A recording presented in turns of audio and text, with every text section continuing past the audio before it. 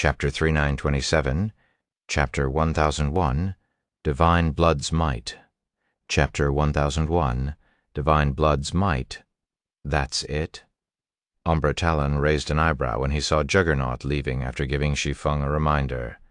Then he turned to Shi Feng and whispered jokingly, "It seems none of these people think highly of you, guild leader Black Flame." Zero Wing was a guild that commanded 2 sixth-floor experts. Under normal circumstances, even royal power executives like Umbra Talon wouldn't dare to disregard Zero Wing. The powers based in the human race's greater god's domain should treat Zero Wing with even more respect, considering that there were only a handful of sixth-floor experts in the human race's greater god's domain. While Juggernaut's strength might rival that of primordial gods, he was still a fifth-floor expert. If he faced any sixth-floor expert with similar equipment standards, he would suffer a miserable defeat. Zero Wing also had access to Divine Blood, a potion that could briefly let a sixth-floor expert of Phoenix Rain's caliber gain a primordial god's basic attributes. "Isn't this better? This will save us from becoming a thorn in the various powers' eyes during the raid," Shi Feng said nonchalantly. The forces the various powers committed to the Undying Mother raid far exceeded his expectations. He never expected even Divine Set experts to show up. Evidently, the various powers were dead set on slaying the Undying Mother.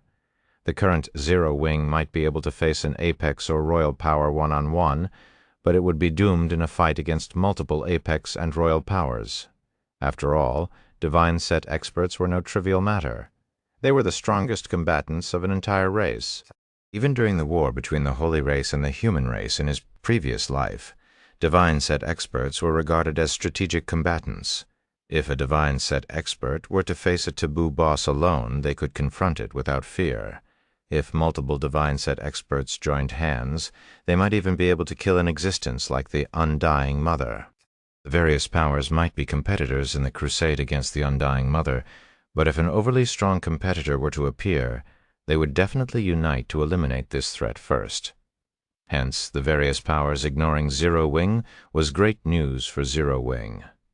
As Shi Feng and Umbra Talon chatted, experts from the Holy Race and the Crystallian Race arrived at the center of the battlefield, one after another. 6 alien royal powers had come for the Undying Mother. On the Holy Race's side were the Thunder Empire, the Sun Dynasty, Evil Nature, and Sovereign Mark. On the Crystallian Race's side were 9th Street and 5 Heavenly Staves. These 6 royal powers brought over 20,000 level 240-plus elite experts. Additionally, a level 245 player equipped with a Divine Set led each of these 6 royal powers' forces. These army commanders' presence was not much weaker than Juggernaut's. Besides the 6 alien royal powers, the 7 Luminaries Alliance, the Eternal Chamber of Commerce, and Demon's Gate also had a Divine Set expert commanding their forces. As soon as the 6 alien royal powers arrived, the Divine Set experts of these Apex and royal powers tacitly took on the role of distracting the Undying Mother's amorphous hands. At the same time, their forces focused on damaging the appendages. 9 Divine Set experts, several dozen level 245 experts fully equipped with divine artifacts, and tens of thousands of level 245 experts fully equipped with divine artifacts, and tens of thousands of level 240-plus elite experts fought against the Undying Mother. Each amorphous hand had about 100 level 240-plus Tier 6 elite experts attacking it.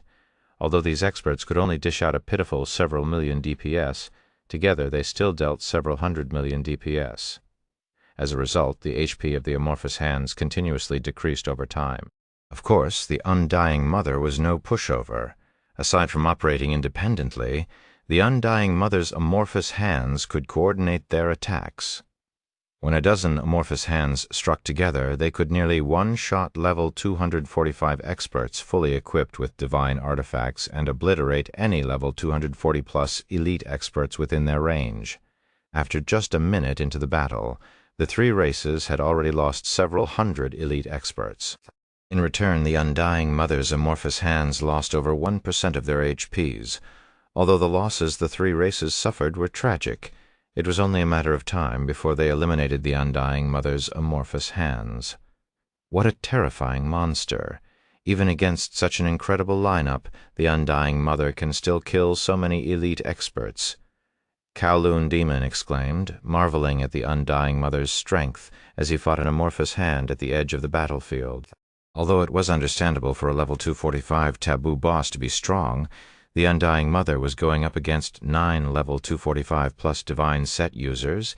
Each divine set user could exhibit strength rivaling that of primordial gods and fight the Undying Mother head-on without losing any ground. Honestly, Kowloon Demon had not expected these level 245 plus divine set users to be so strong. After seeing their performance, he felt that even as a 6th floor expert equipped with a level 245 taboo legendary equipment set, escape would be his only option if he faced one of them in a one-on-one fight. If he were to fight 2 or more simultaneously, he would face certain death. Yet despite fighting 9 level 245 plus divine set users, the Undying Mother still had the leeway to thin the numbers of the players attacking it. Kowloon Demon dared not imagine the result if Dragon's Crown, Silver Will, and Zero Wing were the only ones to face the Undying Mother. The Undying Mother is indeed stronger than rumored. If not for the various powers reaching a tacit agreement after multiple open and secret struggles, we might not get to see the Undying Mother's death today, Shi Feng said, secretly celebrating as he watched the 3 races' powers work together to raid the Undying Mother. The Undying Mother's strength exceeded his expectations. It wasn't an exaggeration to say that killing the 14th-ranked taboo boss with just the forces of a single power was impossible.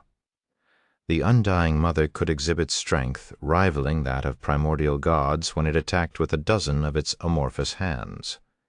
Although it couldn't replicate such combination attacks with all its amorphous hands, it could still simultaneously execute about a dozen such combination attacks. This was equivalent to fighting a dozen monsters that rivaled primordial gods. No power in existence could defeat such an opponent alone. Only thanks to the joint effort and sacrifices of the 6 alien royal powers and 3 human apex powers could they steadily reduce the HP of the Undying Mother's 1,000-plus amorphous hands.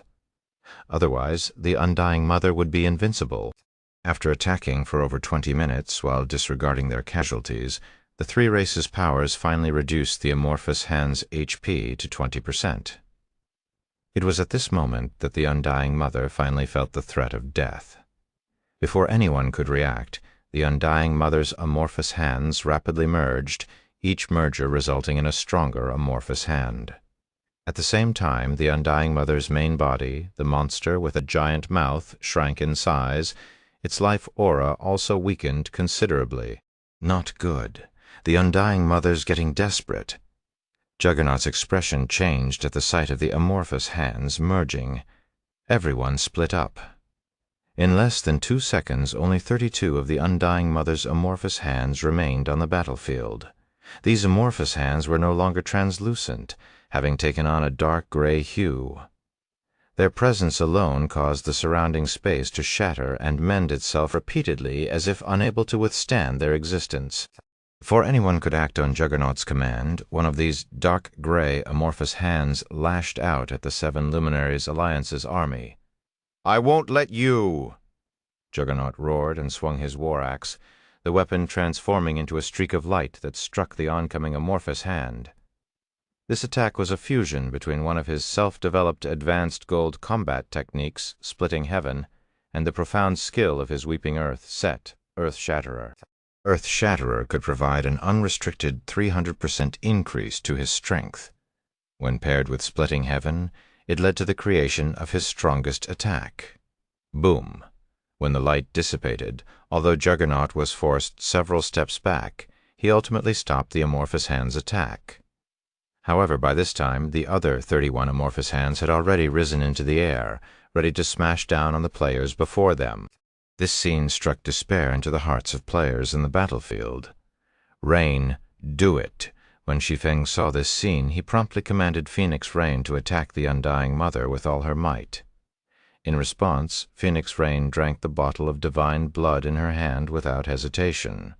The moment she drank it, everyone present, including the Undying Mother, froze and turned to her. A primordial god. Chapter 3928, Chapter 1002, Kill Secured. Chapter 1002, Kill Secured. What a strong life aura. Shi Feng was shocked as he looked at Phoenix Rain. Starting from Tier 3, a player's life aura would become obvious. Although the strength of a player's life aura didn't directly correlate with their strength in combat, it could accurately represent their life rating. Normally, the higher a player's tier, the higher their life rating would become. Upon reaching Tier 6, a player's life aura would feel like a flowing lake in the perception of others, making it very difficult to conceal. Only after reaching the domain realm could players barely hide their life aura from others. In Phoenix Rain's case, her life aura had reached a point where it wasn't only mentally perceivable by others, but also visible to the naked eye. Compared to the life aura of other Tier 6 players, the difference was like night and day. They couldn't even be compared on the same scale. If someone were to say Phoenix Rain was a primordial god, nobody would doubt it. While the players on the battlefield remained frozen, the Undying Mother quickly resumed its attack. The 31 amorphous hands in the air stacked on top of one another to form a miniature planet with a radius of over 100,000 yards, blotting out the sun. Then the Undying Mother swung the miniature planet down upon the crater. The pressure the miniature planet exerted as it descended toward the ground made even Juggernaut's face change color. A multifold pseudo-Tier 7 spell, Shi Feng's expression also turned ugly as he looked at the miniature planet. He could tell that the attack had already exceeded the limits of Tier 6 skills and spells. Its power rivaled that of pseudo-Tier 7 skills and spells, and multifold versions at that. With this attack, the Undying Mother could likely trade a few blows with a primordial god of the same level. As the miniature planet plunged from the sky and everyone felt the approach of death, Phoenix Rain suddenly raised her staff and created an enormous magic circle underfoot. The magic circle covered a radius of 10,000 yards, and it rampantly sucked the mana from its surroundings and warped the space in the affected areas. An instant later, a bright red flame with purple-gold electric arcs materialized above the magic array. The fist-sized flame was like a black hole, devouring everything in its vicinity. It also set half the sky above the demon god forest ablaze, incinerating it into an empty void, while reducing the Undying Mother's miniature planet to ashes. As for the Undying Mother itself, over half its body was burnt to ash, while the remainder fell to the ground. The Undying Mother's aura became incredibly weak, and its HP was down to 5%. It also only had a few amorphous hands left intact, with the others erased from existence. Crap! What kind of spell is that? Above Tier 6. This spell is definitely above Tier 6. I've seen ancient gods casting multifold Tier 6 super spells before, and those weren't even 1/10 as powerful as this spell. A spell that goes beyond Tier 6? Who is this person? Why haven't I heard of her before? Everyone was stunned by the effects of Phoenix Rain's spell. Unfortunately, although Phoenix Rain didn't conceal her appearance, those without a sufficiently high-ranking observation skill couldn't see her information, as she had an advanced black cloak equipped. Phoenix Rain? Why is she here? Aqua Rose muttered in shock as she stared at Phoenix Rain. Aqua? Do you know her? Forlorn Chime asked, looking at Aqua Rose in surprise. Phoenix Rain's achievement of heavily injuring the Undying Mother in one move was unbelievable. She was an existence that the various powers would desperately try to befriend. Forlorn Chime had difficulty imagining that her disciple would be acquainted with such an existence. More or less, Aqua Rose answered awkwardly. Although Aqua Rose didn't have an observation skill that could see through the concealment effects of an advanced black cloak, she had met Phoenix Rain more than once back in their home god's domain. She had even clashed with Phoenix Rain in the S-League. Hence, she remembered Phoenix Rain, who was the Dragon Phoenix Pavilion's great pavilion master at the time. Very clearly, back then they could even be considered enemies in God's domain. Even Apex powers will try to befriend an existence like her. Since you know her, you should use this relationship to your advantage. It might help you reach greater heights in the future, so don't waste it. Forlorn Chime advised when she saw Aqua Rose being somewhat secretive about her relationship with Phoenix Rain. When Seven Melody heard her aunt's words, she couldn't help but get excited and thought about getting Aqua Rose to introduce her to Phoenix Rain. If she could similarly become acquainted with Phoenix Rain, she would no longer have to worry about offending experts from apex powers in the future. Just as Aqua Rose was about to explain that Phoenix Rain likely belonged to Zero Wing, multiple shouts suddenly echoed across the battlefield. "The boss is nearly dead. Everyone, charge with me. This boss belongs to the Sun Dynasty. Charge, do not let others snatch this boss kill." As everyone realized that the Undying Mother was heavily injured and only had 5% of its HP remaining, they started fighting each other without hesitation, all intentions to cooperate like before thrown to the wind. Demon's Gate, proceed as planned. Seal the area around the boss with the isolated world. Trap that woman as well. Do not let her kill the boss. This boss belongs to us, Imperial Wraith commanded amidst the chaos. At Imperial Wraith's command, the surviving Demon's Gate members swiftly converged on the Undying Mother. At the same time, 100-level 240-plus elite experts from Demon's Gate took out incredibly old magic scrolls from their bags, unfurled them, and started chanting. A moment later, a miniature world enveloped the Undying Mother and the Demon's Gate members around it.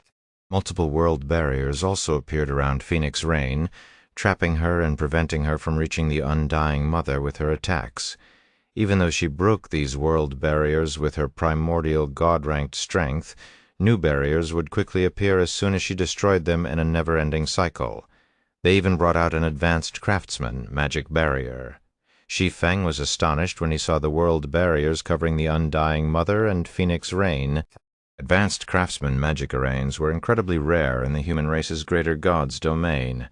However, they were also incredibly powerful, according to rumors. An advanced craftsman magic barrier could trap even a primordial god for a considerable time. As no more than 10 players had ever achieved the craftsman magician rank throughout the history of the human race's greater god's domain, advanced craftsman magic arrays were treated as priceless treasures. Even apex powers wouldn't have more than a few sets. Hence, Shi Feng found it shocking that Demon's Gate would deploy an advanced craftsman magic barrier here. After Demon's Gate deployed its trump card, the other powers present also used their respective trump cards one after another. These trump cards were either items that could unleash the attack of a primordial god or grant players the strength to rival taboo bosses. In no time, many primordial god-ranked attacks bombarded the world barriers covering the Undying Mother, rapidly draining the energy reserves of Demon's Gate's isolated world. In less than a minute, the isolated world's world barriers' replenishment slowed down. The replenished world barriers also started to come with cracks. "Speed up the attack. The boss is nearly dead," Imperial Wraith shouted when he saw the Undying Mother's HP hit 1%. At the same time, he started using his trademark moves against the Undying Mother, hoping to finish the Undying Mother before the isolated world failed. 10 billion HP, 1 billion HP, 100 million HP, as the 10,000-plus Demon's Gate members zealously traded their lives to damage the Undying Mother. The taboo boss's HP plummeted when the Undying Mother's HP fell below 100 million. Imperial Wraith's face lit up with unprecedented joy. However, before he could claim his cherished prize, a space-time passage suddenly opened next to the Undying Mother. Then, before he could react, a person rushed out of the space-time passage and swung a sword at the taboo boss. Following the sword swing, a dragon-shaped lightning bolt sundered the land up to 10,000 yards away and plundered the remaining HP of the Undying Mother's amorphous hands. Black flame. Imperial Wraith was stunned as he stared at the figure that suddenly appeared beside the Undying Mother. Chapter 3929, Chapter 1003, Twofold Berserk. Chapter 1003, Twofold Berserk. Guild Leader Black Flame. When Shi Feng appeared in the center of the battlefield and finished off the Undying Mother with a spectacular lightning bolt, Imperial Wraith wasn't the only one stunned. Aqua Rose, who was retreating from the battlefield, was also rendered speechless. Is Guild Leader Black Flame insane? How dare he steal Imperial Wraith's kill? Seven Melody was equally shocked and confused as she looked at Shi Feng. The fact that Imperial Wraith was here for the Undying Mother raid could already be considered a nightmarish situation for Shi Feng. Yet after getting rescued by Juggernaut, Rather than leaving the demon god forest while Imperial Wraith was occupied, Shi Feng threw himself into Demon's Gate's isolated world. He even stole the Undying Mother kill from Imperial Wraith. Such behavior was nothing short of suicide. Imperial Wraith was a lunatic among lunatics. He was an existence that the various Apex Powers experts dreaded to meet. Now that Shi Feng had stolen the Undying Mother kill from Imperial Wraith, not even the Seven Luminaries Alliance's intervention could stop Imperial Wraith from killing Shi Feng. Inside the isolated world, having secured the kill of the Undying Mother, Shi Feng received the bulk of the Taboo Boss's EXP, hence his level skyrocketed. 1 level, 2 levels, 3 levels, brilliant lights repeatedly appeared around Shi Feng, his level going from 232 to 237 in 3 seconds. Immediately afterward, a series of system notifications rang in his ears. System, congratulations. You have slain the Undying Mother and unraveled its curse. Rewarding 2 levels and the Undying Slayer title. When this title is equipped, you will receive up to 3 Undying Effects daily system warning. You have slain the Undying Mother and angered the other taboo existences. They are very likely to ambush you in the future. What an incredible title. Shi Feng didn't think much about the level reward, although it increased his level from 237 to 239. The improvement in his strength was minimal. However, when he read the effects of the Undying Slayer title, his eyes shone with excitement. 3 Undying Effects daily. This was, without question, a heaven-defying ability. The Undying Slayer title was especially useful now that he had the Flame God set. Now it would be much harder for others to kill him permanently. Although there was a possibility of dropping the Flame God set on his first death, making it easier to kill him in his subsequent revivals, only primordial gods and the like should be able to cause him to drop the divine set on his first death. While Shi Feng marveled at his new title, Imperial Wraith's expression turned unprecedentedly ferocious and cold. You're dead. Dead. I will kill you no matter what. Imperial Wraith bellowed, his voice sounding like a demon from hell. The bloodlust he radiated exploded in intensity, making even the Demon's Gate members present shudder. Is this kid out of his mind? He even dares to steal from Imperial Wraith. Or does he think Imperial Wraith won't dare to touch him? Juggernaut got a headache when he saw the situation in the isolated world. Imperial Wraith was a problematic lunatic whom even Juggernaut would normally try to avoid. His chances of defeating Imperial Wraith in a fair fight were only 50%. If not for Verdant Rainbow viewing Shi Feng highly and putting her hopes on Shi Feng securing a seat in the Seven Luminaries Alliance's Senate, he would never have helped Shi Feng in the first place. But now Juggernaut couldn't save Shi Feng, even if he wanted to. Unless the players outside could break Demon's Gate's isolated world, nobody could help Shi Feng. Get soul annihilated. As Imperial Wraith's voice echoed in the isolated world, his scythe transformed into a space-shredding storm that swept toward Shi Feng. The storm was no weaker than Juggernaut's all-out attack. The Extreme Evil Set's pseudo-Tier 7 profound skill, Shi Feng muttered as he stared at the oncoming storm. Although the storm wasn't as powerful as the Undying Mother's miniature planet attack, it still wasn't something Tier 6 players could resist head-on. You know quite a lot, Imperial Wraith said, surprised that Shi Feng could identify his attack. But it's too late for regrets now. Even if you have the strength to kill Tarnished Wind, you will still die today, and your guild members as well. I'll make sure to kill every single one of them. As the storm was about to sweep over Shi Feng, he retrieved and drank a bottle of divine blood. Immediately, his life rating skyrocketed, and his boundless life aura spread across the isolated world. You have a lot of treasures. When Imperial Wraith sensed Shi Feng's life aura evolving to match that of Phoenix Rain, he did not panic. On the contrary, he smirked and continued, "But so what if that potion can elevate your basic attributes to the primordial god standard? What makes primordial gods powerful aren't just their basic attributes, but their skills and spells that exceed Tier 6. The attack you used against the Undying Mother just now should be a skill that goes beyond Tier 6, right? Such skills have long cooldowns. Unless you have another one in your arsenal, today will mark your end." In reality, Imperial Wraith was quite wary of individuals who could exhibit strength at the primordial god standard. Of course, his fear didn't stem from these individuals having primordial god-ranked basic attributes, but from their ability to execute pseudo-tier 7 attacks. Take Juggernaut, for example. The Weeping Earth set he wore came with a pseudo-tier 7 profound skill. If he were to use the skill with his basic attributes, Imperial Wraith would not be able to block it without using a skill of a similar tier, and only death would await Imperial Wraith. This was also why Imperial Wraith hadn't dared to take action against Juggernaut previously. Pseudo-tier 7 profound skills typically had cooldowns of 1 day or more. If he had expended his Extreme Evil set's pseudo-tier 7 profound skill, he'd have had no way to defend against the pseudo-tier 7 profound skills of the other divine set users. However, now that the isolated world protected him, Imperial Wraith no longer had to conserve his pseudo-tier 7 profound skill against Shi Feng. Once he eliminated Shi Feng, he simply needed to wait for the Undying Mother's loot to spawn, secure it, and leave with the escape measure he prepared beforehand. With the original gap in our basic attributes, a Ownfold Berserk is indeed not enough to let me block your pseudo-tier 7 profound skill, Shi Feng said, calmly drawing the Shadow Incinerator as he stared at the oncoming storm. But what if I undergo a twofold Berserk? After saying so, Shi Feng activated the Abyssal Eye's Tier 7 skill, Abyssal Will. Immediately, his defense increased by 500%, his agility by 300%, his physique by 300%, his endurance by 400%, and his concentration by 1 rank.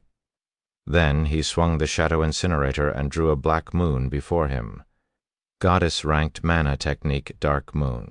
Chapter 3930, Chapter 1004, Shocking the Crowd. Chapter 1004, Shocking the Crowd, as the sword light resembling the night sky cut through the storm covering the interior of the isolated world, it clashed with countless wind blades, the collisions shattering the space inside the barrier. Impossible. After getting knocked back over 100 yards in midair, Imperial Wraith stared in disbelief at the trembling scythe in his hands. Had Shi Feng's attack simply neutralized his pseudo-tier 7 profound skill, Death Storm, Imperial Wraith might have been surprised, but he wouldn't have found it incomprehensible. After all, it was still possible for Tier 6 players to achieve twofold Berserk, so long as they had the necessary skills or tools. However, Shi Feng had not only overpowered Imperial Wraith's attack, but also sent him flying over 100 yards. Imperial Wraith's Death Storm could rival Juggernaut's strongest attack in power. Yet, even though the Undying Mother had barely damaged Juggernaut after overpowering the giant's strongest attack, Imperial Wraith was not only overpowered by Shi Feng, but even lost nearly 30% of his HP. This meant that Shi Feng's attack was stronger than even the Undying Mother's, as expected of a divine set user. I barely damaged him, even when under the effects of a twofold Berserk. As Shi Feng stared at the confused Imperial Wraith, he couldn't help but marvel at the sturdiness of divine set users. Under the effects of divine blood and abyssal will, Shi Feng's strength attribute should theoretically match that of primordial gods of the same level. Yet his strongest attack only caused Imperial Wraith to lose about 30% HP. This proved that, even without being one of the 6 great divine sets, the average divine set was superior to individual pieces of divine artifacts. Tier 6 players equipped with a divine set were already qualified to fight primordial gods of the same level. A moment after Shi Feng and Imperial Wraith traded blows, the Undying Mother's corpse began to fade from existence while emitting a colorful radiance. When the corpse was gone, 17 light spheres resembling miniature stars appeared in its place. The instant these light spheres appeared, the density of the eternal energy inside the isolated world skyrocketed, causing Shi Feng and Imperial Wraith to dismiss any thoughts of continuing their fight. The boss's loot has appeared. Quick, grab it. It was unknown who was the first to shout inside the isolated world. However, as soon as the Demon's Gate members in the barrier were alerted to the Undying Mother's loot, over 100 Demon's Gate members lunged at the loot with bloodshot eyes. They didn't even wait for Imperial Wraith's command before taking action. A taboo boss's loot. This was the first time a taboo boss had been killed in the human race's greater god's domain. Moreover, it was even the Undying Mother, which ranked 14th among the 22 taboos. It went without saying that its loot would be amazing. Seeing this, Shi Feng dared not waste any more time with Imperial Wraith. However, just as he was about to go for the loot, Imperial Wraith suddenly manifested 100 doppelgangers and attacked him from all sides, forcing him to turn his attention away from the loot. Scram. Without hesitation, Shi Feng drew the Winter of Eternal Night and, together with the Shadow Incinerator, executed Sword's Orbit, sending Imperial Wraith's doppelgangers flying and turning the area 1,000 yards around him into a dead zone. However, before Shi Feng could go for the Undying Mother's loot, Imperial Wraith's doppelgangers obstructed him once more. "You might be strong, but I won't let you get to the loot so easily," Imperial Wraith said. After realizing that Shi Feng outclassed him in basic attributes, Imperial Wraith no longer tried to fight Shi Feng head-on, opting to distract Shi Feng as the other Demon's Gate members went for the loot. However, when the 100-plus Demon's Gate members moved within 100 yards of the loot, multiple large tiers suddenly appeared across the isolated world's world barriers. "Demon's Gate bastards? Do you think you're worthy of the taboo boss's loot? All of you die. The taboo boss's loot is mine." Many voices came through the cracks. Following these voices, experts from the Holy Race's 4 royal powers, the Crystallian Race's 2 royal powers, the 7 Luminaries Alliance, and the Eternal Chamber of Commerce appeared inside the isolated world one after another. A moment later, 8 Divine Set users and over 40 experts fully equipped with divine artifacts launched a fierce bombardment on the 100-plus Demon's Gate members closest to the Undying Mother's loot. Boom, boom, boom.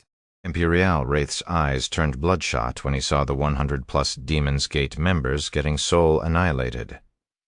Every one of these 100-plus Demon's Gate members was a chosen one. Demon's Gate had expended a ton of resources to develop them to their current states, so their deaths were a massive loss to the guild. While Imperial Wraith was distracted by his anger, Shi Feng executed Flowing Space and appeared beside the light spheres within the Void Zone. Then, without hesitation, he grabbed the 5 light spheres that exuded the densest eternal energy and put them into his bag. It seems luck is on my side. When Shi Feng glanced at the items in his bag, he was delighted to find the Undying Tentacle among them. However, while Shi Feng was celebrating his haul, everyone else was dumbfounded by his actions. How dare he? Forlorn Chime was shocked when she saw Shi Feng taking 5 items for himself. The apex experts of the 6 alien royal powers, the 7 Luminaries Alliance, and the Eternal Chamber of Commerce were already inside the isolated world. To snatch the Undying Mother's loot before their eyes was to make an enemy out of them. Merely the thought of becoming enemies with over 50 apex experts sent shivers down Forlorn Chime's back. Never had such a situation occurred throughout the Greater God's Domain's history. "Guild Leader Black Flame, aren't you acting a little too soon?" Purgatory Jade, who had also charged into the isolated world, asked Shi Feng through the team chat, "Even if you manage to get the loot, I doubt we can get you out of here safely with all these experts' attention on you." Umbra Talon nodded in agreement. He felt that Shi Feng was utterly insane. Although he was confident their team could take on any of the royal powers present, that was only if they had to deal with one royal power. They would perish if they had to fight all 6 royal powers together. "I got the item. You guys don't need to help me. Instead, find an opportunity to secure the remaining loot," Shi Feng answered with a chuckle. Then he turned his gaze toward the fast-approaching experts. At this time, the 6 divine set users of the 6 alien royal powers had already appeared before him. They had no intention of letting him leave without a fight. "Black Flame, what a suicidal bastard you are." Imperial Wraith's mood lightened up significantly when he saw this scene. Although Imperial Wraith found it a pity he wouldn't get to kill Shi Feng himself, he could at least bring good news back to the Nebula Consortium. As for whether Shi Feng could get out of this situation alive, Imperial Wraith didn't even entertain the possibility. After all, even if he and Juggernaut were to join forces, they would face certain death in a fight against 6 divine set users. Shi Feng's twofold berserk might have boosted his basic attributes to a frightening level, but he was vastly outnumbered. If all 6 divine set users were to use their pseudo-tier 7 profound skills simultaneously, there was no way Shi Feng could block them all. With the damage of these pseudo-tier 7 skills, even one landing would spell the end for Shi Feng. After all, players were not monsters. No matter how heaven-defying Shi Feng's basic attributes were, his HP would not let him survive a direct hit from a pseudo-tier 7 skill. Under Imperial Wraith's expectant gaze, the divine set users of the Thunder Empire, the Sun Dynasty, Evil Nature, Sovereign Mark, 9th Street, and 5 Heavenly Staves used their respective pseudo-tier 7 profound skills against Shi Feng, pseudo-tier 7 profound skill, Lightning Nation's Judgment, pseudo-tier 7 profound skill, Holy Sun's Collapse, pseudo-tier 7 profound skill, Song of Destruction. All 6 divine set users launched their pseudo-tier 7 skills simultaneously. After witnessing Shi Feng overpowering Imperial Wraith's death storm, they knew they couldn't give Shi Feng even the slightest opening. "Do you think 6 divine set users are enough to kill me?" Shi Feng unsheathed both his swords when he saw his opponents going all out against him. Swords orbit. Suddenly, countless sword lights assailed the oncoming pseudo-tier 7 profound skills, resulting in countless explosions that shook the entire isolated world. The powerful shockwaves also depleted the isolated world's remaining energy reserves and turned the area it had previously covered into a void zone. The experts outside the collapsed isolated world gasped when they saw this scene. They never thought a collaboration between 6 divine set users could be so frightening. Had this exchange occurred outside the isolated world, how much of the demon god forest could remain intact?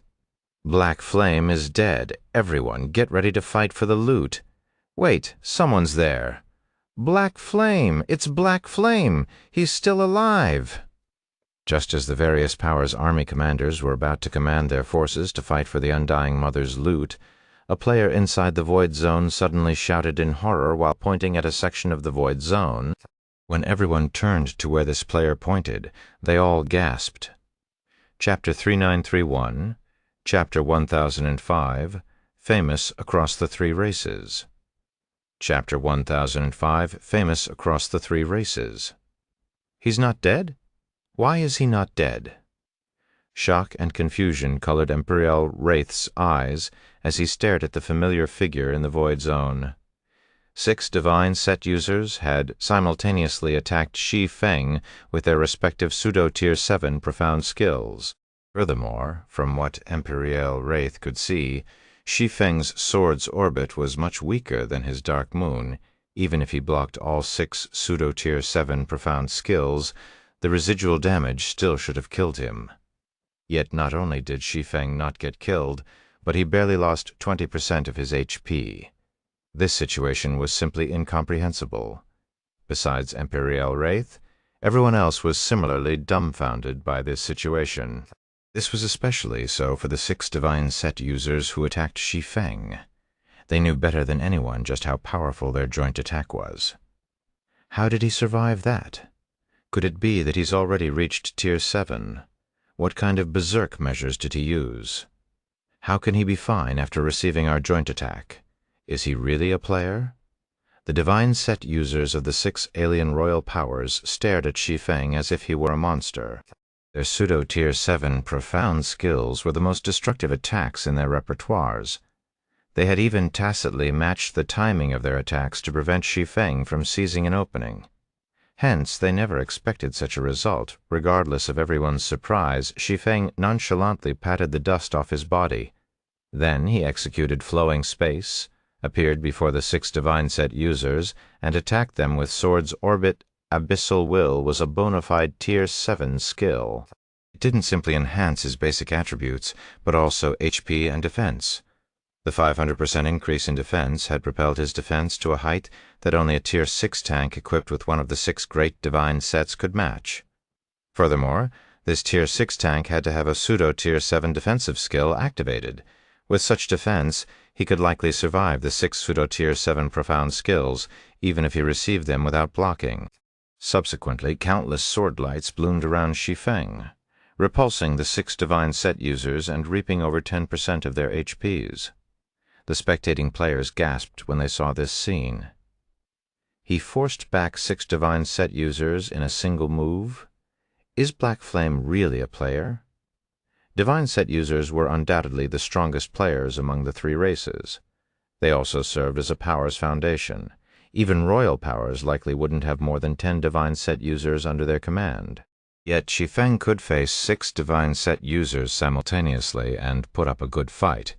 This was the first time most of the experts present had witnessed such a situation. After repulsing the 6 divine set users with Sword's Orbit, Shi Feng glanced at the 40-plus experts fully equipped with divine artifacts around him. When these experts met Shi Feng's gaze, any thoughts they had of attacking him instantly vanished. Their bodies even froze in fear. While they might be fully equipped with divine artifacts, their basic attributes were a far cry from those of divine set users. If Shi Feng's Sword's Orbit hit them, they wouldn't just lose 10% HP, but would likely get one-shotted. It's about time I left.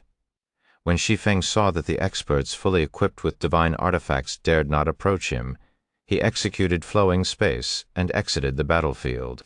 After just a few flashes, he was already out of everyone's sight, his speed much faster than even Tier 6 legendary flying mounts. What? He's gone, just like that! The players outside the Void Zone were stunned when they saw Shi Feng disappearing like a lightning bolt. Why did those royal powers let guild leader Black Flame leave so easily? 7 Melody muttered, staring at the 6 alien royal powers experts in confusion. Although Shi Feng had the upper hand, anyone could tell his twofold berserk had a limited duration. Moreover, the 6 royal powers should have more trump cards. There was no way they had come unprepared. What more do you think the 6 royal powers experts can do? Forlorn Chimes sighed, looking in the direction where Shi Feng had disappeared. Black Flame is much stronger than any of us expected. While it is true that the 6 royal powers can defeat Black Flame given enough time, if he is determined to escape, they would have to commit all their forces to pursue him. They would never get him if they left even a small portion of their forces to fight for the Undying Mother's loot. However, the 6 royal powers aren't united at heart.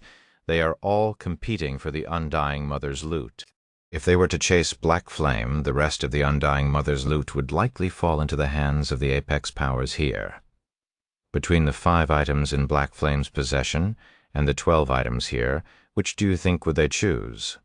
Regardless, after this battle, I doubt any power among the 3 races would dare to underestimate Zero Wing any more.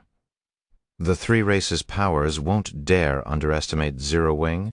7 Melody turned to Imperial Wraith at Forlorn Chimes' comment, smirking. The Nebula Consortium will probably have a headache now.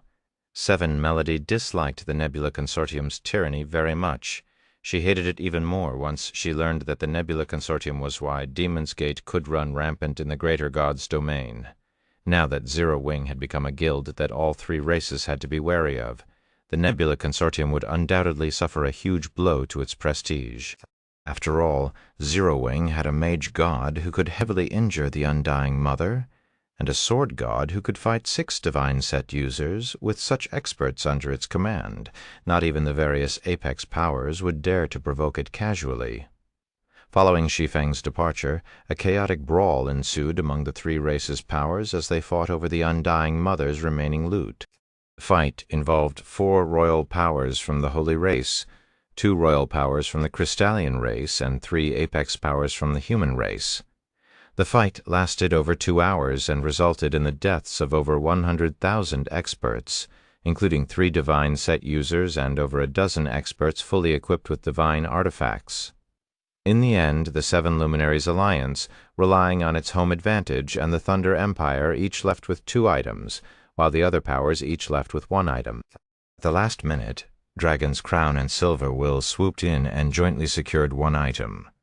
The losses of the 3 races' powers in the battle against the Undying Mother exceeded everyone's expectations. Moreover, following this battle, Zero Wing became the focus of the 3 races. a mage god who could heavily injure a taboo boss, a sword god who could fight 6 divine set users simultaneously, and a siege weapon suspected to be at the epic rank. Although Zero Wing was a small guild with barely over 1 million members, it was superior to many Apex powers in top combat power. Despite not being an Apex power, Zero Wing was better than Apex powers. TL Notes. Here is a clearer list of the loot distribution. Zero Wing, 5 items, 7 Luminaries Alliance, 2 items, Thunder Empire, 2 items, Sun Dynasty, 1 item, Sovereign Mark, 1 item, Evil Nature, 1 item, 9th Street, 1 item, 5 Heavenly Staves, 1 item, Demon's Gate, 1 item, Eternal Chamber of Commerce, 1 item, Dragon's Crown Silver Will, 1 item, Chapter 3932, Chapter 1006, Super Ancient Design, Chapter 1006, Super Ancient Design, Eternal Realm, Primordial Civilization City, Zero Wing's Residence. What's the current situation in the Demon God Forest? Shi Feng asked when he saw Blackie enter his office with the latest war report. Have Rain and the others evacuated safely? Shortly after Shi Feng exited the battlefield, he had the misfortune of getting hunted by a level 245 ancient demon god because of his ties with Kalisha. As a result, he spent the next 2 hours fleeing for his life in the demon god forest. If not for the 7 Luminaries Codex's chapter of space and his extra bottles of divine blood, he would never have been able to shake off the ancient demon god's pursuit. However, while he might have safely escaped the demon god forest, he didn't know if he could say the same for the rest of his team. For all he knew, the various powers might have directed their anger at Phoenix Rain and the other Zero Wing members after his departure. They've evacuated successfully and are on their way back, Blackie said excitedly. According to the offline report I received, many pseudo-Apex Powers teams approached them to congratulate Zero Wing.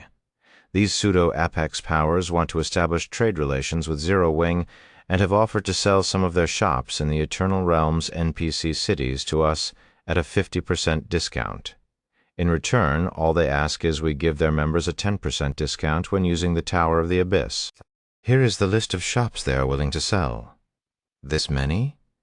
Shi Feng was surprised when he saw the list Blackie passed to him. Are you sure they're not joking? The list indicated 6 pseudo-Apex powers were willing to partner with Zero Wing, each offering to sell over 30 shops across 7 to 10 NPC cities. Moreover, these shops were all situated near prime locations or streets with high foot traffic. If a pseudo-Apex power were to buy all these shops, its economic power would soar to the next level.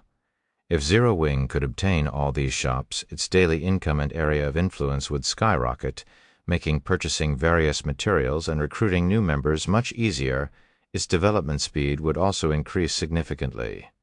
Yet all the 6 pseudo-Apex powers asked in return was a 10% discount for the Tower of the Abyss. No matter how Shi Feng looked at it, this was a huge loss for them. After all, the Tower of the Abyss's entry fee was so exorbitant that their normal and elite members wouldn't be able to afford it, even with a 10% discount. Only their core members and chosen ones would have the financial resources to afford the fee. With so few players taking advantage of this discount, the 6 pseudo-Apex powers wouldn't save much money from it. I thought the same initially, Blackie said, chuckling. But I later received a very important piece of news. And I'm guessing it is because of this news that those pseudo-Apex powers are willing to make such a favorable offer. What news? Shi Feng asked curiously. It's just a rumor for now, so I can't be sure, Blackie said before pausing for a moment. It seems that the 7 Luminaries Alliance is suggesting to give you Guild Leader and Phoenix Rain seats in the Senate.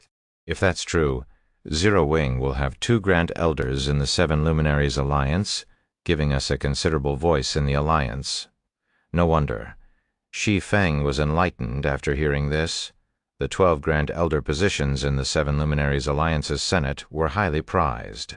Although they didn't give players the authority to participate in and manage the 7 Luminaries Alliance's internal affairs, they granted players the authority to dictate who to appoint as the Alliance's guild leader and vice-guild leaders. Hence, those vying for these positions would do their best to win over the Alliance's Grand Elders.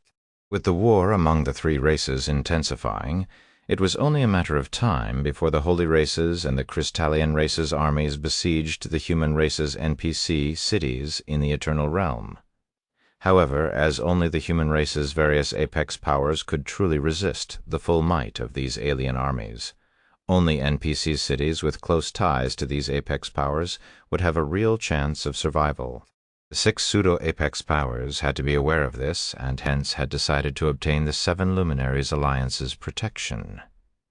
To obtain this protection, they would naturally be willing to sacrifice some of their profits in their NPC cities. Guild leader, should we buy these shops? Blackie asked worriedly. With our current strength, we can barely afford to defend 2 or 3 NPC cities.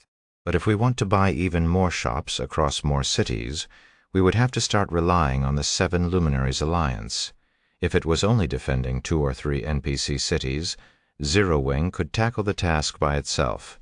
After all, the Guild already had many level 240+ experts under its command. Once the Guild had enough level 245 taboo legendary equipment to equip all these experts, it could easily produce several legions that rivaled the various Apex Powers' elite expert legions in strength. However, if Zero Wing wanted to protect more NPC cities, it would have to use the 7 Luminaries Alliance's strength, which would mean owing the Alliance a favor, an incredibly huge favor. Of course, why wouldn't we buy them? Shi Feng said without hesitation. But their shops span across 7 to 10 cities. Where would we find so many experts to defend all these cities? Blackie said with a wry smile. Are we really going to ask the 7 Luminaries Alliance for help? We might lack experts right now, but that is a problem we can fix. Also, how can the Guild have more experts if we don't expand our development? Shi Feng said, casually waving his hand. Since those powers are willing to sell their shops, we'll take everything they offer. The current Zero Wing was indeed short of experts. However, as Zero Wing's stockpile of divine blood grew, and the Tower of the Abyss's effects became more apparent to the public, Zero Wing could surely grow to rival royal powers. Now that there was a chance to purchase so many shops across so many NPC cities, he'd be a fool not to take it. After all, the presence these shops offered could already rival that of a pseudo-apex power, I understand. I'll contact them right away, Blackie said. After hearing Shi Feng's confident response, he realized that this was indeed an excellent opportunity for Zero Wing to expand its area of influence. He immediately left Shi Feng's office to contact the 6 pseudo-apex powers representatives. After Blackie left, Shi Feng activated his office's magic barrier and carefully retrieved the 5 items he snatched from the Undying Mother's loot. The 5 items were a glass bottle holding pitch-black liquid, an amorphous tentacle, a pitch-black taboo nucleus, a tattered scroll, and a parchment fragment. The glass bottle holding pitch-black liquid was the mutant's blood that Dragon's Crown and Silver Will needed, while the amorphous tentacle was the undying tentacle he needed to complete Enos's quest. As for the tattered scroll and the parchment fragment, he couldn't glean any information from them without performing a detailed appraisal due to their damaged states. This is a super-ancient design. Shi Feng was dumbfounded when he finished appraising the tattered scroll. Chapter 3933, Chapter 1007, Enos's Reward. Chapter 1007, Enos's Reward. Light of Dawn, Great Grandmaster Engineering Design, can be used to construct the super-ancient magic bomb, Light of Dawn. It can be detonated to deal pseudo-tier 7 destruction damage to a radius of 1,000 yards. Pseudo-tier 7 destruction damage? Is this the strength of a super-ancient civilization? Shi Feng was at a loss for words when he finished reading Light of Dawn's description. Heaven-defying. It was absolutely heaven-defying. This was likely the first super-ancient design to have appeared in a player's hands in the human race's Greater God's domain. Like epic siege weapons, the method of producing super-ancient technology was long lost in the Greater God's domain. Even high craftsmen, forgers, and engineers could not replicate or repair it. It wasn't an exaggeration to say that the Light of Dawn design was worth several times more than the combined value of everything else the Undying Mother dropped. Light of Dawn's ability to exhibit power at the pseudo-tier 7 standard was something Shi Feng had never seen on a magic bomb in his previous life. Moreover, the Light of Dawn design was only a Great Grandmaster design, which meant that even Great Grandmaster engineers could produce it with a high success rate. This was a stark contrast to Divine Blood, which would have an abysmally low production success rate unless craftsman alchemists produced it. It only costs 10 God crystals to produce one. That's not too bad. Shi Feng's eyes lit up when he saw the primary materials needed to produce Light of Dawn. Although it was admittedly extravagant to trade 10 God crystals for one pseudo Tier 7 attack, it remained an incredibly worthwhile trade for a power. After all, only Divine Set users and experts fully equipped with Divine artifacts could reliably survive a pseudo Tier 7 attack. Moreover, most could only defend against one pseudo Tier 7 attack within a set period. In other words, 2 Lights of Dawn would give players a high chance of killing a Divine Set user or an expert fully equipped with Divine artifacts. If a power could arm a legion of players with multiple Lights of Dawn, it would be equivalent to having a legion of Divine Set users. Even royal powers wouldn't dare confront such a legion head-on. After Shi Feng inspected the Light of Dawn design, he turned his attention to the parchment fragment. Myriad Doppelgangers, Action Type Pseudo Tier 7 Taboo Skill. Create up to 10,000 true doppelgangers. The more true doppelgangers are created, the less strength each doppelganger will receive. If 3 or fewer doppelgangers are created, each will receive 100% of the user's strength. Duration, 5 minutes. Cooldown, 6 hours. A pseudo-tier 7 taboo skill. Shi Feng couldn't believe his eyes when he saw Myriad Doppelganger's introduction. The fact that the Undying Mother had dropped a super-ancient design was already mind-blowing. He never expected it to drop a pseudo-tier 7 taboo skill as well. A pseudo-tier 7 taboo skill could rival bona fide tier 7 skills. Apart from relying on weapons and equipment that came with tier 7 skills, players could only access tier 7 skills by learning them after reaching tier 7. As Myriad Doppelgangers was a pseudo-tier 7 skill, it could be learned by tier 6 players. Additionally, it was a doppelganger skill with true doppelgangers, which meant that the player would never die so long as even one doppelganger remained alive. Myriad Doppelgangers also allowed its user to create up to 10,000 true doppelgangers. Even if creating so many doppelgangers would result in them coming out much weaker than the main body, it was still a heaven-defying ability. Myriad Doppelgangers could already be considered an immortality skill. After Shi Feng chose to learn Myriad Doppelgangers, he had Blackie come and collect the Light of Dawn design and Mutant's Blood. He tasked Blackie with assigning trustworthy Great Grandmaster engineers to secretly produce Lights of Dawn. As for the Mutant's Blood, it was to be handed to Purgatory Jade and Umbra Talon to complete their transaction. Once Shi Feng was done giving Blackie instructions, he took out the Abyss Workshop certification and teleported to the Abyss Workshop, not daring to delay turning in the Undying Tentacle even a moment longer. The ascension to Tier 7 was a feat no player from the human race, the Crystallian race, and the Holy race had ever accomplished, so it went without saying that Tier 7 promotion was impossibly difficult. Considering that Enos had stated she could have the difficulty of crossing that threshold, Shi Feng regarded her quest as top priority.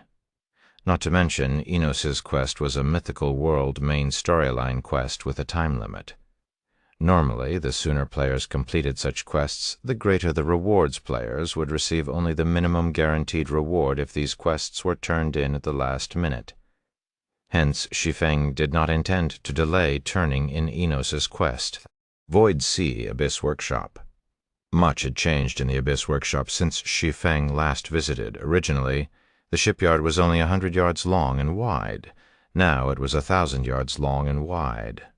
Furthermore, he saw other players at the shipyard, although there were only 2 other players here. One of them exuded an aura no less frightening than that of Demon's Gate's Imperial Wraith.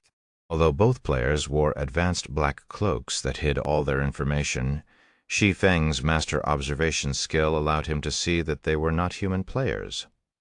One of these players was a tall Crystallian woman, while the other was a woman with long ears and aquamarine eyes looking very much like the ancient elves that had long since disappeared from the greater god's domain. Of these 2 non-human female players, the Crystallian woman was none other than Ink Crystal, whom Shi Feng had met several times before. As for the woman who resembled an ancient elf, she was entirely unfamiliar. However, judging by how the elven woman interacted with Ink Crystal, the two should be close acquaintances. When these two women saw him appearing, they turned toward him and scrutinized him. Black Flame? Ink Crystal's face flashed with surprise when she saw Shi Feng, who hadn't bothered hiding his appearance. "Do you know this human kid?" the elven woman asked, looking at Ink Crystal curiously. "How is his strength? Is he qualified to become our helper? He's quite strong. He can match the average sixth-floor expert in technical standards. However, I'm afraid he is still somewhat lacking to be our helper," Ink Crystal said, shaking her head. "Only the average sixth-floor expert?" At Ink Crystal's answer, the elven woman sighed. "What a pity. The average sixth-floor expert won't be of any use to us. It seems we'll have to seek out that genius from the holy race to fight for that promotion opportunity." After this brief exchange, Ink Crystal and the elven woman turned into streaks of light and disappeared from the Abyss workshop, leaving Shi Feng by himself outside the shipyard. Even the average sixth-floor expert is useless to them? Shi Feng couldn't help but doubt his ears when he overheard the conversation between Ink Crystal and the elven woman. Although the two didn't speak loudly, he still heard them clearly. Sixth-floor experts, even those who barely reached the standard, were considered the uppermost existences among the holy race and the human race in his previous life. Yet Ink Crystal and the elven woman spoke as if such sixth-floor experts were insignificant existences who couldn't even qualify to participate in the promotion opportunity they spoke of. Shortly after the two left, a pleasant female voice came from the shipyard. "You sure act fast. You completed my commission before even those two little fellows. It seems you're not a disgrace to old Abyss after all." Following this voice, Enos, a female elf with long silver hair, stepped out of the shipyard while yawning. "Since you've completed my commission, I will give you an opportunity to cross that threshold as promised," Enos said. With a wave of her hand, the undying tentacle in Shi Feng's bag appeared in her palm. Then she raised her other hand and presented a fruit that oozed near-liquid eternal energy to Shi Feng. "This is the abyssal fruit. It can greatly increase your chances of crossing that threshold. However, this fruit can only be stored for 3 days once it leaves my hand, so you'd best search for a promotion land quickly. But considering that you've completed my commission so quickly, I can do you a favor and send you to a place near one of Old Abyss's promotion lands right now. However, I cannot guarantee whether you can return from there alive. I'm very busy, so you only have 1 minute to consider." As Enos finished speaking, system notifications entered Shi Feng's ears. Chapter 3934, Chapter 1008, Primordial Abyssal Gods Promotion Land. System, congratulations. You have completed the first phase of the Mythical World main storyline quest, The Past World, rewarding 1 abyssal fruit, eternal object. System, congratulations.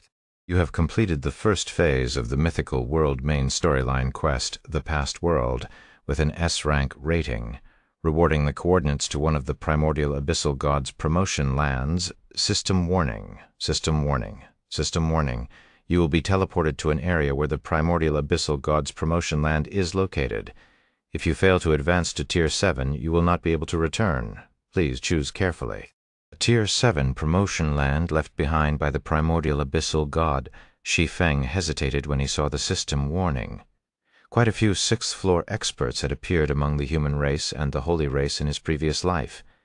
Some of these sixth-floor experts were fully equipped with divine artifacts, and some were even equipped with one of the 6 great divine sets. Yet he had never heard of any player reaching Tier 7. This showed just how challenging the Tier 7 promotion was. The quality of the promotion land was of utmost importance for the Tier 7 promotion. The higher the quality of a promotion land, the more likely players were to reach Tier 7. The Primordial Abyssal God was undoubtedly one of the strongest primordial gods to have appeared in the Greater God's domain. Of course, if it was true that the Goddess of Space and the God-Slayer had evolved into primordial gods, they would also be incredibly strong among primordial gods. After all, the two could already fight primordial gods while they were mere gods. Now that Enos was offering to send him to one of the primordial abyssal gods' promotion lands, Shi Feng felt that he would regret it for the rest of his life should he miss this opportunity. After all, he doubted he could find another opportunity like this in the future.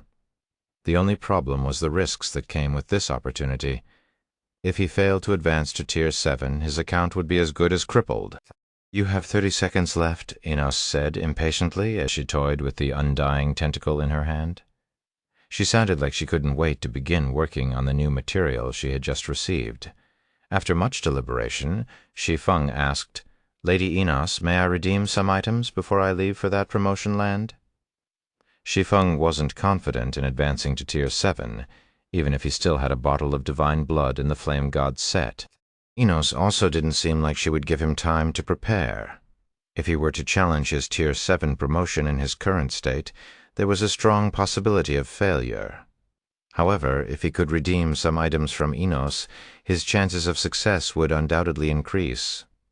"I will let you redeem up to 3 items," Enos said, nodding. "But let me preface this by saying you're not allowed to redeem war weapons such as the God of the North Sea." "That is fine." Shi Feng chuckled at Enos's words.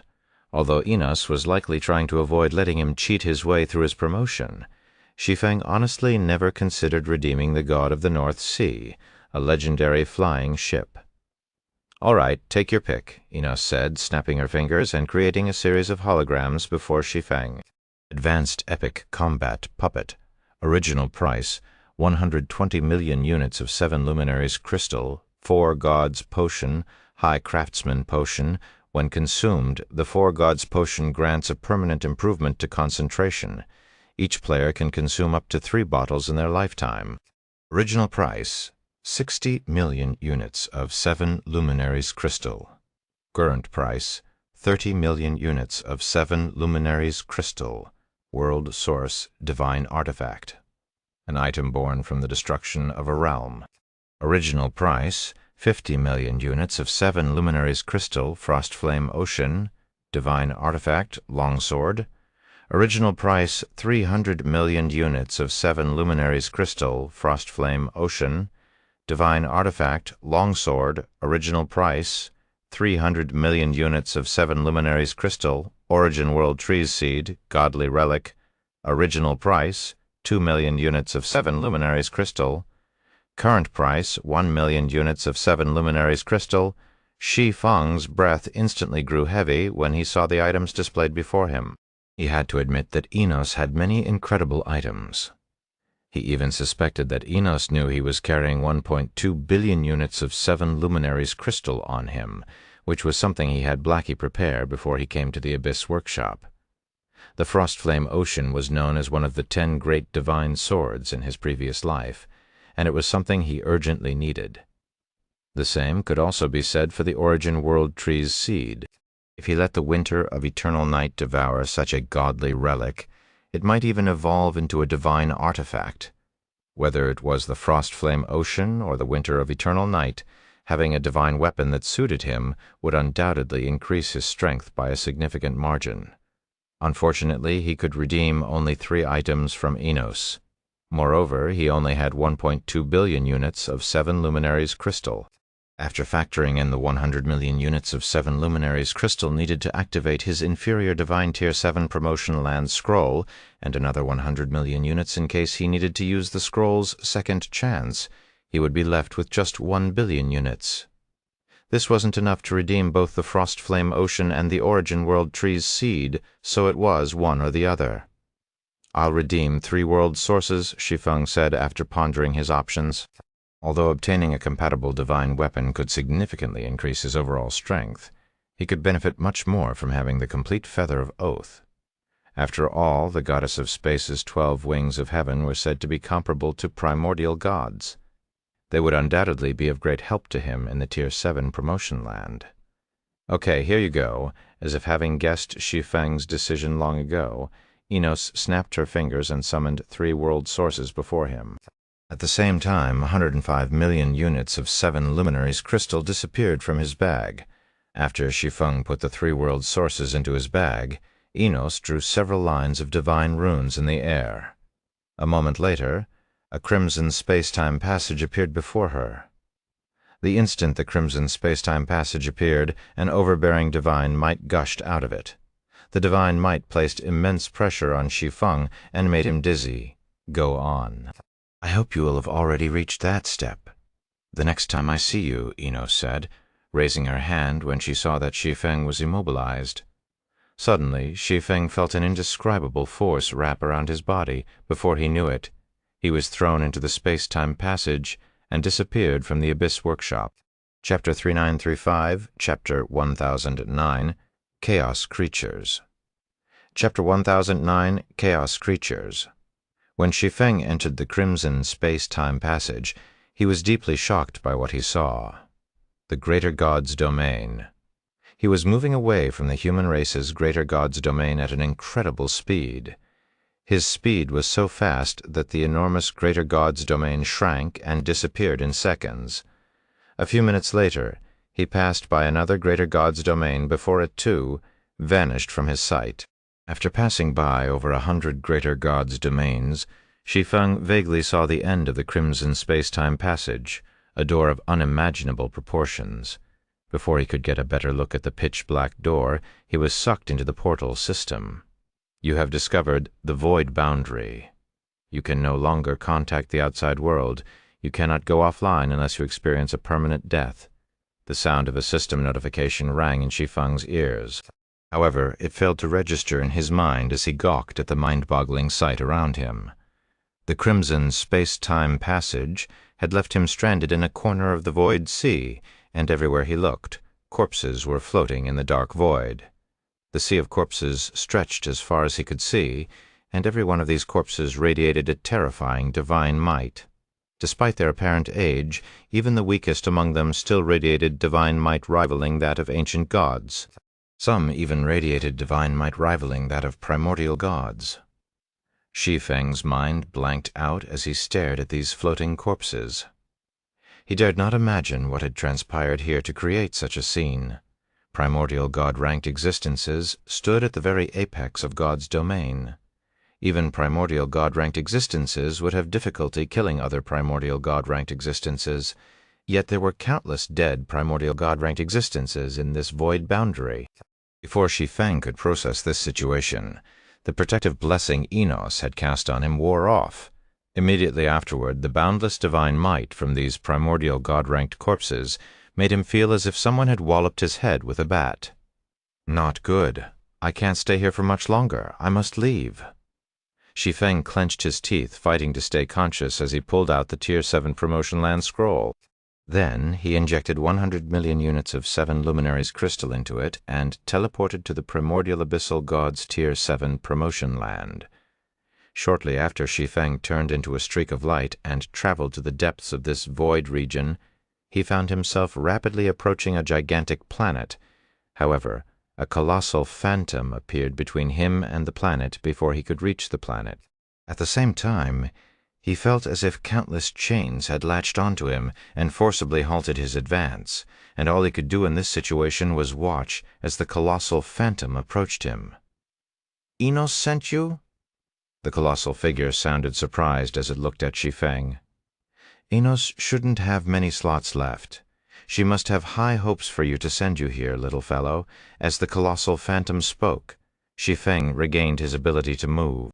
However, before he could speak up, the colossal phantom waved its hand, and in the blink of an eye the taboo nucleus in Shi Feng's bag appeared within its grasp. "Before you is one of the promotion lands with the most chaos creatures held captive. There are still 5,712 ordinary chaos creatures, 134 powerful chaos creatures, and 4 top-tier chaos creatures here," the colossal phantom said. Then it held up the taboo nucleus and continued, "This taboo nucleus can be used to absorb the strength of a chaos creature to replicate its complete world. The stronger the chaos creature, the stronger its world. The worlds of these chaos creatures can greatly help you in constructing your own world, but you have only one chance. It is up to you whether you can find a suitable chaos creature to mimic and reach that step." After the colossal phantom finished speaking, It injected a line of divine runes into the taboo nucleus. A moment later, the taboo nucleus transformed into a streak of light and returned to Shi Feng's bag space. At the same time, Shi Feng was sent plunging into the planet behind the colossal phantom. As Shi Feng landed in an uncultivated region on the planet, he finally finished processing the colossal phantom's words and recovered from his shock. Chaos creatures? Construct my own world? Shi Feng was at a loss for words as he looked at the taboo nucleus in his bag space. Although the Grand Library had very little information on chaos creatures, he had still read about them in the past. They were terrifying creatures that lived in the deepest depths of the void sea, and every one of them was strong enough to give primordial gods a headache. But now this promotion land required him to steal the strength of a chaos creature. This was akin to stroking the whiskers of a tiger. However, what surprised Shi Feng even more was that to advance to Tier 7, players were required to construct their own worlds. This was simply demanding the impossible. Although players could perform law projection through the mastery of world laws, the illusory world created during this process could only be considered a type of domain. It was nowhere close to being a true world. A true world would be akin to one of the many worlds found in God's domain, composed of a complete set of functioning world laws. If a player wished to create such a world, they'd have to grasp every world law in existence, which simply wasn't a feat mortals could accomplish. No wonder all those sixth-floor experts back then failed to reach Tier 7. The difficulty is ridiculous. After learning about the requirement for reaching Tier 7, Shi Feng suddenly understood why even the three absolutes had failed to advance to Tier 7 in his previous life. In the human race's greater god's domain, most chosen ones nurtured by the various powers would need to undergo many challenges just to master one world law. As for the old monsters who were several centuries old, most would have only mastered a few basic laws and combined them into an advanced law. They were still far from constructing a world of their own. Fortunately, the main god system didn't deprive players of all possibilities to reach Tier 7. Players could still create their world by replicating the worlds of chaos creatures. It would be similar to copying a magic array, only thousands of times more complicated. Even so, this was still a chance for players to advance to Tier 7, and it was infinitely easier than creating a world from scratch. The only problem was finding a compatible world. After all, while actual functioning worlds had complete sets of world laws, the composition of world laws wasn't necessarily the same for every world. For example, some miniature worlds could have world laws skewed toward a particular element, causing them to be icy cold or scorching hot all year round. If players could find a world with world laws skewed toward those they were proficient in, they would undoubtedly have an easier time replicating it. Thankfully, there are over 5,000 chaos creatures in this promotion land. I wasn't given a time limit either, otherwise I really would have no chance. When Shi Feng recalled the colossal phantom mentioning how many chaos creatures resided in this promotion land, he couldn't help but celebrate his decision to accept Enos's offer. Had he chosen other promotion lands, he would undoubtedly have far fewer chaos creatures to choose from. Even if he were to use up his inferior Divine Tier 7 promotion land scrolls 2 attempts, he doubted he could find a promotion land as good as this one. While Shi Feng pondered how to find a chaos creature, the land under him suddenly shook. Before he could react, a two-headed crocodile over 1,000 meters long emerged from the ground near him, exuding an aura that was much stronger than even that of the Undying Mother level 254. Superior Divine, Shi Feng gasped when he used an observation skill on the giant beast. Chaos Crocodile, Chaos Creature, Superior Divine, level 254, HP. TL Notes. 1. Primordial God-ranked existences. These don't necessarily refer to the primordial gods of the human race. They can also be the primordial God-ranked existences of other races, such as the Holy Race's Holy Ancestors, Chapter 3936, Chapter 10,010, Complete Feather of Oath, Chapter 10,310, Complete Feather of Oath. Did it sense me? Shi Feng immediately felt a great deal of pressure when he saw the Chaos Crocodile looking about. Level 254. He had never seen or heard of such a level in any of his lives. Past level 200, Monsters would gain a significant increase in basic attributes with each level up. A level 254 monster, even if it was only an ordinary Tier 6 divine monster, would have basic attributes rivaling that of the level 245 Undying Mother. Needless to say, a level 254 superior divine-ranked chaos creature would have much higher basic attributes. Before Shi Feng could turn around to leave, the chaos crocodile let out a deafening roar. Immediately afterward, a surge of world power descended upon him, sending him stumbling. What a powerful suppression! Even with miniature abyssal world active, my basic attributes still got suppressed by 20%. Is this a true world suppressive effect? Shi Feng was astonished when he saw the drop in his basic attributes. After his concentration and mana had reached the pseudo-Tier 7 standard, his primordial god-ranked law projection could let him come out with a small advantage, even against the Undying Mother's unique law domain. Yet despite being at Tier 6 like the Undying Mother, the Chaos Crocodile could overwhelm his miniature abyssal world and suppress his basic attributes by 20%. He dared not imagine how an advanced law projection would fare against the Chaos Crocodile's world. Upon realizing the disparity in strength, Shi Feng summoned several hundred true doppelgangers using myriad doppelgangers and fled in all directions without hesitation. Even if he used his last bottle of divine blood, he dared not say he could beat the level 254 Chaos Crocodile in basic attributes. Moreover, that was assuming his basic attributes weren't suppressed by 20%. With his basic attributes suppressed, he'd be asking for an early death if he tried to fight the Chaos Crocodile head-on. All he could do in this situation was run away. However, the moment Shi Feng's true doppelgangers turned to flee, the Chaos Crocodile also took action. All the Chaos Crocodile did was raise and lower one of its mountainous claws. Immediately afterward, the ground around it began to sink, and over half of Shi Feng's true doppelgangers were reduced to dust in a few breaths.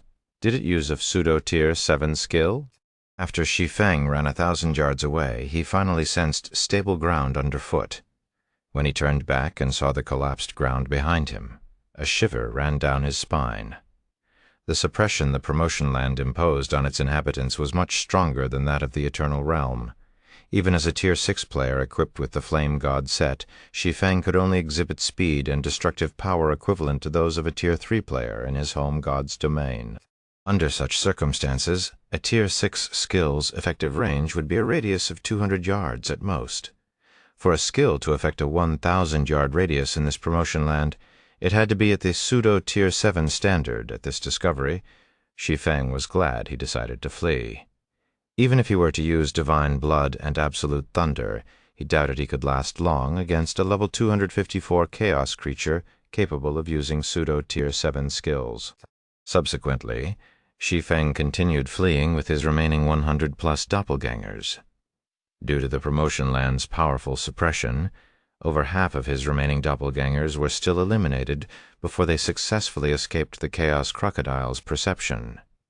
In a forest shrouded by fog, Shi Feng carefully retrieved the Feather of Oath from his bag after ensuring no Chaos creatures were within 1,000 yards of him. Moving alone in this promotion land with my current strength is next to impossible. Let's hope the actual Feather of Oath isn't too different from its legends, Shi Feng inwardly prayed as he looked at the Feather of Oath in his hand. Then he took out the 3 world sources he had redeemed from Enos. The primordial abyssal god's promotion land might have more chaos creatures, giving players a better chance of finding a suitable world to replicate. But the chaos creatures here were simply too powerful. Even the divine set users he had met thus far would have a high chance of dying if they encountered one of these chaos creatures. If he wanted to explore the promotion lands safely, he would need strength rivaling that of the promotion land's chaos creatures. Hence he had no choice but to place his hopes on the Feather of Oath. The Feather of Oath was one of the Goddess of Space's most prized possessions. According to legends, the Feather of Oath could let its user fight primordial gods. Although many players doubted the validity of this legend, Shi Feng didn't need it to fight primordial gods.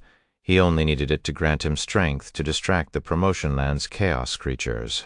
After all, his goal was only to absorb a chaos creature's strength using the taboo nucleus, not to kill them. System: 3 world sources detected. Do you wish to repair the Feather of Oath with them? Repair it. Shi Feng clicked the option to repair the Feather of Oath. Immediately, the 3 world sources turned into 3 purple-gold divine runes that merged with the Feather of Oath, causing it to emit a colorful brilliance that illuminated a small section of the foggy forest. A few seconds later, the colorful lights faded, and the Feather of Oath landed back in Shi Feng's hand, exuding unbelievably dense, eternal energy. When Shi Feng noticed this change, he promptly used an appraisal skill on the Feather of Oath. Feather of Oath, divine artifact, an item worn by the goddess of space. It is a treasure created using the souls of 12 heroes from before the Great Destruction. Although the Feather of Oath suffered serious damage during a fight against 3 holy ancestors, it is now repaired. Additional skill 1 War Goddess Summoning. For every 1 million units of 7 luminaries crystal expended, summon 1 War Goddess of the same tier but no more than 20 levels higher. The summoned War Goddesses can reach up to Tier 6 and come equipped with Divine Artifact ranked equipment sets. Every War Goddess summoned will last 6 hours. Up to 12 War Goddesses can be summoned at the same time. No incantations required. No cooldown additional skill. 2 Heroic Pledge. Expend 10 God Crystals to double a War Goddess's basic attributes. No limit. Duration 30 minutes. Cooldown 6 hours. Additional skill 3 Goddess Battle Array. Expend 100 God Crystals to have 12 War Goddesses form a large advanced gold battle array. Duration 30 minutes. Cooldown 6 hours. Amazing. Excitement shone in Shi Feng's eyes as he looked at the fully repaired Feather of Oath.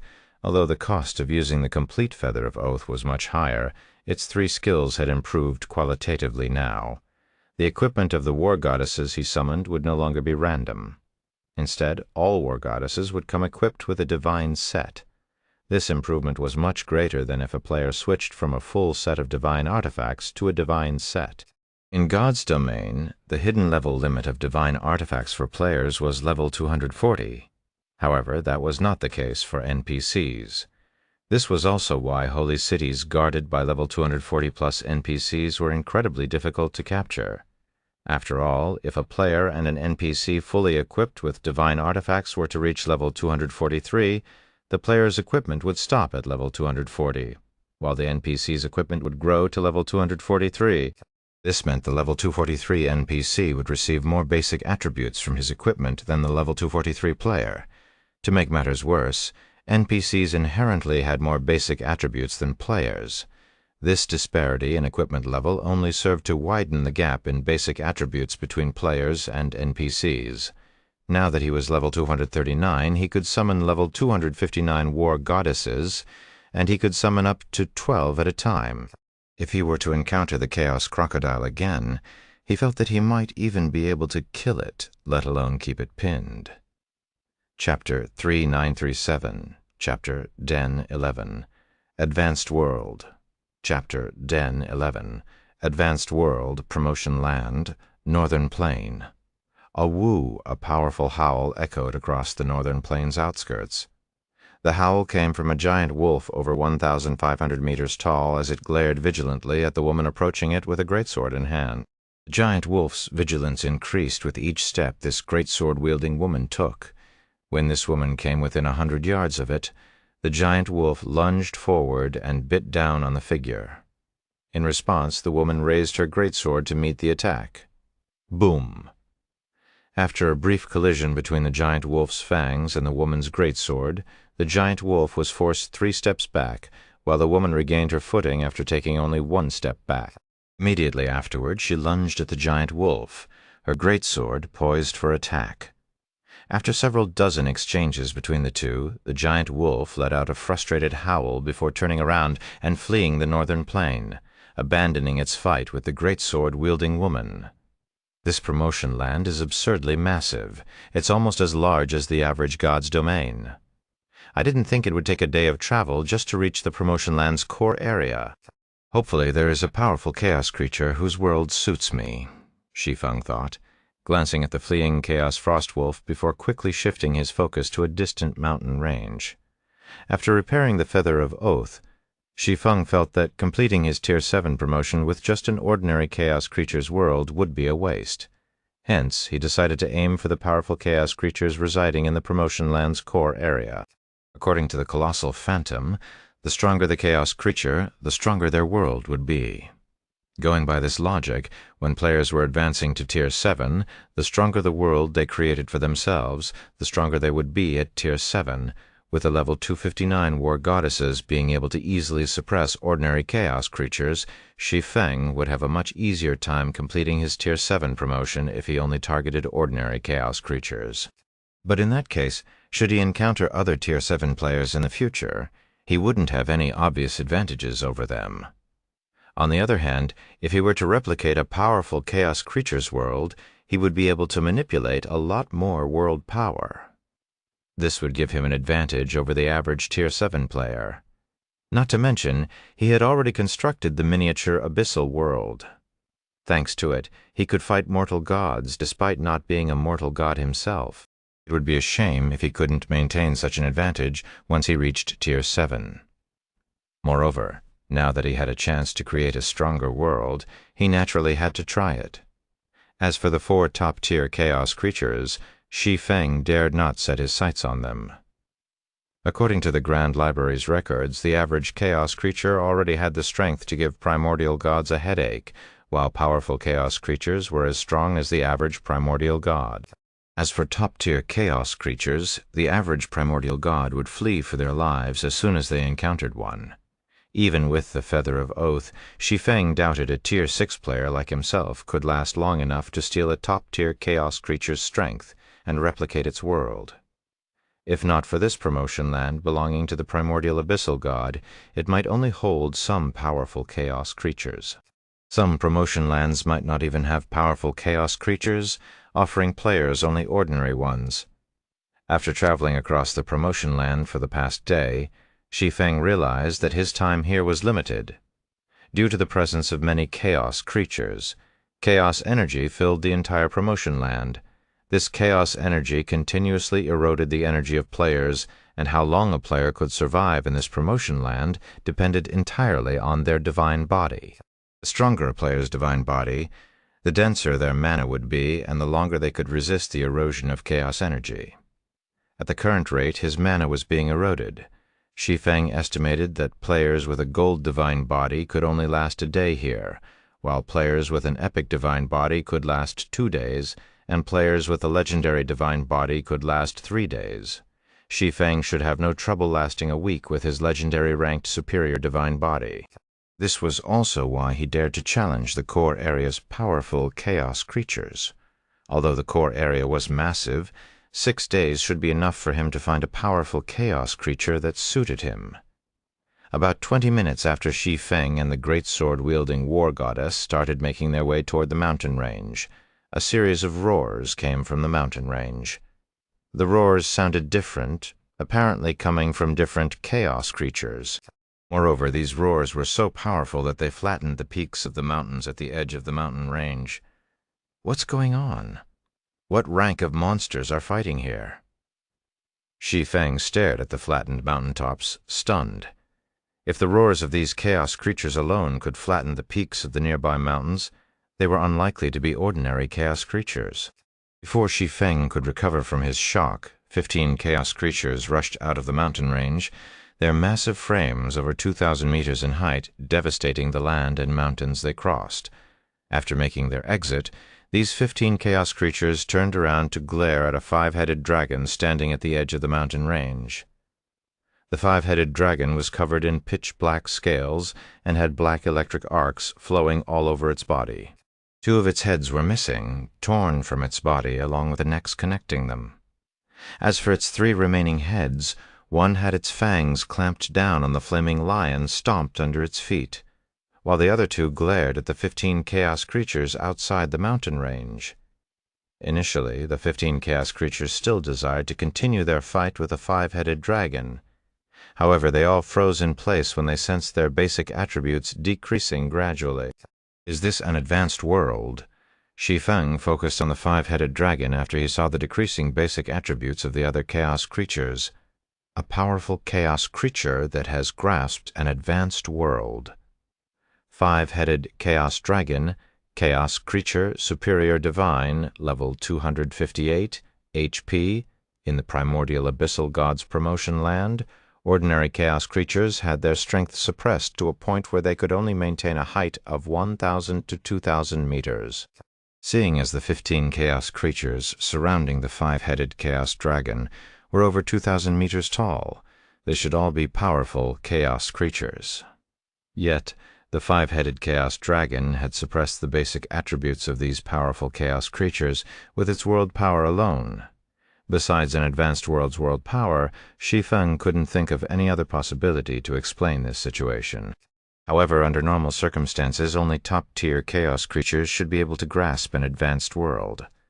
As the five-headed chaos dragon's size did not exceed that of the 15 chaos creatures around it by much, it obviously still fell under the category of powerful chaos creatures. Yet, it had already grasped an advanced world. This was simply unbelievable. While Shi Feng marveled at the five-headed chaos dragon's advanced world, the 15 chaos creatures realized they were no match for their adversary. Despite their reluctance, they ultimately decided to flee and abandon their territory. Could this be my chance? As Shi Feng looked at the injured five-headed chaos dragon and the fleeing powerful chaos creatures, hesitancy flashed in his eyes. A moment later, he gritted his teeth and summoned 11 more war goddesses, saying, "To hell with it." Attack advanced worlds were normally exclusive to top-tier chaos creatures. Before this encounter, he never dared to consider replicating an advanced world. But now the injured five-headed chaos dragon presented him with this opportunity. Although the five-headed chaos dragon's advanced world likely allowed it to exhibit strength greater than that of the average powerful chaos creature, he should still have a chance of success with the complete Feather of Oath. Chapter 3938, Chapter 10312, War Goddesses Virus Five-Headed Chaos Dragon, Chapter 10 War Goddesses Virus Five-Headed Chaos Dragon. At Shi Feng's command, the 12-level 259 War Goddesses dashed across the grassy plain, charging the five-headed Chaos Dragon, Roar. Almost as soon as the War Goddesses moved, the level 258 five-headed Chaos Dragon sensed them from over 10,000 yards away, and one of its heads let out a powerful roar. The roar caused the flow of time in the area to stagnate. Whether it was the flowers and grass dancing with the wind or the falling gravel, everything within a several-thousand-yard radius froze in place. Immediately afterward, a pitch-black lightning bolt streaked toward Shi Feng. Shi Feng felt death descending upon him at this scene. He activated Heroic Pledge almost instinctively, doubling the basic attributes of the shield-wielding war goddess leading the charge. The shield-wielding war goddess in question also understood that the five-headed chaos dragon's attack was not to be trifled with. Without hesitation, she planted her golden shield into the ground, erecting 9 world barriers between her and the lightning bolt. Pseudo-Tier 7 Profound Skill World's Protection. This was the profound skill of the shield-wielding war goddess's divine set. It was also the strongest defensive skill in her arsenal. Boom! The instant the pitch-black lightning bolt made contact with the world barriers, 6 of them vaporized, while the remaining 3 world barriers cracked and shattered one after another. The pitch-black lightning bolt only disappeared after colliding with the golden shield, forcing the shield-wielding war goddess back several steps and reaping over 10% of her HP. How strong is this the strength brought about by an advanced world's enhancement? Shi Feng was shocked to see the shield-wielding war goddess lose over 10% HP. Under the effects of Heroic Pledge, the shield-wielding war goddess's basic attributes could rival those of primordial gods of the same level. Nonetheless, she lost so much HP despite using a pseudo-Tier 7 profound skill. A war goddess's HP was several dozen times higher than that of players of the same level. An attack that could cause a war goddess to lose even 10% HP would be enough to kill a player of the same level several times over. The average powerful chaos creature definitely couldn't exhibit such power, even with a pseudo-Tier 7 skill. The only explanation was that the five-headed chaos dragon's roar was enhanced by the world power of its advanced world, making the lightning bolt which resulted from the roar difficult for the shield-wielding war goddess to neutralize. As Shi Feng marveled at the might of an advanced world, the five-headed chaos dragon, dissatisfied with the outcome of its attack, reared all three of its remaining heads to launch a much stronger attack. Damn it! When Shi Feng saw the five-headed chaos dragon preparing to launch a similar attack, he promptly took out the taboo nucleus and injected 100 god crystals into the Feather of Oath. Don't even think you can kill me off so easily. Shi Feng targeted the five-headed chaos dragon with the taboo nucleus, using it to absorb the five-headed chaos dragon's strength. Although doing so would anger the five-headed chaos dragon even more, he could weaken the chaos creature to a certain extent. Additionally, he expended the 100 god crystals he had just injected into the Feather of Oath to activate the goddess battle array. This caused golden divine runes to light up all over the 12 war goddesses, and their auras, in turn, surged in power. Now even the other 11 war goddesses exuded auras rivaling that of the shield-wielding war goddess subsequently. With the shield-wielding war goddess as the center, the 12 war goddesses executed a combination technique, which was also the strongest combat technique the goddess of space had granted them. God-slaying spear. Although this combination technique could be executed with just 6 war goddesses, completing it required some time. However, when executed by 12 war goddesses, no preparation was required. It could be launched straight away, immediately. A 5,000-meter tall phantom of the goddess of space appeared on the battlefield and cast the golden spear in its hand at the roaring five-headed chaos dragon. Bang! The pitch-black lightning bolt created by the five-headed chaos dragon's threefold roar exploded on contact with the golden spear. Numerous spatial tears appeared around the epicenter of the explosion. Good! I still have a chance. Shi Feng was overjoyed when he saw the war goddesses neutralizing the five-headed chaos dragon's attack. The taboo nucleus required time to absorb the five-headed chaos dragon's strength. Although he didn't know how long this process would take, it definitely wouldn't be short. Hence, if, even after activating both Heroic Pledge and the Goddess Battle Array, the war goddesses couldn't neutralize the five-headed chaos dragon's attacks, he would have had no choice but to retreat. Following the war goddess's initial clash with the five-headed chaos dragon, a system notification rang in Shi Feng's ears. System: the taboo nucleus needs 90 seconds to absorb the five-headed chaos dragon's strength. 90 seconds. When Shi Feng saw the time needed to absorb the five-headed chaos dragon's strength, he was neither happy nor sad with his current strength. Killing the five-headed chaos dragon was out of the question. However, if he only had to survive 90 seconds against it, he should have a good chance of success after all. Both Heroic Pledge and the Goddess Battle Array lasted 30 minutes. So long as the war goddesses could keep the five-headed chaos dragon pinned, all he needed to do was not get killed for 90 seconds. Curse you, Abyss! The five-headed chaos dragon bellowed at the skies when it saw numerous incorporeal chains embedding themselves into its body and sapping its strength. Then it turned to the taboo nucleus responsible for draining its strength and glared at Shi Feng.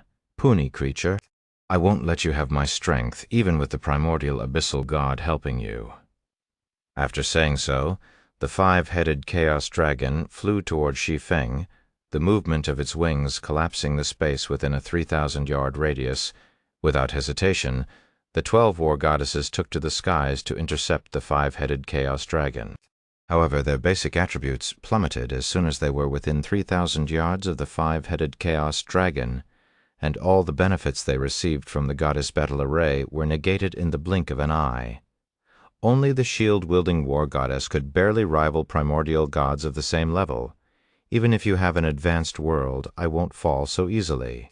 As Shi Feng watched the five-headed chaos dragon getting closer, he took out the phantom crystal and summoned Kalish's phantom.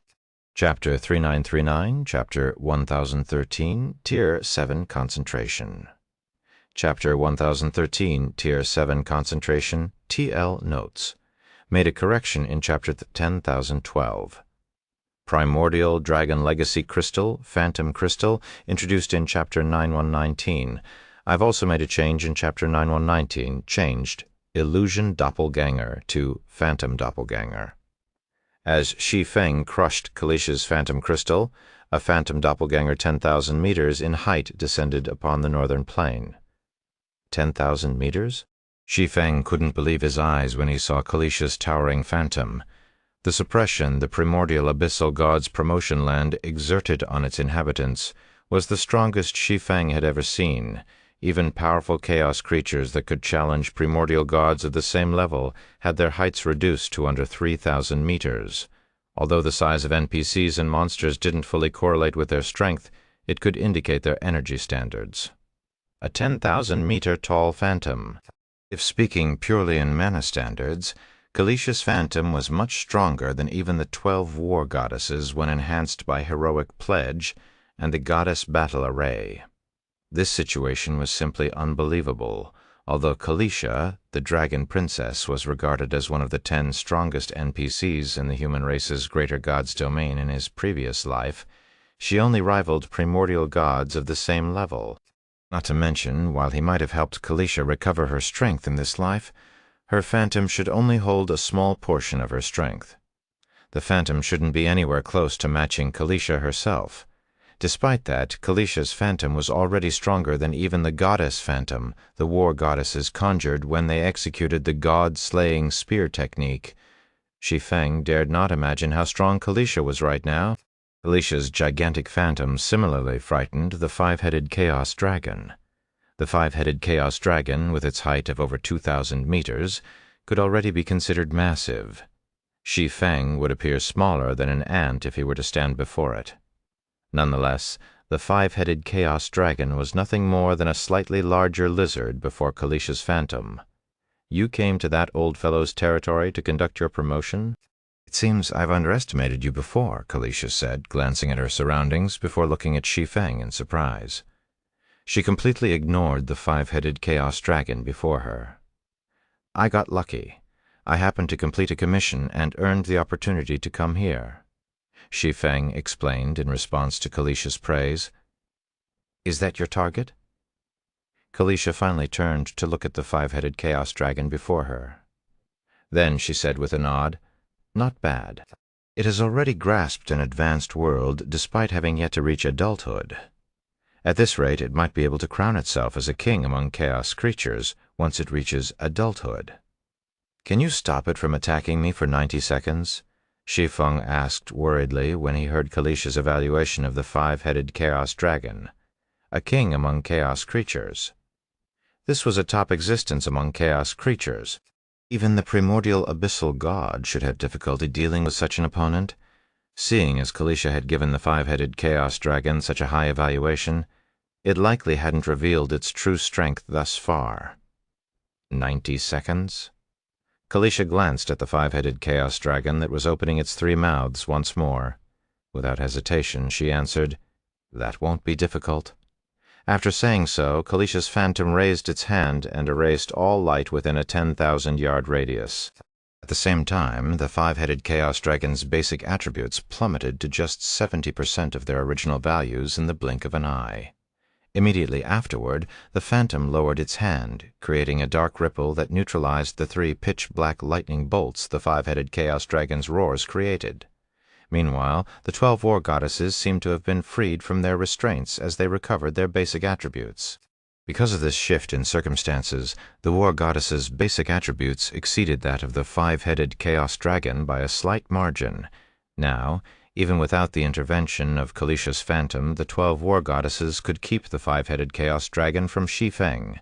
Subsequently, time passed rapidly as the taboo nucleus absorbed the five-headed chaos dragon's strength. 80 seconds, 60 seconds, 30 seconds. Even as the taboo nucleus absorbed the last vestiges of its strength, the five-headed chaos dragon never managed to touch Shi Feng. Despite its frustration, the five-headed chaos dragon ultimately transformed into light particles and disappeared from the promotion land. System. Congratulations, your taboo nucleus has absorbed the five-headed chaos dragon's strength. Do you wish to receive the five-headed chaos dragon's world structure? System. You have 10 minutes to decide. Once you accept the world structure, you will have 1 natural day to replicate it before it automatically disappears. The higher the fusion rate, the more world power you can access after you complete your promotion. System: if you cannot finish replicating it in one natural day, or if your fusion rate fails to reach 70%, you will fail your promotion, and you will not be able to receive the power of a taboo nucleus again for 1 year. A fusion rate of 70%. Shi Feng smiled wryly as he read the system notifications. No wonder nobody from the 3 races ever managed to reach Tier 7. This requirement is simply ridiculous. Shi Feng was pleasantly surprised when he saw he was given a 1-day time limit to replicate the 5-headed Chaos Dragon's advanced world. However, when he saw the requirement of a 70% fusion rate, he felt like someone had just poured a bucket of cold water over him. The process of constructing an unfamiliar world, using unfamiliar world laws, was already a huge undertaking in itself. However, the Tier 7 promotion required him to replicate the 5-headed Chaos Dragon's advanced world and ensure its compatibility. In other words, he'd have to make modifications to the replicated advanced world. This was a fatal requirement for someone who couldn't even construct a world of his own. After all, he could modify a world from countless aspects.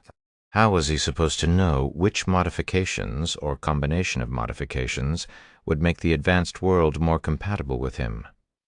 Shi Feng got a headache when he thought up to this point, and he hesitated over whether to accept the world structure of the 5-headed Chaos Dragon's advanced world. How lucky of you to obtain something as good as the abyssal fruit! When Kalisha saw Shi Feng's indecision, a look of vexation appeared on her phantom. With the abyssal fruit, your chances of making that step are drastically higher than others, so stop hesitating and wasting time. The abyssal fruit, at Kalisha's exasperated remark, Shi Feng grabbed the abyssal fruit from his bag and ate it whole, wondering what effects it would bring him. Although he had previously inspected the abyssal fruit, its introduction only stated that it was an abyssal relic and nothing else. Hence, he had left it sitting in his bag. Now that the taboo nucleus had finished absorbing the 5-headed Chaos Dragon's strength, it was the right time to use the abyssal fruit. 3 seconds after Shi Feng consumed the abyssal fruit, he sensed immense power welling up within his body and condensing in the depths of his mind. Then it augmented his concentration at a frightening rate. 10 seconds later, Shi Feng felt he had broken through some kind of restraint. Originally, his perception only extended 1,000 yards away. Now he could perceive everything within a 100,000-yard radius. Tier 7 concentration? Shi Feng was shocked by this sudden transformation. Out of all attributes in God's domain, concentration was the most difficult to raise. Even after reaching Tier 6, many players' concentration would still be stuck at the Tier 5 standard. Most Tier 6 players would have to undergo a long development period before their concentration could advance from Tier 5 to Tier 6. This showed just how difficult it was to develop one's concentration. Although Shi Feng's concentration was previously at the pseudo-Tier 7 standard, it had still been a far cry from the Tier 7 standard. He had even considered slowly developing his concentration to the Tier 7 standard after completing his Tier 7 promotion. But now the abyssal fruit had propelled his concentration to the Tier 7 standard. Chapter 3940, Chapter 1014, 96% fusion rate, system. Congratulations. Your concentration has reached the Tier 7 standard. Rewarding level +1 and 100 free legacy skill points. Following the system notification, a purple-gold light enveloped Shi Feng as his level increased from 239 to 240. However, this supposedly monumental achievement did not draw Shi Feng's attention, as he focused entirely on his mental state. Are these the benefits of having Tier 7 concentration? Shi Feng had difficulty believing the changes brought about by the improvement of his concentration.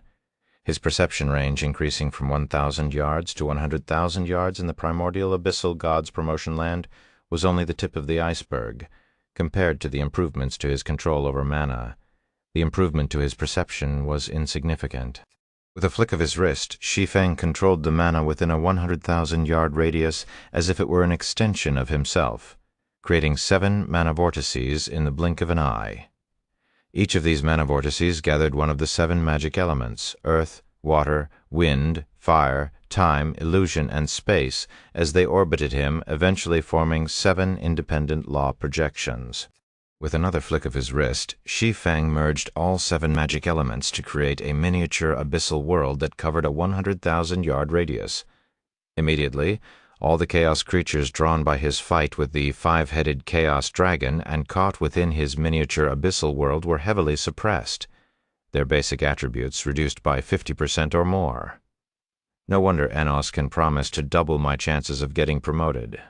With such incredible mana control, I can probably create a world from scratch if given enough time, let alone replicate a chaos creature's world. When Shi Feng saw how effortlessly he had constructed the miniature abyssal world, he suddenly understood why Enos had placed so much faith in the abyssal fruit. Even the difference between Tier 7 concentration and pseudo-Tier 7 concentration was utterly staggering, let alone between Tier 7 concentration and Tier 6 limit concentration. It wouldn't be an exaggeration to say they were entirely different things. If he still needed to use his hands before to manipulate magic elements, those magic elements were now his hands.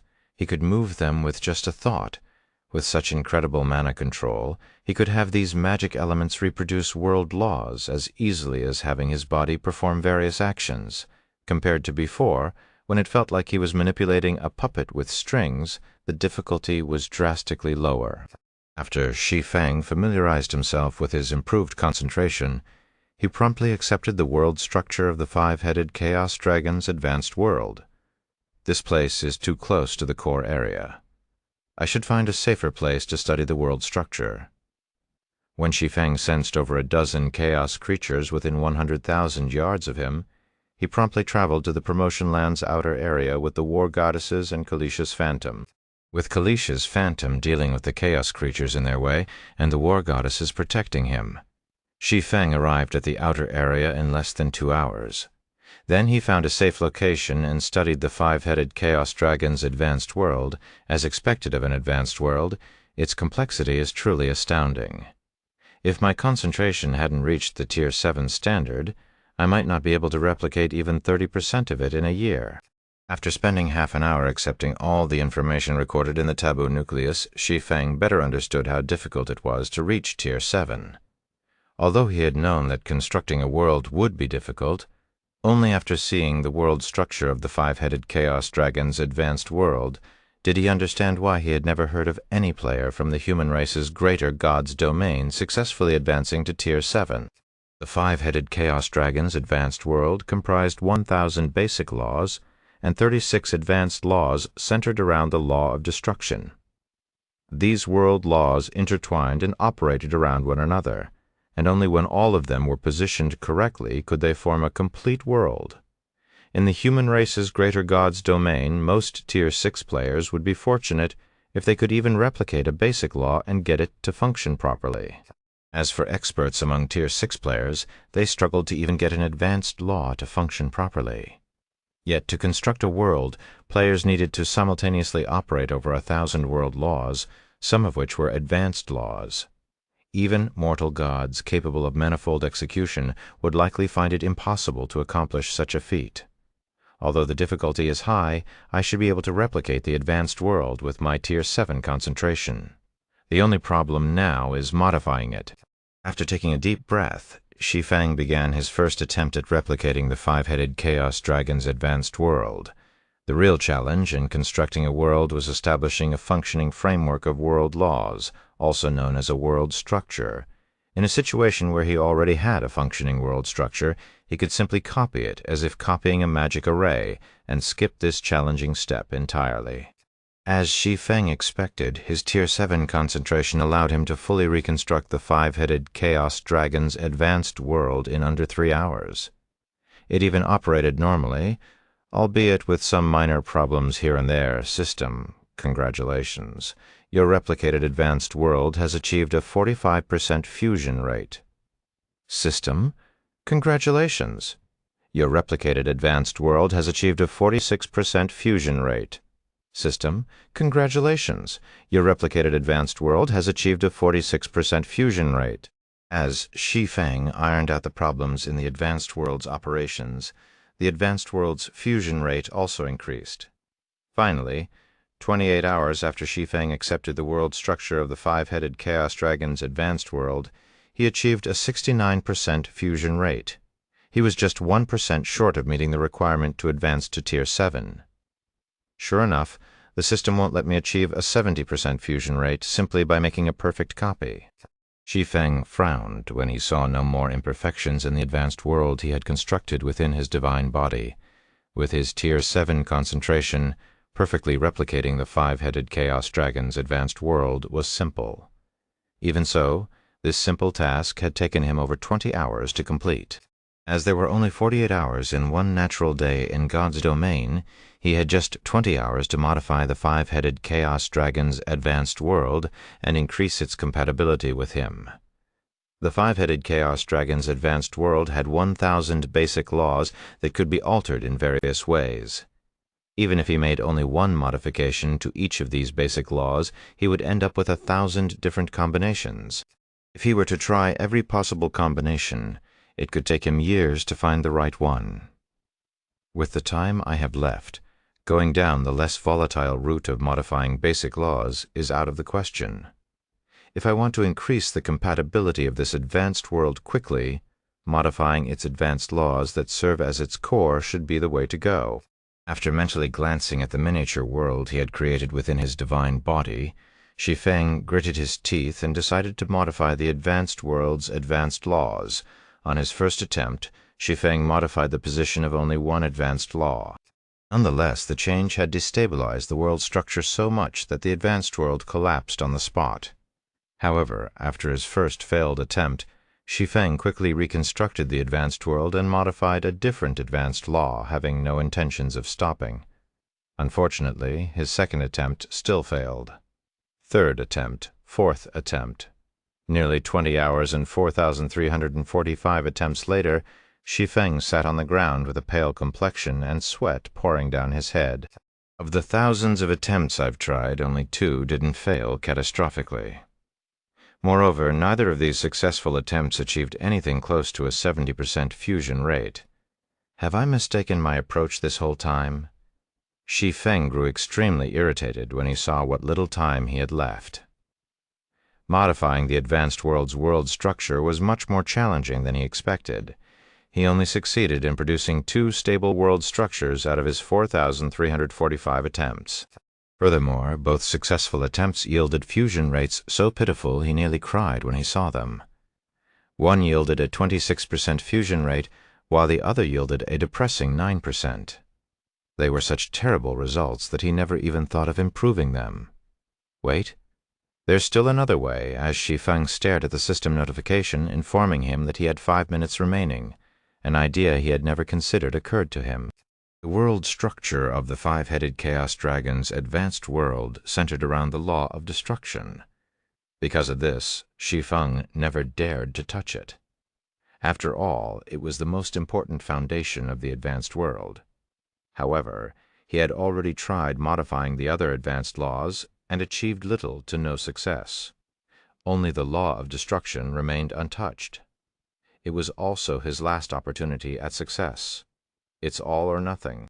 When Shi Feng saw less than 4 minutes remaining, he stopped hesitating and tried replacing the law of destruction with the miniature abyssal world. The miniature abyssal world was a miniature world the primordial abyssal god created after much time and research. Serving as the core of this miniature world was the law of abyss, an ultimate world law that surpassed even the law of destruction. More specifically, the law of destruction was only one part of the law of abyss.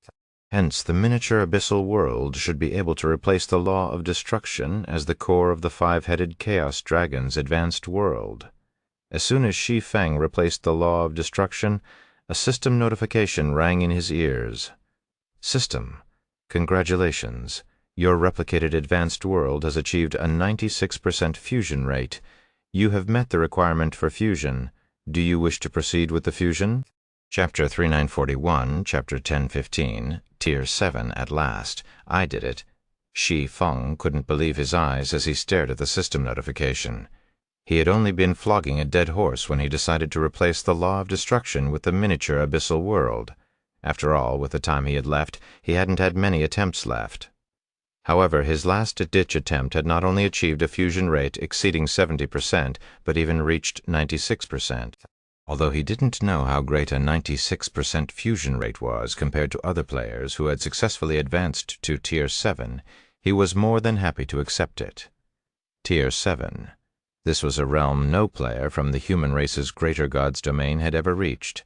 Even if he had achieved only a 70% fusion rate, he would have accepted it without hesitation, let alone a 96% fusion rate. There was no doubt that any player who successfully reached Tier 7 stood among the strongest players in God's domain. They would become an existence revered by players of all races. They could trade blows with bona fide primordial gods. They were vastly superior to half-baked Tier 6 divine set users. After returning to his senses, Shi Feng promptly chose to fuse with the advanced world he had created. Immediately afterward, he felt the advanced world connecting with his divine body, causing his divine body to produce and supply the advanced world with dense mana. He no longer had to commit much of his mental capacity to control and maintain the advanced world, 1 minute, 2 minutes, 10 minutes. As the advanced world connected itself with all of the mana supply points in Shi Feng's divine body, it began to refine the mana in his body. As this happened, Shi Feng felt his body heating up like a furnace. This process continued for nearly a day when Shi Feng suddenly felt like he had become a different person, lighter and more comfortable, as if an invisible weight had been removed from his body. System. World fusion completed. Your world power has reached the gold rank. Any skills and spells used within your world will have their completion rates increased by 10%. You have received an additional Tier 7 legacy skill to learn System. Congratulations! You have become a Tier 7 Sword Law Saint, Advanced Sword God. Basic attributes plus 60,000, all resistances plus 3,000. Mana recovery rate increased by 1,000%. Mana strength increased by 500%. Concentration increased by 500%. Stamina recovery speed increased by 500%. HP recovery speed increased by 300%. Concentration recovery speed increased by 500%. All physical, magical, and mental attacks received that are below the Tier 7 standard will be weakened by 80%. All basic attributes increased by 500%, and reaction speed improved by 500%. Rewarding 3,000 legacy skill points. Amazing. The improvements Shi Feng received for reaching Tier 7 startled him. The basic attributes he received for becoming a Tier 7 Sword Law Saint was 5 times more than when he became a Tier 6 Sword Law Saint. He also received an additional 500% bonus for all basic attributes. Once he factored in the bonuses from his equipment, he'd have higher basic attributes than when he had fought Imperial Wraith with the assistance of Divine Blood and Abyssal Will. He had truly become a humanoid boss. However, what surprised him the most wasn't the increase in his basic attributes, but rather the 500% increase in his reaction speed. With his current reaction speed, even mortal gods would have difficulty keeping up with his attacks. Although their eyes might be able to keep up with his speed, it'd be meaningless if their bodies couldn't keep up. With my current strength, I can probably beat those taboo bosses, even without any techniques or skills, Shi Feng thought, astonished when he sensed the surrounding space trembling because of his movements. The primordial abyssal god's promotion land was extraordinarily stable. It also exerted an unimaginable suppression on its inhabitants. Even Tier 6 players could only exhibit strength at the Tier 2 or Tier 3 standard here. However, this suppression seemingly disappeared after he became a Tier 7 Advanced Sword God. The promotion land's space now felt like paper to him, shreddable with just a little force. After Shi Feng familiarized himself with his newfound strength, he pulled up the list of Tier 7 legacy skills he could learn, curious to see what achieving gold-ranked world power qualified him for. Heavenly Sword requires Sword Tier 7 Peak Legacy Skill. Conjure a Heavenly Sword using world power to perform a frontal AoE attack carrying up to 1,000% of your strength, cooldown 10 minutes. Learning condition, 1,500 legacy skill points, lightless, requires Sword, Tier 7 Peak Legacy Skill, rapidly execute 9 slashes. Attack speed of each slash can be increased up to 1,000%. Cooldown, 1 minute learning condition, 1,500 legacy skill points. Eternal Sword requires Sword, Tier 7 Apex Legacy Spell, Super Large Scale Destruction Spell. Conjure a World Sword using all your world power to perform a large-scale annihilation attack. Cooldown, 1 natural day. Learning condition, 2,000 legacy skill points. Even the cheapest one costs 500 legacy skill points. The cost of learning Tier 7 legacy skills flabbergasted Shi Feng. The Tier 7 legacy skills he was offered were undeniably powerful. Even the weakest was a Tier 7 peak legacy skill significantly better than the profound skills of divine artifacts. It exhibited much greater power and had a much shorter cooldown. However, it cost 1,500 to 2,000 legacy skill points to learn just one of these Tier 7 legacy skills. It was many times more than what he had to pay to learn his Tier 6 legacy skills. If not for his promotion reward, which included 3,000 legacy skill points, he wouldn't have been able to afford even one Tier 7 legacy skill with his existing legacy skill points. I only have 3,910 legacy skill points, so I can only pick 2 to learn. After deliberating on it, Shi Feng learned Lightless and Eternal Sword. Lightless had a short cooldown, making it highly effective in extended battles. As for Eternal Sword, although it had a long cooldown, it was an incredible AoE spell. So long as he didn't encounter existences on par with the human race's 10 great NPCs, he could use Lightless and Eternal Sword as powerful deterrents in the war among the 3 races.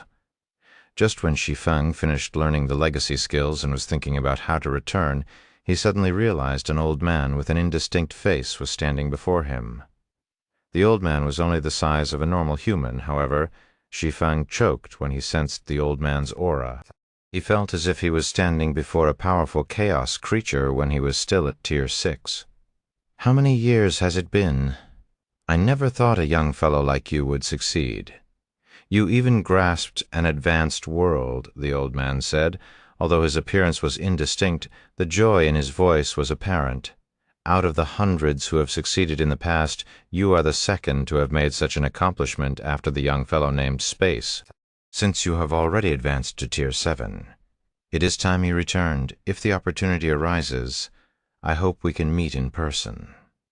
As the old man finished speaking, he drew a divine rune in the air. Before Shi Feng could open his mouth, the divine rune transformed into a crimson space-time passage that engulfed and took him away from the promotion land. TL notes. Made a change in chapters 264, 475, 651. These are the chapters where Shi Feng advances to Tier 4, Tier 5, and Tier 6, respectively. All basic attributes, value changed to base basic attributes value for clarity. Chapter 3942. Chapter 1016. New Overlord, Eternal Realm, Primordial Civilization City. Shi Feng appeared in the teleportation tower in a flash of light, a massive headache assaulting him as he stepped out of the teleportation array. Why is the trip back so much rougher? If my concentration hadn't reached Tier 7, I would probably have fainted by now. Shi Feng thought to himself as he looked at the fading crimson space-time passage behind him with lingering fear. From the moment the old man sent Shi Feng into the space-time passage until he exited, he felt as if someone had repeatedly hacked at his soul with a blade. The excruciating experience would have been unbearable for the average person. Shi Feng even suspected that he might have suffered soul annihilation had he undergone this experience when he was still at Tier 6, and he would never have reached the primordial abyssal god's promotion land. However, Shi Feng soon forgot about his headache when he stepped out of the teleportation tower and saw the street before him. More specifically, his attention was drawn to the many shops, high-end hotels, restaurants, bars, etc. that lined the sides of the street. They were all advanced constructions that had dozens of floors. Additionally, he saw many high-ranking caravans and high-level players traversing the street. Most of these players were level 230 or above, including quite a few level 240 experts. There were also mysterious iron flying ships sailing everywhere over the city. He even spotted 1,000-meter-long flying ships from time to time. This situation dumbfounded him. The current primordial civilization city looked nothing like a recently established guild city. It looked more prosperous than even the holy cities outside the eternal realm. How long was I away? Shi Feng couldn't help but wonder if he had returned to the wrong world when he saw the wares of the various shops. Many shops lining the street sold level 240+ taboo legendary weapons and equipment. Some even sold level 250 taboo legendary equipment. This was not a sight he would dare to dream of before he left to challenge his Tier 7 promotion. Before his departure, Dragon's Crown had only recently gained the ability to farm level 245 taboo legendary equipment. It was still far from fully equipping its members with such equipment, let alone selling to outsiders.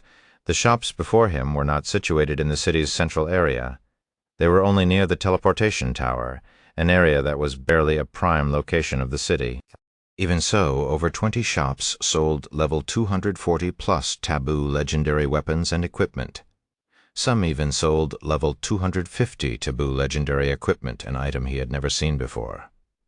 This wasn't a transformation that could occur in just 2 or 3 days. With many questions plaguing him, Shi Feng hurried back to Zero Wing's residence for answers. Upon returning to the guild residence, Shi Feng found that far fewer experts were garrisoning it than before. Although the average level of Zero Wing's members had risen considerably, the number of fifth-floor experts in the residence was at least 90% lower. Furthermore, when he entered the guild hall, he failed to see a single guild executive he knew. Unable to hold back his curiosity, Shi Feng contacted Blackie and asked, "Blackie, what's the situation in the primordial civilization city?" Besides sixth-floor experts who could serve as pillars of the guild, Zero Wing also needed plenty of fifth-floor experts to function.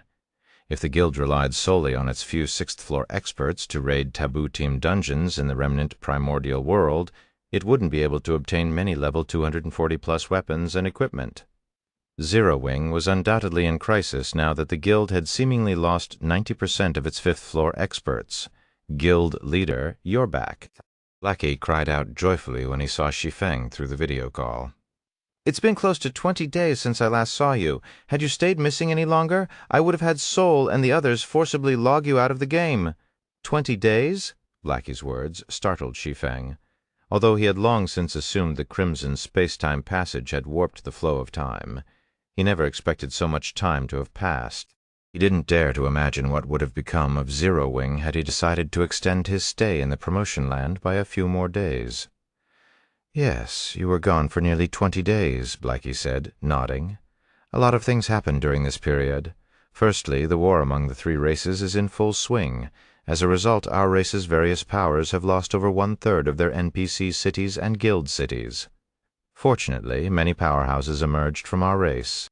We even have over 20 sixth-floor experts now. If not for Zero Wing having Firmament and Gentle Snow, Hidden Soul, and Fervent Samsara reaching the 6th-floor standard, we might not have been able to keep our operations in Shadowring Town, the Crystal City of Secrets, and the Primordial Civilization cities. Snow and the others reached the 6th-floor standard. Shi Feng was elated by the news of Gentle Snow, Hidden Soul, and Fervent Samsara becoming mortal gods. Although he knew that they wouldn't have difficulty achieving the 6th-floor standard with their talent and the help of Tower of the Abyss, he hadn't expected them to achieve it. This quickly, regardless. This meant that Zero Wing now commanded 5 mortal gods. None of the other human apex powers, aside from the 7 Luminaries Alliance, had achieved this number in his previous life. But the war is no longer the main focus in the Eternal Realm during this period, Blackie continued. The thing that has everyone's attention now is the space-time passage that opened up in Holy Ring City some time ago. It leads to a primordial ruin that drops forging designs for level 240+ taboo legendary equipment and fragmented divine artifacts. This discovery further escalated the bloodshed among the 3 races. Thus far, over 10 6th-floor experts and divine set users have already suffered a permanent death because of this primordial ruin. It produces level 240+ fragmented divine artifact forging designs. Shi Feng was shocked. He wouldn't have been as surprised or bothered if the primordial ruin only dropped level 240+ taboo legendary equipment forging designs. After all, it was possible to obtain level 240+ taboo legendary equipment from the remnant primordial world's taboo dungeons. However, it was a completely different story if the primordial ruin dropped level 240+ fragmented divine artifact forging designs. Obtaining one such design was tantamount to gaining the ability to mass-produce divine artifacts. If anybody were to get their hands on a level 240+ fragmented divine artifact forging design, Zero Wing's advanced divine strengthening scrolls would instantly become obsolete. After all, divine artifacts might be incredibly difficult for current players to produce, but many great Grandmaster forgers could produce fragmented divine artifacts. Moreover, if these great Grandmaster forgers got their hands on a level 240+ fragmented divine artifact forging design, they might even achieve a breakthrough and become a craftsman forger. It is because that place drops level 240+ fragmented divine artifact forging designs that competition over it has intensified over time, Blackie said, pinching the bridge of his nose. Many of the holy races and the Crystallian race's royal powers that were initially indifferent to the eternal realm have come for a piece of the action. Besides that, the Nebula Consortium has somehow helped Demon's Gate become the human race's first royal power. Now even the Seven Luminaries Alliance fears Demon's Gate. Demon's Gate has been promoted into a royal power. Shi Feng was dumbfounded after hearing this in God's domain. Powers couldn't simply proclaim themselves an apex or royal power. They needed the God's Domain Association's recognition.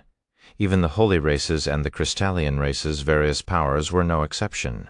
In Shi Feng's previous life, Demon's Gate was nowhere close to matching the Seven Luminaries Alliance, let alone becoming a royal power.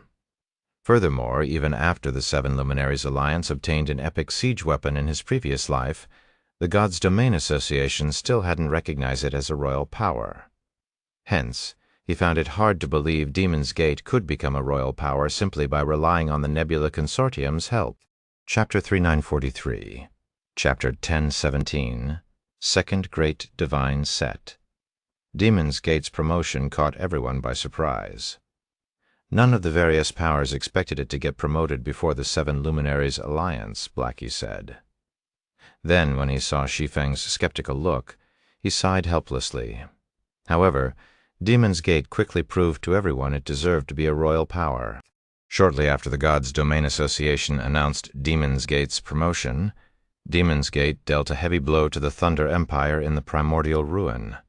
The Thunder Empire mobilized the Lightning Nation, 7 divine set users, and nearly 30 old monsters fully equipped with divine artifacts for that battle. Yet over half of these experts were permanently killed, and even the Lightning Nation got destroyed. Even the Lightning Nation got destroyed? This news took Shi Feng by surprise. The Thunder Empire's Lightning Nation was incredibly famous in his previous life. It was labeled the strongest offensive epic siege weapon. It could injure even primordial gods if used without regard for its durability. He highly doubted the Thunder Empire would use the Lightning Nation conservatively when there was a threat of permanent death to many of its top experts. The Thunder Empire would be even less likely to hold back when the Lightning Nation itself faced the threat of destruction. However, he also found it hard to imagine Demon's Gate having any means to defend against the Lightning Nation's full power.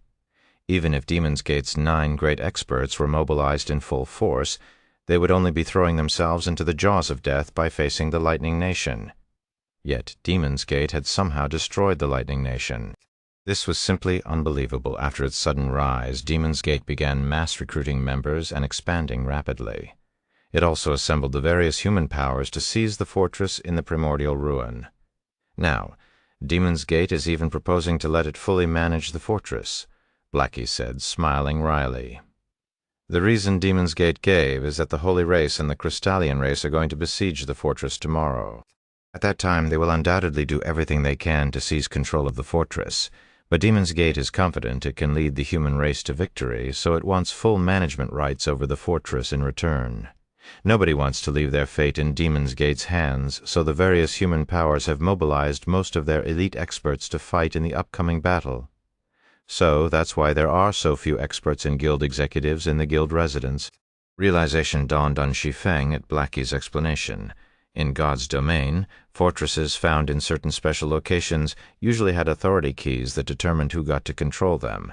If Demon's Gate was allowed to gain 51% of the authority tokens for the Primordial Ruins Fortress, it might as well have full management rights over the fortress. By now, it was obvious the Primordial Ruins Fortress concerned the various powers' future development.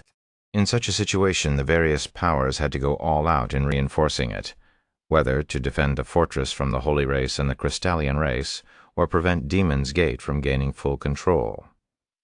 Naturally, Zero Wing was no exception.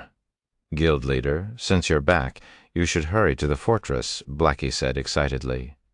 "Rain and snow are needed to protect Shattering Town and the Crystal City of Secrets, whereas Firmament is required to protect the Primordial Civilization City. Soul, Samsara, and Frost are the only sixth-floor experts we currently have at the fortress, and they're honestly not enough to protect our interests. If you join them, we should have a better chance at preventing Demon's Gate from taking over the fortress." "Okay, I'll head there now." Shi Feng nodded without hesitation. Zero Wing and Demon's Gate were currently mortal enemies. Although all human powers needed to stand united against the Holy Race and the Crystallian Race, Zero Wing would definitely have a hard time if Demon's Gate gained full control over the Primordial Ruins Fortress. After disconnecting the call, Shi Feng used a guild transfer scroll to teleport to Shattering Town. Holy Ring City, Primordial Ruin, Twilight Fortress. The Twilight Fortress was a super-large fortress that could accommodate up to 3 million players. The fortress was brightly lit, and its relatively narrow streets were crowded with players. A 100-meter-tall battle arena the size of multiple stadiums stood in the central area of the fortress. The battle arena was lively throughout the day and even more so at night. Many of the various human powers experts and chosen ones would gather there to train or spectate matches. On the battle arena's top floor, even Samsara can't last 3 moves against him. Hidden Soul's expression turned grim when she saw the young man wrapped in bandages inside the ring defeat Fervent Samsara in 3 moves. "Where did Demon's Gate find these people? The girl before could match me, while this person's strength is even more monstrous. Only Rain stands a chance against him. Elise kept telling me Zero Wing is strong and has many experts, but I find it hard to believe." The bandaged young man scoffed, glancing at Fervent Samsara, who had just been resurrected outside the ring. "I heard your guild leader is quite strong. How about you call him to fight me? I'll fight him with just one hand. I'll even consider it his victory if he can damage me. How about it? Damn it, I'm going up next. I refuse to believe I can't land a hit on him," Hidden Soul seethed. "Don't be impulsive," Red Frost said, holding Hidden Soul back. "That young man is provoking you. Demon's Gate is trying to reduce our levels before the battle over the fortress. Don't get tricked." The top-floor ring was unlike the other rings in the battle arena. Players killed in the ring might not lose any weapons or equipment, but they would lose a level as a penalty. "Are we supposed to just let him talk down to us, then?" Hidden Soul gnashed her teeth. Recently, as Demon's Gate's reputation and influence grew and it annexed many pseudo-apex powers, it suddenly challenged Zero Wing to a fight in the battle arena. Additionally, Demon's Gate stated it would need only 3 members to defeat everyone from Zero Wing, regardless of how many members Zero Wing sent to take the challenge. Once this challenge became public, Zero Wing had no choice but to accept it to protect its reputation. However, the experts Demon's Gate sent were unbelievably strong. Zero Wing and Demon's Gate had fought 2 matches thus far, and Zero Wing had lost both. Moreover, Demon's Gate had yet to send out Elise, its strongest chosen one. "I managed to identify the equipment he is using," Red Frost said helplessly. "Although the tool he used to conceal his information can prevent even my peak observation skill from uncovering all his information, the equipment he is using should be the Blood Drinker set, the second great divine set that went missing long ago." "The Blood Drinker set?" Hidden Soul's eyes widened in shock at Red Frost's words, and she couldn't help but stare at the bandaged young man in disbelief. TL notes. Made a change in Chapter 989, 4th Divine Set, 4th Great Divine Set, Chapter 3944, Chapter 1018, Fleeting Strike. Big Sis Frost, are you sure you aren't mistaken? Hidden Soul asked in disbelief. Everyone in the greater god's domain knew about the 6 great divine sets. They were regarded as equipment that could let Tier 6 players fight primordial gods of the same level. Hidden Soul had seen the effects of the Flame God set, the 4th great divine set. Even though Shi Feng could only unleash half of the Flame God set's potential, it was enough to let him match the average divine set user. She dared not imagine how powerful one of the 6 great divine sets would be if its user could unleash 100% of its potential. Yet, according to Red Frost, the bandaged young man from Demon's Gate was equipped with the Blood Drinker set, the 2nd great divine set. If the young man could fully utilize the Blood Drinker set's potential, even all 5 of Zero Wing's mortal gods attacking him together wouldn't necessarily guarantee their victory. I'm certain the crimson shade hidden under those bandages resembles the Grand Library's records perfectly. Red Frost sighed, shaking her head. No wonder Demon's Gate dares to make such a bold challenge, fervent Samsara said as he regrouped with Hidden Soul and Red Frost outside the ring. Then he continued in confusion. But didn't the Blood Drinker set go missing centuries ago? How did it end up in Demon's Gate's hands? The Nebula Consortium was largely the reason Demon's Gate could run rampant in the greater god's domain all this time. Although Imperial Wraith with his extreme evil set was powerful, he wouldn't have been enough to deter the various Apex powers from persecuting Demon's Gate. Many pseudo-Apex powers even dared to openly oppose Demon's Gate. However, had it been known that Demon's Gate possessed the 2nd great divine set, even the 7 Luminaries Alliance would have feared it, let alone a bunch of pseudo-Apex powers. What should we do now? Hidden Soul asked anxiously. Judging by that person's movements, he reached the 6th floor standard long ago, and he's level 243. With him equipped with the Blood Drinker set, even the Holy Race and the Crystallian race would only have a few players capable of dealing with him. As for the human race, while Hidden Soul and the others were feeling helpless against the bandaged young man, a deep and familiar voice suddenly echoed across the top-floor arena. "Since you insist, I will be your opponent," at these words. Everyone in the arena turned to where the voice came from and saw a cloaked swordsman walking toward the ring from the entrance. Black Flame? He's Black Flame? He's still alive? Didn't he get hunted and killed by the Holy Races and the Crystallian Race's royal powers in the Demon God Forest? He must have survived their pursuit. But why would he expose himself here? Is he not afraid those royal powers might come after him again? Many of the various powers' experts were surprised to see Shi Feng. Shi Feng's fame had skyrocketed since the battle in the Demon God Forest. Not only did he steal the Undying Mother's loot from several royal powers, but he had even repulsed multiple divine set users before escaping. After this battle, Shi Feng soared to 2nd place on the Divine Glory list, although he had quickly fallen to 11th place due to the many geniuses produced by the war among the 3 races. It was still a rank that most chosen ones could only dream of achieving. "You've finally shown yourself. I thought you would remain in hiding for fear of getting targeted by the several anomalies that recently appeared among the Holy Race and Crystallian Race," Lunar River from King's Paradise said, her lips curving into a smile as she watched Shi Feng walking into the ring. She was seated in the VIP stand, drawn here by the confrontation between Zero Wing and Demon's Gate. Her temperament and equipment standard had drastically changed compared to when she participated in Everlasting City's competition. She now gave off the feeling of an unsheathed sword, intimidating those around her. This young man from Demon's Gate is far from ordinary. Can you last more than a few moves against him? Vice Guild Leader, is that young man from Demon's Gate really that strong? Asked Shoyan, who was also wearing a black cloak to hide her information. Guild Leader Black Flame can rival 6th floor experts in combat standards. He even repulsed multiple divine set users last time. Even if that young man is equipped with the 2nd great divine set, I doubt Guild Leader Black Flame would lose in just a few moves, right? You aren't aware of the full situation, so it's normal for you to have such thoughts, Lunar River said. After glancing at the bandaged young man on the ring, she continued, "If all that person has is the 2nd great divine set, he naturally wouldn't be able to defeat Black Flame in a few moves. However, that person isn't some no-name expert. He's not? At Lunar River's words, Shoyun couldn't help but look at the bandaged young man in confusion. But this person only debuted during the battle between Demon's Gate and the Thunder Empire. Before that, there was never any information about him in Demon's Gate.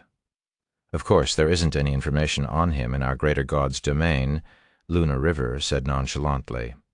But he is very famous in the 100-race battlefield.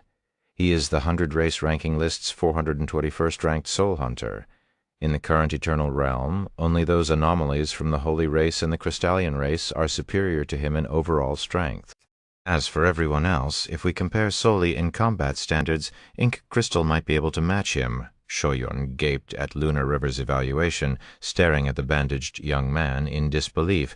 Ink Crystal was known by all in the current eternal realm. She was publicly acknowledged as the Crystallian race's #1 chosen one. Although it had been a while since anyone last saw her, she had never fallen out of the Eternal Chosen One ranking list's top 10. She was not an existence brand new sixth-floor experts could hope to match. In addition to Lunar River and Shoyun, many other spectators in the VIP stands focused on the bandaged young man. Elder Marshal, is it impossible for Guild Leader Black Flame to win? Verdant Rainbow asked the white-haired old man beside her in confusion.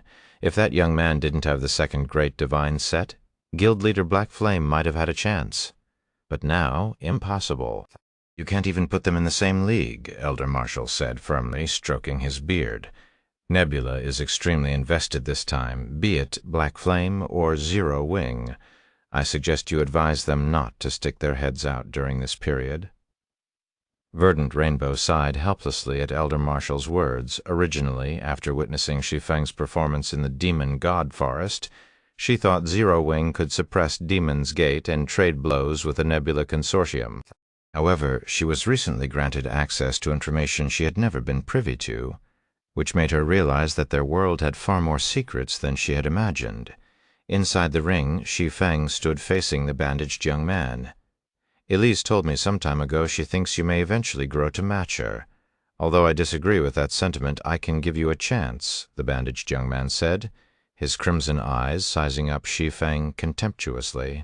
I will let you make the first 3 moves, and I will receive them with only one hand. If you can damage me, you win. However, before the bandaged young man could say anything else, Shi Feng casually unsheathed the Shadow Incinerator and swung it at him. Goddess-ranked mana technique, Dark Moon, subsequently. What happened next took place in the blink of an eye.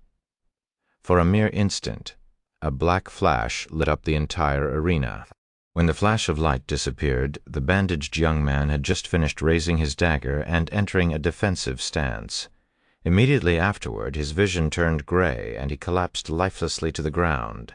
Before anyone could react, the winner of the duel was displayed above the ring. Winner, Black Flame. Chapter 390-45, Chapter 11Y-19, Tier 7, Combat Power, Twilight Battle Arena, Top Floor Arena, Black Flame 1. Am I hallucinating? Why does the ring look bisected? A one-hit kill? Is this the strength of someone in the Divine Glory list's top 10? The players watching the duel gaped at the bandaged young man's corpse, shocked by Shi Feng's display of strength. Everyone here had witnessed the strength of the bandaged young man from Demon's Gate. Even before clashing with Zero Wing's fervent Samsara, he had several duels with sixth-floor experts and hadn't lost a single HP. Yet the bandaged young man had failed to block even one move from Shi Feng. They couldn't even begin to imagine how strong Shi Feng was while the rest of the arena was in an uproar over at the Seven Luminaries Alliance's VIP seating area. That person couldn't even withstand a single blow. Verdant Rainbow muttered, staring at Soul Hunter's corpse in disbelief. Wasn't he supposed to be equipped with the second great divine set? Could it be a fake? No other player or power in the human race's greater god's domain better understood the 6 great divine sets than the Seven Luminaries Alliance. Hence, Verdant Rainbow knew that once a Tier 6 player equipped one of the 6 great divine sets, so long as they could fully access its potential, they could exhibit strength rivaling that of primordial gods of the same level. Not to mention, Soul Hunter was a sixth-floor expert. The second great divine set should shine even more in his hands than in the hands of other Tier 6 players. Although Verdant Rainbow could tell that Shi Feng's attack had undoubtedly reached the Tier 7 standard, it shouldn't have been enough to one-shot Soul Hunter. Under normal circumstances, she'd consider it a miracle if Shi Feng could even hold his ground against Soul Hunter using such an attack.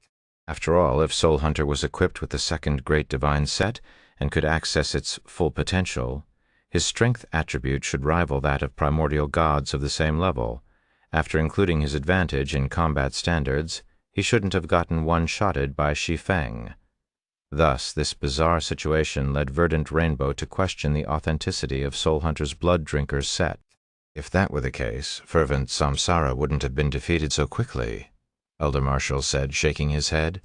Then, as he watched Shi Feng sheath the Shadow Incinerator, he continued sternly, "Soul Hunter's Blood Drinker set is the real deal, but it seems that he has yet to fully unlock its potential. Nevertheless, his basic attributes should still be slightly superior to those of the average divine set user. The fact that he still got one-shotted must mean Black Flame is a bona fide Tier 7 combatant." At Elder Marshall's firm assessment, Verdant Rainbow couldn't help but focus on Shi Feng, her fists clenched and her eyes wide with shock and envy. Quite a few divine set users could launch attacks rivaling those of primordial gods of the same level. Even so, they couldn't be considered Tier 7 combatants.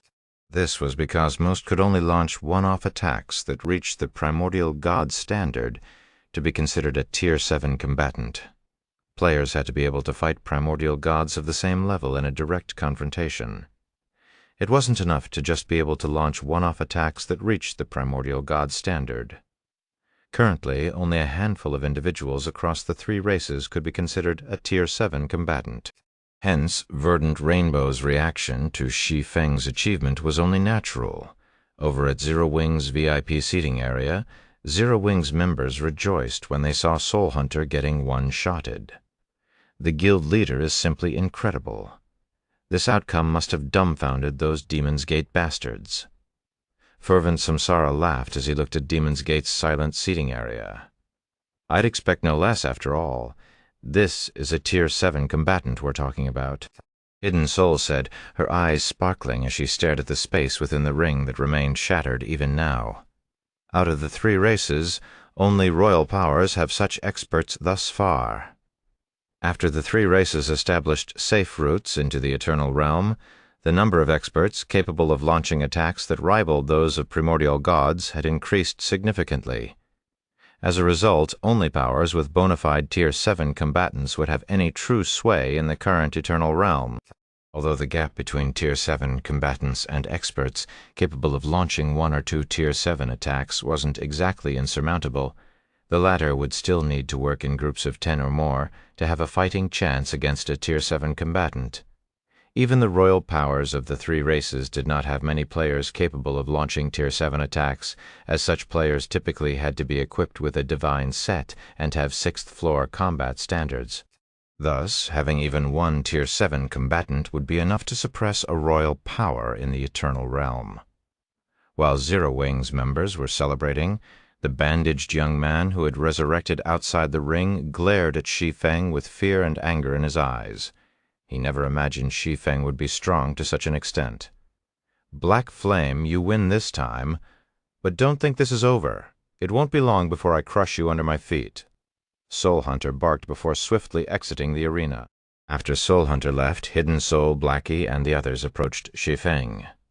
"These people from Demon's Gate are arrogant as always. If not for Rain and Snow being occupied, we wouldn't necessarily have lost the first two matches," Blackie said, disgruntled by Soul Hunter's attitude. "Indeed, Rain and Snow should be able to win against him," Hidden Soul said, nodding. After Shi Feng, the strongest players in Zero Wing were Phoenix, Rain, and Gentle Snow. Although their equipment was vastly inferior to Soul Hunter's, they wielded extraordinarily powerful skills and spells. Hence, even if Soul Hunter was equipped with the Blood Drinker set, Phoenix, Rain, and Gentle Snow would still have a solid chance of beating him. Winning against him might be easy, but it's a different story for the other expert from Demon's Gate. As soon as Hidden Soul finished speaking, a clear and powerful voice entered the ears of Shi Feng and the other Zero Wing members. When they turned to look at the speaker, they saw that it was none other than King's Paradise's Lunar River. The suit of pitch-black armor Lunar River previously wore had been replaced with a suit of crimson armor. The pitch-black greatsword she carried had also multiplied, coming as a pair now. Although Lunar River had concealed much of her personal information by wearing a black cloak, her current aura was much stronger than when she participated in Everlasting City's competition. She gave off the feeling of a primordial demon god that had just awoken from its slumber, brimming with power. He's not the strongest expert Demon's Gate sent this time. Shi Feng looked at Lunar River strangely. Although his clash with Soul Hunter was brief, he could tell the other party was strong. In addition to being equipped with the Blood Drinker set, Soul Hunter rivaled Ink Crystal in combat standards. If not for Soul Hunter's inability to fully exercise the Blood Drinker set's potential, even Shi Feng, a bona fide Tier 7 player, couldn't have killed him so easily. Hence, Shi Feng found it hard to imagine that Demon's Gate still had stronger experts. "Of course, he's not the strongest," Lunar River said, chuckling at Shi Feng's confusion. "He might be incredibly strong, but the person in charge of Demon's Gate's forces here is someone else. This person also happens to be someone you all are familiar with." "Someone we're familiar with?" Hidden Soul looked at Lunar River curiously. Soul Hunter rivaled Ink Crystal in combat standards. He was also equipped with the second Great Divine set. Even Imperial Wraith, after reaching the 6th floor standard, was no match for him. Hence, she found it hard to believe Demon's Gate could have an expert stronger than Soul Hunter. Yes. Lunar River nodded. Then she smiled and said, "That person is Elise, the Star Maiden, TL notes, Tier 7 combatant. This term refers to Tier 6 players who can reliably dish out attacks that reach the Tier 7 standard. In other words, everyone is under the assumption that Shi Feng is still a Tier 6 player. Nobody assumes he has reached Tier 7. Chapter 3946, Chapter 1020, Imperial Power. Chapter 1020, Imperial Power. Elise Shi Feng reacted skeptically to Lunar River's answer. Shi Feng knew Elise well. She was Demon's Gate's strongest chosen one, and among the earliest experts to make a name for herself in the Continental Championship. Afterward, her reputation even grew to match that of Daystar, the Arbiter of Death. At the rate she grew, she could even reach the same height as the 3 absolutes in his previous life. Nonetheless, Shi Feng found it hard to believe Elise could be stronger than Soul Hunter. Setting aside the difference in combat standards, Soul Hunter would leave Elise in the dust in equipment standards alone. After all, the Blood Drinker set not only provided more basic attributes than the Flame God set, but also didn't have as stringent of a use condition. Even though Soul Hunter had yet to unlock the Blood Drinker set's full potential, it still provided him with more basic attributes than the average Divine set. If Elise wanted to surpass Soul Hunter in basic attributes, she'd have to obtain either the fully unlocked version of one of the 4 lower-ranked Great Divine sets or the legendary first Great Divine set, Aurora. The Aurora set. Even in Shi Feng's previous life, little information was available on the Aurora set. It was last seen over a millennium ago, and players' chances of finding it were almost nil. As for the 4 lower-ranked Great Divine sets, Zero Wing currently possessed the Flame God set and still had functioning pieces of the Eternal set, so neither of these 2 Great Divine sets could be in Elise's possession. As for the 2 other Great Divine sets, even Shi Feng didn't have any clues about them, as they had gone missing over a century ago. Hence, it should also be nigh impossible for Elise or Demon's Gate to have obtained them. At Shi Feng's skepticism, Lunar River chuckled and said, "Guild leader Black Flame, although I don't know exactly how strong Elise was previously, I can tell you that she is currently the apple of Demon's Gate's and the Nebula Consortium's eye. Even Soul Hunter has chosen to be her follower." "Soul Hunter is her follower?" Lunar River's words shocked Shi Feng. "Is she very special?" In God's domain, players would never become followers unless they were willing to submit themselves to another player. If Elise could get Soul Hunter to become her follower, she had to have something that convinced him to submit to her. Otherwise, he'd only be wasting his time by becoming her follower. "Of course," Lunar River said, smiling. "Have you heard of the 100-race battlefield before?" "I've heard of it," Shi Feng nodded. "It resembles the Crucible of the ancients, and is a good place to obtain Promotion Land scrolls indeed." However, Promotion Land scrolls aren't the only things the 100-race battlefield has to offer, Lunar River said. After a slight pause, she continued, "It is also a place for players to join greater powers. More specifically, the 100-race battlefield is a testing ground for greater powers to assess potential recruits. Guild leader Black Flame, I'm sure you know that becoming a royal power isn't the finish line for a power, right? It's just that the strongest powers among the human race, the Crystallian race, and the Holy Race are royal powers. Beyond royal powers are imperial powers, 1, and powers that seek to reach that standard must command at least 2 Tier 7 players. However, despite the vastness of God's domain, few players have ever advanced to Tier 7. Because of this, there might not be even a single imperial power out of several dozen greater God's domains. Fortunately, the 100-race battlefield we've landed in has multiple imperial powers. If Tier 6 players like ourselves could join one of these imperial powers, we would have a much better chance of advancing to Tier 7. Are you saying Elise passed the test of an imperial power?" Shi Feng came to a sudden realization at Lunar River's words. There was no lack of examples of geniuses from weaker powers joining stronger powers in the human race's greater God's domain. So he wasn't too surprised to hear of stronger alien powers recruiting geniuses from the human race. After all, the main God system didn't dictate that players of different races should be hostile to one another. It was just that there was no penalty system implemented for killing alien players. No, Elise didn't take any Imperial Powers test, but rather got approached by one. Lunar River said, envy flashing in her eyes. Elise is now a core member of said Imperial Power. This is also why Demon's Gate could develop so rapidly, and the Nebula Consortium would provide its full support to Demon's Gate. Her situation is similar to the Fist Emperor you offended. Fist Emperor is also a member of an Imperial Power. Shi Feng suddenly understood why Jun Tianquo would say that Fist Emperor had a background so powerful not even the Holy Race's royal powers dared to provoke him. It turned out that Fist Emperor hailed from an Imperial Power. Moreover, he likely wasn't just a normal member of said Imperial Power. In that case, it was only natural the Holy Race's royal powers dared not provoke him. On the contrary, powers capable of sending players to the 100-race battlefield would do their best to fawn over him so their members could have an easier time there. After recovering from his surprise, Shi Feng looked at Lunar River and asked, "Miss Lunar, I doubt you told me all this just to chat with me, right?" He and Lunar River were acquaintances at best. Information on the 100-race battlefield was incredibly precious. Even if she were to sell it for a high price, plenty of powers would buy it. He refused to believe she would give him this information for no reason. "You are a sensible person, Guild Leader Black Flame," Lunar River said, her lips curving up slightly. "The next 100-race battlefield will happen soon, and I hope to secure a good placement there. However, my current divine artifacts are insufficient for that purpose. As this primordial ruin drops, level 250+ fragmented divine artifact forging designs, I hope to get a share of the Twilight Fortress. Now that you are a Tier 7 combatant, few powers can outcompete Zero Wing in securing the Twilight Fortress's Twilight tokens.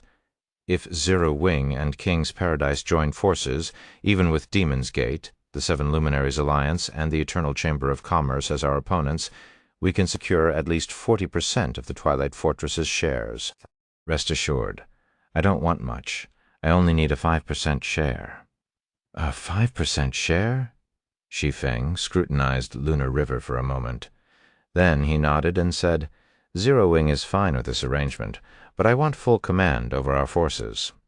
Although Lunar River had concealed much of her information, Shi Feng could tell she had reached the 6th floor standard.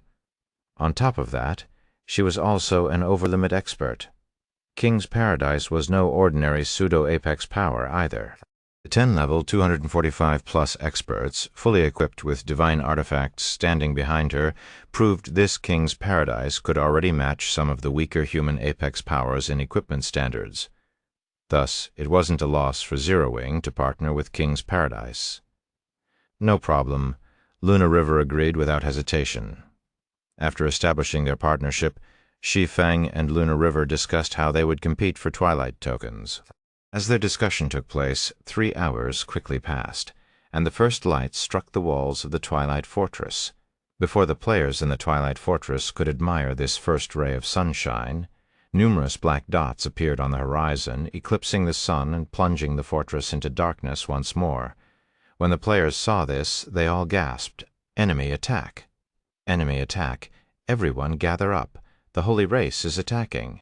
TL notes: 1. Imperial power. The direct translation is beyond royal power rather than imperial power, but having characters repeatedly mention beyond royal power in conversations sounds awkward. Chapter 3947, Chapter 10,001 5 Absolutes, Chapter 10,021 5 Absolutes. The Holy Race's 10 royal powers. Shi Feng was shocked by the sight of the 10 legions approaching the Twilight Fortress. A gathering of the Holy Race's 10 royal powers? Never in his previous life had such an event occurred until the end of the war between the human race and the Holy Race. Only 6 of the Holy Race's royal powers had participated. The remaining 4 royal powers never appeared, as if they didn't exist. But now, all 10 of the Holy Race's royal powers had shown up. The Thunder Empire, Evil Nature, Sovereign Mark, the Sun Dynasty, the Undying Court, Skygazer, Netherlord, the Crimson Dynasty, Celestial Melody, and Holy Shield. Each of these 10 royal powers had mobilized a legion of over 1 million players for a total of over 10 million Holy Race players. These players were not ordinary experts, but level 240-plus elite experts. Moreover, over 10% of these players were fully equipped with fragmented divine artifacts, and 5% had at least one divine artifact. Over 1 million elite experts and tens of thousands of fifth-floor experts equipped with at least one divine artifact. Is this the true strength of a royal power? Crap.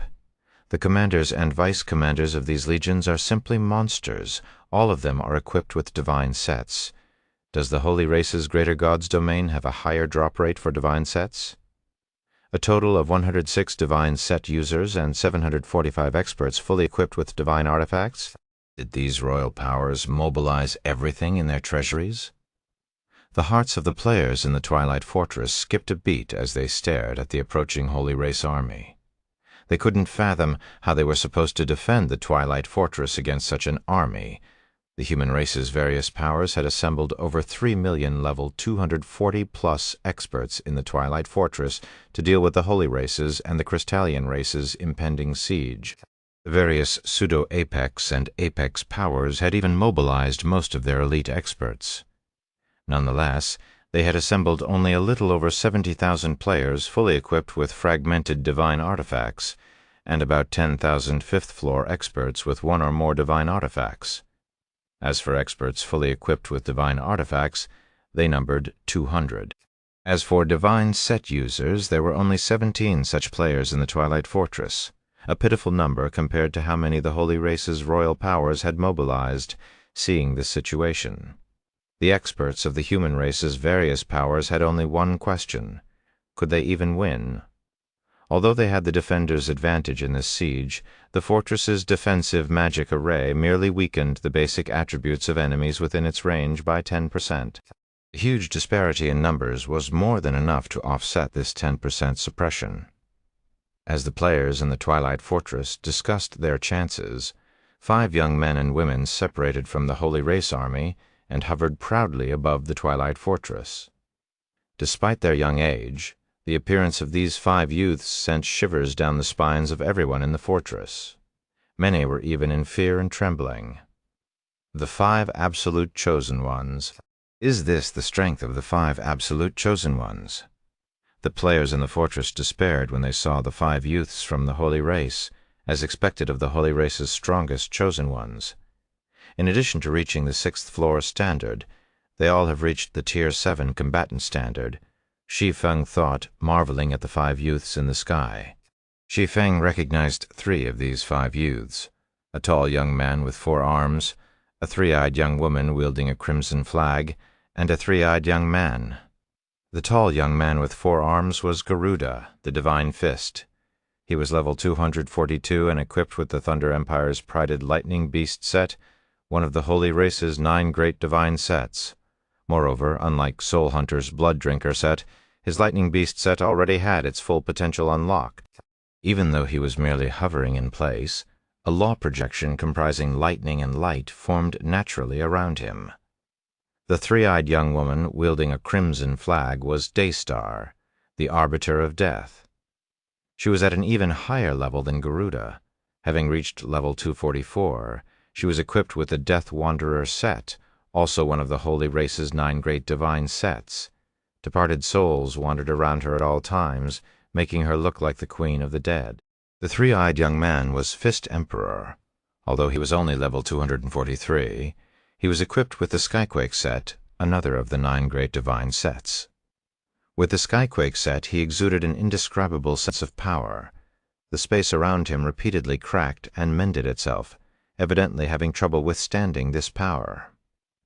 As for the remaining 2 youths, one was a 6-eyed, 4-armed young man, while the other was a tall, 4-armed young woman. Although Shi Feng did not recognize either, he was familiar with the Wrath set, again one of the 9 great divine sets the 6-eyed young man wore. As for the 4-armed young woman, she was level 245 and wielded 2 sabers. Unlike her peers, she did not equip one of the 9 great divine sets. Even so, space-time fissures surrounded her constantly, so the divine set she wore was unlikely to be inferior to the 9 great divine sets. Above the Twilight Fortress. What a bunch of killjoys. Why did you all show up? How is the other side supposed to resist? Tyrant Claw, the 6-eyed, 4-armed young man equipped with the Wrath set, sighed and shook his head after glancing at the 4 youths beside him. "You are free to step aside if you don't want to fight," Fist Emperor said, glancing at Tyrant Claw. Then he glared at Shi Feng, who stood inside the Twilight Fortress, and continued coldly, "I came here for only one purpose this time. Black Flame's life is mine to claim. You all can do whatever you want with the others. There are hardly any noteworthy experts here. I heard that Black Flame is quite strong. If we let you have this prey, the others might not be enough to make up for our loss." Morning Echo, the tall, 4-armed young woman, said playfully. "Morning Echo, don't push your luck," Fist Emperor scoffed, glancing at Morning Echo. "According to the latest reports, the Star Maiden will show up. If you can kill her, that side might decide to promote you to an elite member. Leave the Star Maiden to me if you don't want this opportunity. What are you getting all worked up for?" "I was only joking. I can't be bothered to fight a person who's not even a top 20 eternal chosen one," Morning Echo said, grinning at Fist Emperor's reaction. "Then that settles it. You'll get Black Flame, but you're not allowed to touch the Star Maiden. Rest assured, I won't stoop so low as to compete with you all," Fist Emperor pridefully said when he saw all 4 of his peers looking at him for confirmation. When Fist Emperor finished speaking, a massive space-time rift suddenly opened above the Twilight Fortress, covering the entire fortress. When everyone turned toward the rift, they saw a lithe figure gracefully emerging from its depths. The mana within tens of thousands of yards thickened with each step this lithe figure took. By the time this lithe figure exited the rift, only mana remained within tens of thousands of yards around her. No other forms of energy existed inside or around the Twilight Fortress, as if a tsunami of pristine mana had swept through it. Silence enveloped the Twilight Fortress and its surroundings following the arrival of this lithe figure. Even the Holy Race's 5 absolute chosen ones stared at her with eyes full of vigilance and fighting spirit. She's Elise. The lithe figure had emerged from the space-time rift with a black book in her arms. When Shi Feng saw this lithe figure, his mind froze momentarily. Chapter 3948, Chapter 1022, Anomalies. Chapter 1022, Anomalies. Is she really that, Elise? Fervent Samsara muttered, gawking at Elise. Fervent Samsara had participated in the Continental Championship with Elise, so he knew her quite well. Although she ranked high among the 3 races chosen ones in the championship, the difference between her past self and her current self was like night and day. It wouldn't even be an exaggeration to say they were completely different people. Setting aside the fact that Elise's level had reached a staggering 251, just the aura she exuded when hovering in the air made Fervent Samsara feel like he was gazing up at a mighty mountain. Besides those familiar with Elise, the other 6th-floor experts in the Twilight Fortress were also amazed and shocked by Elise's overwhelming aura. No wonder she could get selected by that side. "She's simply a monster," Verdant Rainbow said, smiling wryly at the intense pressure she felt from her former rival. Although Demon's Gate and the 7 Luminaries Alliance were not mortal enemies, they often butted heads with each other. As a chosen one nurtured by the 7 Luminaries Alliance, Verdant Rainbow naturally couldn't avoid clashing with Demon's Gate's chosen ones of the same generation. During the Continental Championship, Verdant Rainbow was still confident she could put up a good fight against Elise. But now her gut instinct told her she couldn't resist Elise, despite her having reached the 6th-floor standard. This made her wonder how much stronger Elise had gotten in the time they hadn't met. "What an incredible combat standard! She's giving me a sense of danger," Shi Feng exclaimed softly as he looked at Elise. Luna River rolled her eyes at Shi Feng's exclamation, her expression seemingly saying, "Thank you for stating the obvious." Regarding Luna River's exasperated response, Shi Feng had no idea how to retort. Although Elise was equipped with an unknown divine set that matched the human race's 6 great divine sets, she was still a Tier 6 life form. A big gap remained between her and a bona fide Tier 7 life form. Setting aside the difference in basic attributes, merely the different tiers of skills and spells they could access made it incredibly difficult for Tier 6 players like Elise to pose any threat to Shi Feng. She'd need to be able to use techniques to make up for the gap between Tier 6 and Tier 7, skills and spells, which wasn't something just any peak gold combat technique could accomplish. "Nobody is allowed to attack Elise. We will deal with her. Everyone else start besieging the fortress." While the players inside and outside the Twilight Fortress were stunned by Elise's appearance, Daystar eyed her old rival warily as she issued an order to the Holy Race army behind her. The other 4 of the 5 absolute chosen ones nodded in tacit agreement, nobody objecting to Daystar's arrangement. In reality, capturing the Twilight Fortress could only be considered a secondary objective of the Holy Race's 10 royal powers. The main reason the 10 royal powers joined forces to besiege the Twilight Fortress was to create an opportunity for the 5 absolute chosen ones to fight Elise. Elise was the only player to have been recruited by an Imperial power as a core member in the last 100-race battlefield. This situation made the 100-race battlefield's various powers green with envy. Despite being called the 100-race battlefield, over 100 races participated in it. Moreover, every race qualified for the 100-race battlefield was strong. Even the weakest participating race had several apex powers, while the stronger ones had over 20 royal powers. In the eyes of these stronger races, even the mighty Holy Race was no more than a slightly larger prey compared to the weaker races. Out of all the races participating in the 100-race battlefield, only 3 had a power that went beyond the royal standard, reaching the Imperial standard. 2 of these Imperial powers commanded 2 Tier 7 experts, while 1 commanded 3 Tier 7 experts. In the past, the Imperial power with 3 Tier 7 experts rarely recruited players from the 100-race battlefield, yet it had taken the initiative to invite Elise and promoted her to a core member. This situation confused the 100-race battlefield's various powers. Even the 2 other Imperial powers were surprised by this situation. To uncover the reason behind Elise's recruitment, the other 2 Imperial powers issued a commission to probe her standards. Anyone who could produce satisfying results would be handsomely rewarded. Those who had already passed the basic recruitment test would get immediately accepted as a normal member, while those who were already normal members would have their statuses elevated. There was no way the Holy Race's 10 royal powers could resist the temptation of such a reward.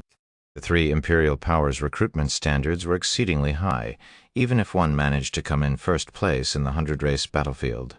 They wouldn't necessarily accept one's membership application. Not to mention, the highest the holy race had ever placed was in the top 50, which barely met the recruitment conditions of the three imperial powers. Furthermore, even after becoming a member of an imperial power, the treatment one received would differ drastically depending on whether one was a normal member or an elite member. In the case of normal members, even if they were to pay an astronomical price and make many contributions to the guild, they would at best get to redeem the coordinates of a Tier 7 promotion land with several dozen ordinary chaos creatures. Better privileges, such as having the guild capture an ordinary chaos creature from the depths of the Void Sea for one's research, were not for normal members to enjoy. Chaos creatures were monsters so dangerous even holy ancestor-ranked existences would have to risk death to defeat, let alone Tier 7 players. Under normal circumstances, multiple Tier 7 players had to work together and risk permanent death to capture an ordinary chaos creature. The entire process could also take months to complete.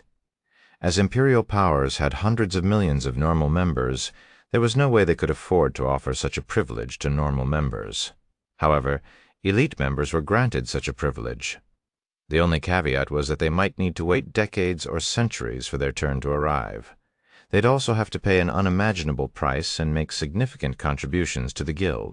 Nonetheless, all of these sacrifices would be worthwhile, as they would get to increase their chances of advancing to Tier 7.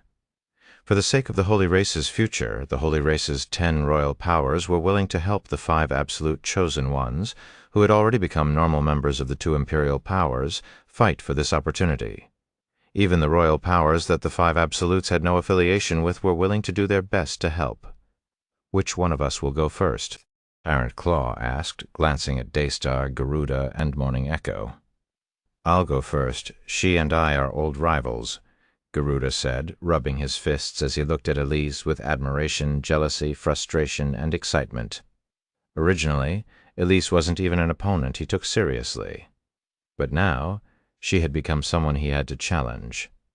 He had to admit that fate truly worked in twisted ways. TL Notes made a correction in Chapter 1006.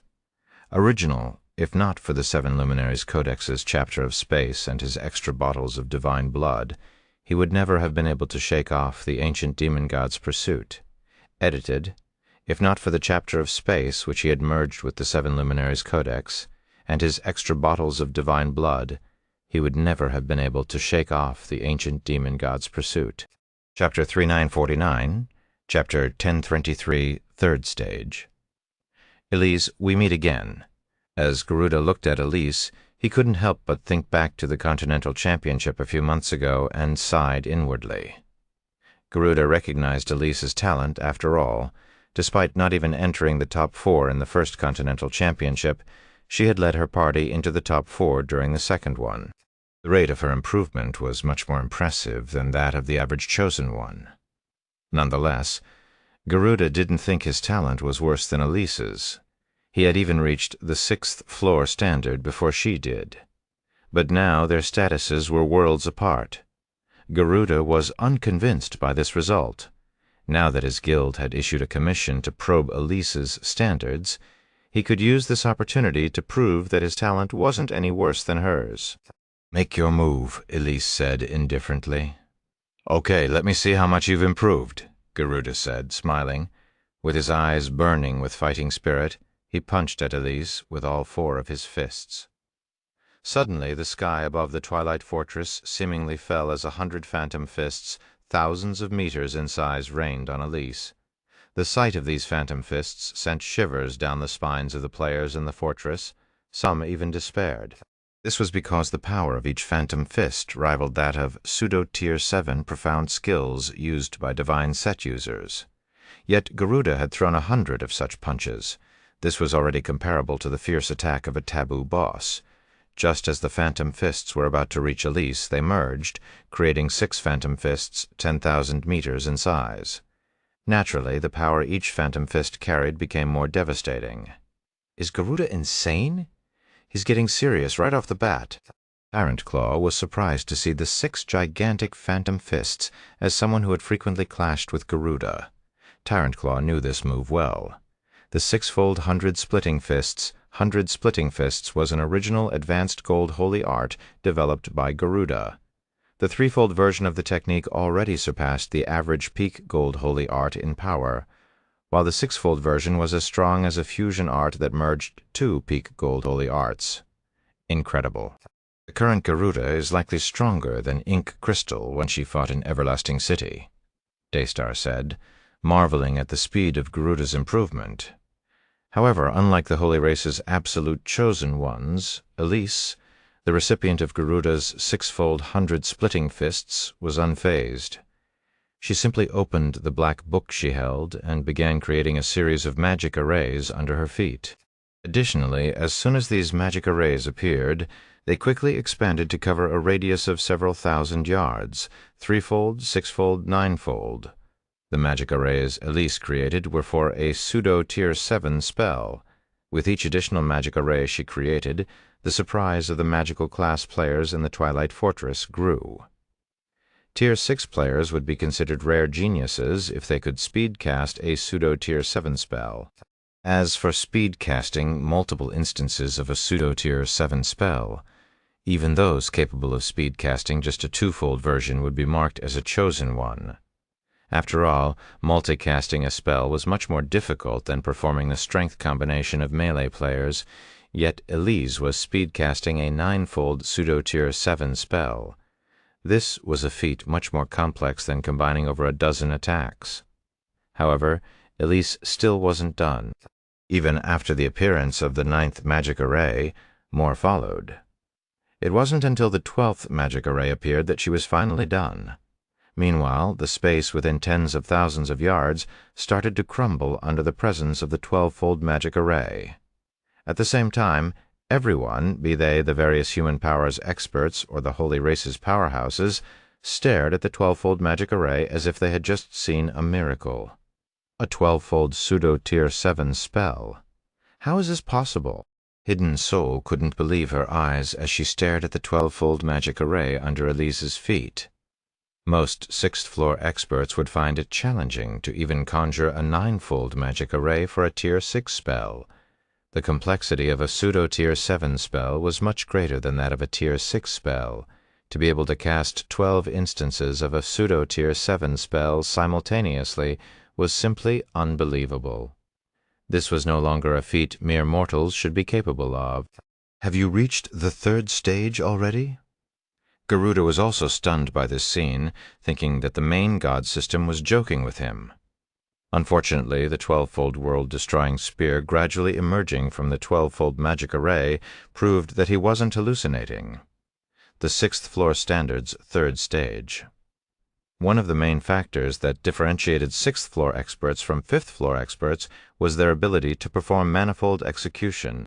However, even after reaching the 6th floor standard, not everyone could perform manifold execution to the same level. At first glance, the implementation of manifold execution might seem like it only required one person to carry out multiple tasks simultaneously. In reality, to perform manifold execution was akin to manipulating multiple individuals to move simultaneously to put things into perspective. Suppose that each 6th floor expert was in charge of a 100-man unit.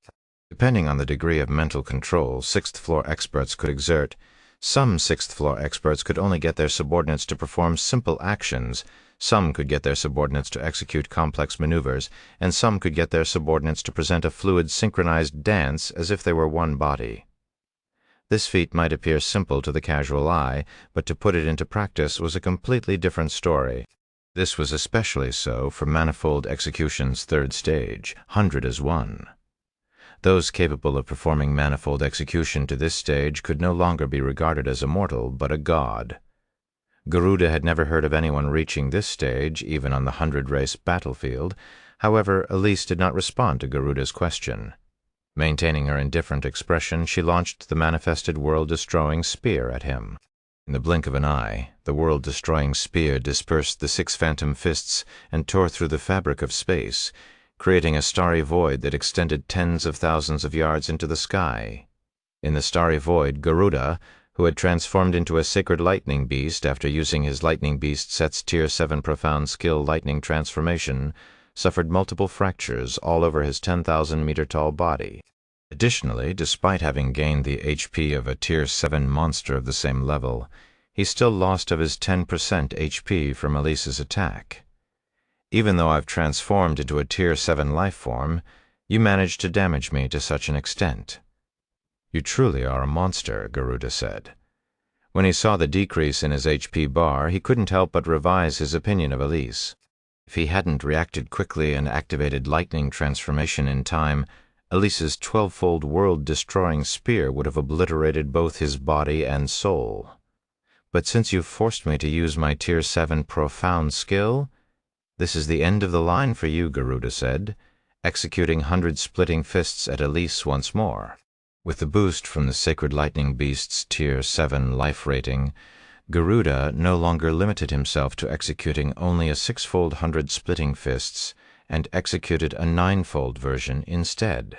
Immediately, 9 meteor-like phantom fists tens of thousands of meters in size rained down on Elise. The power each phantom fist carried was magnitudes greater than before. They were stronger than even Elise's 12-fold world-destroying spear. Is he trying to kill us as well? Morning Echo suspected Garuda had lost his mind when she saw the colossal phantom fists. Hurriedly, she readied herself to activate her Divine Set's Tier 7 profound skill should Garuda's attack threaten her safety. As Morning Echo prepared for the worst, Elise suddenly turned a page of her black book and split into 2 perfect copies of herself. Immediately afterward, 2 12-fold magic arrays bloomed under the 2 Elise's feet. However, the 2 12-fold magic arrays created weren't for the pseudo-Tier 7 spell World-Destroying Spear, but rather the pseudo-Tier 7 spell Supernova Destruction. Subsequently, 2 radiant beams shot out of the 12-fold magic arrays and converged on Garuda's phantom fists. The radiant beams erased all of Garuda's phantom fists. It even pierced through Garuda's body and obliterated one of his arms, causing him to lose over 10% HP. Chapter 3950, Chapter 10,024, Taking Action. Primordial Ruin, Twilight Fortress. When the radiant beams faded, revealing the outcome of the clash, everyone from the human race and the holy race was dumbfounded. They never imagined the clash would end like this. Elise is too strong. Garuda is no match for her whatsoever. Out of everyone from the 3 races, probably only the mysterious ink crystal can compete with her now. No wonder Demon's Gate is determined to gain full control over the Twilight Fortress. Elise alone is enough to defeat the experts from the various pseudo-apex powers and the 7 Luminaries Alliance.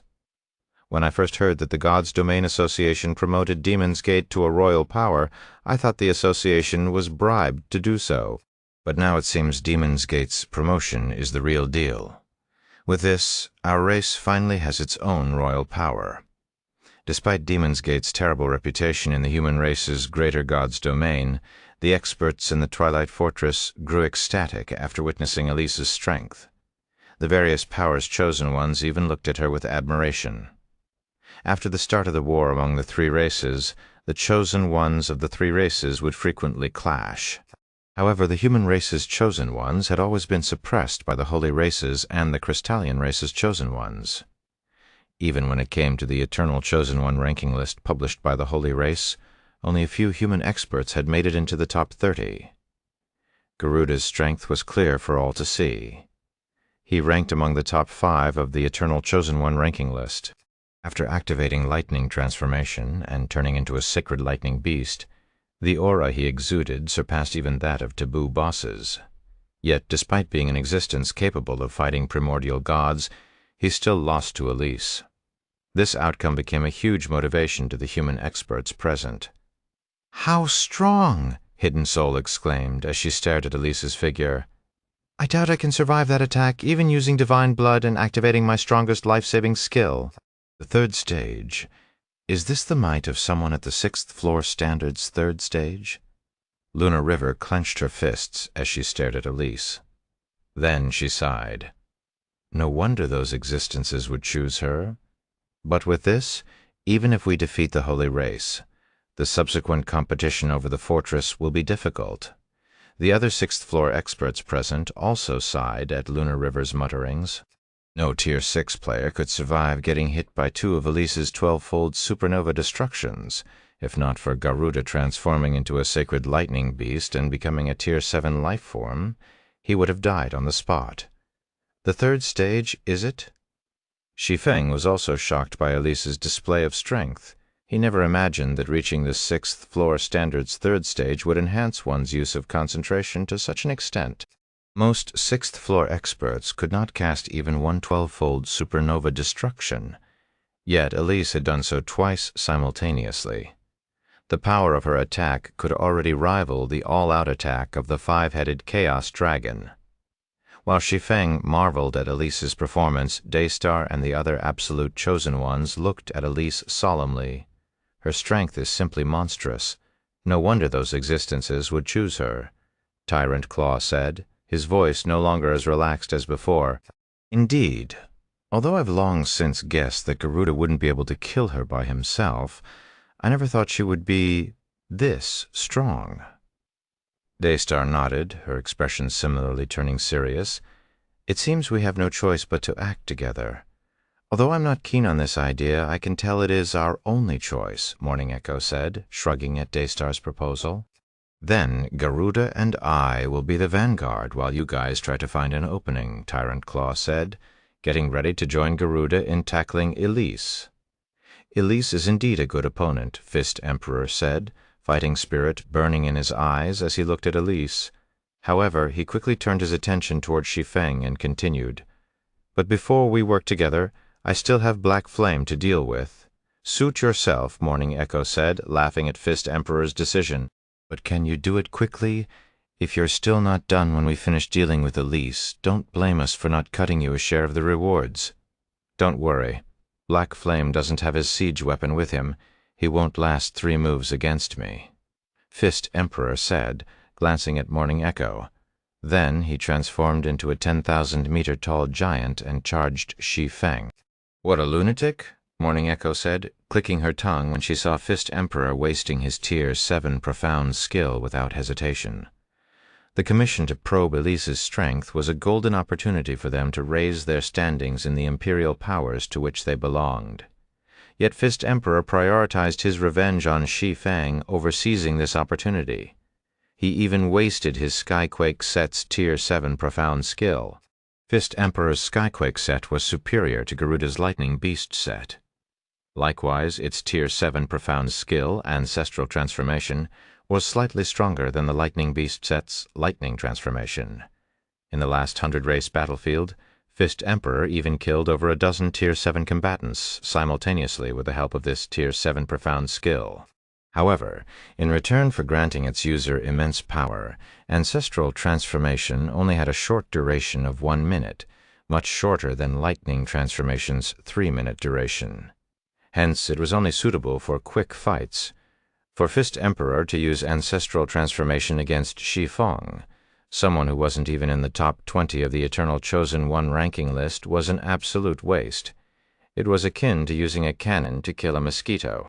On the other side, the sight of Fist Emperor's 10,000-meter-tall frame charging the Twilight Fortress worried the experts in the fortress. Everyone had seen how powerful Garuda's lightning transformation was. The sacred lightning beast was not an opponent. The average Tier 6 player could fight. Even the shockwaves of its attacks were lethal to Tier 6 players. Now that an equally strong giant was charging the fortress, how could they not panic? However, before everyone could return to their senses, Fist Emperor's voice suddenly echoed across the battlefield. "Black Flame, I have come for your life." Fist Emperor's shout prompted everyone in the Twilight Fortress to look at Shi Feng. They never thought one of the 5 absolutes would come after Shi Feng specifically. "He's going straight for Black Flame." Soul Hunter snickered when he saw Fist Emperor throwing a punch straight at Shi Feng. Shi Feng might stand among the apex of the 3 races as a Tier 7 combatant, but Fist Emperor was currently a Tier 7 life form. There was still a huge gap in strength. Moreover, with Fist Emperor's current size, a single punch from him could obliterate everything within a 1,000-yard radius.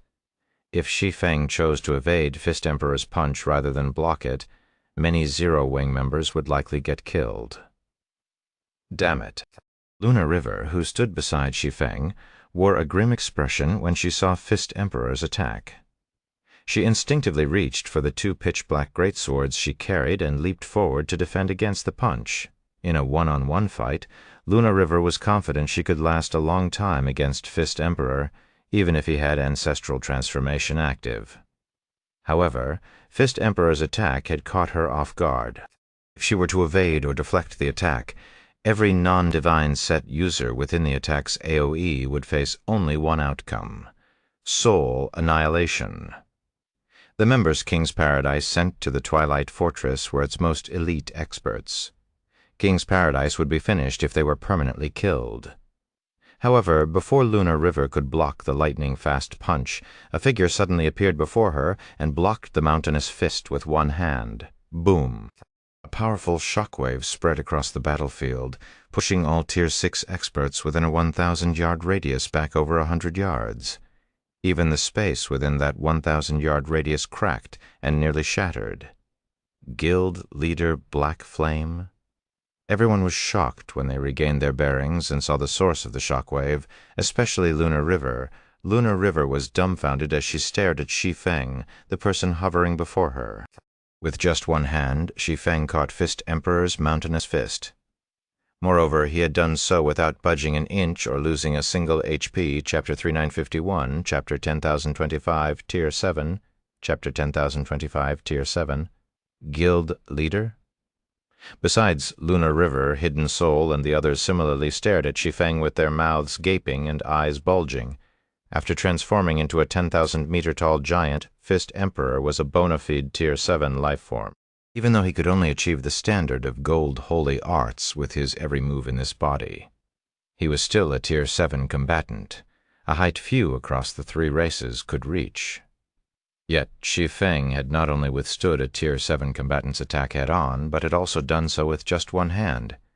This situation shattered everyone's understanding of the swordsman class. You! How? Fist Emperor, similarly, had not expected Shi Feng to block his attack.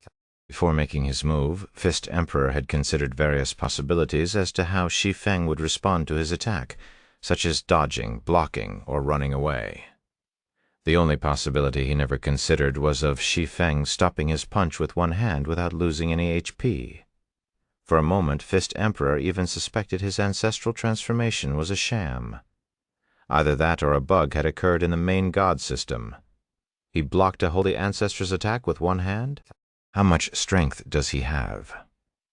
Daystar, Tyrant Claw, and Morning Echo stared at Shi Feng in horror when they saw Shi Feng stopping Fist Emperor's attack seemingly effortlessly. They had witnessed Fist Emperor's ancestral transformation in action before, so they knew how powerful it was. Under normal circumstances, they could only block Fist Emperor's punches if they used a pseudo-Tier 7 skill. Besides Daystar and the others, Elise and Garuda also paused their fight to stare at Shi Feng, their eyes wide with disbelief. Has he used his legacy berserk skill and divine blood already? Elise wondered, her indifference replaced by confusion. An attack from a Tier 7 life form was something even she would need a pseudo-Tier 7 spell to counter. The fact that Shi Feng could stop Fist Emperor's attack with one hand meant his strength attribute had reached a heaven-defying level. As far as she knew, only Zero-Wing's rumored divine blood could let Shi Feng obtain such strength. During Shi Feng's absence from the Eternal Realm, Zero-Wing had relied on divine blood and light of dawn magic bombs to keep its several dozen NPC cities safe throughout the war. Divine blood allowed Zero-Wing's elite experts to match, and sometimes even surpass, divine set users of the same level and basic attributes, while Light of Dawn allowed Zero-Wing's members to launch numerous pseudo-Tier 7 attacks with no cooldown. Because of this, Zero-Wing only needed a few dozen elite experts to firmly defend an NPC city. This, in turn, made Zero-Wing famous across the three races. If Shi Feng used divine blood and a legacy berserk skill together, it wouldn't be impossible for him to match Fist Emperor in strength. So, what if you can match me in strength? You will still die here today. Fist Emperor bellowed as he created over a dozen true doppelgangers and had them simultaneously execute Devouring Shadow, a peak gold holy art, known for enhancing its users' attack speed to the extremes. Suddenly, Fist Emperor and his doppelgangers transformed into colossal shadows that swept toward Shi Feng. Their speed so fast most of the Tier 6 experts present failed to react to them. In response to the colossal shadows approaching him, Shi Feng unsheathed the shadow incinerator and lashed out with it, sword's orbit. The colossal shadows suddenly stopped moving when they collided with the blooming sword lights. A moment later, they even shattered and exploded.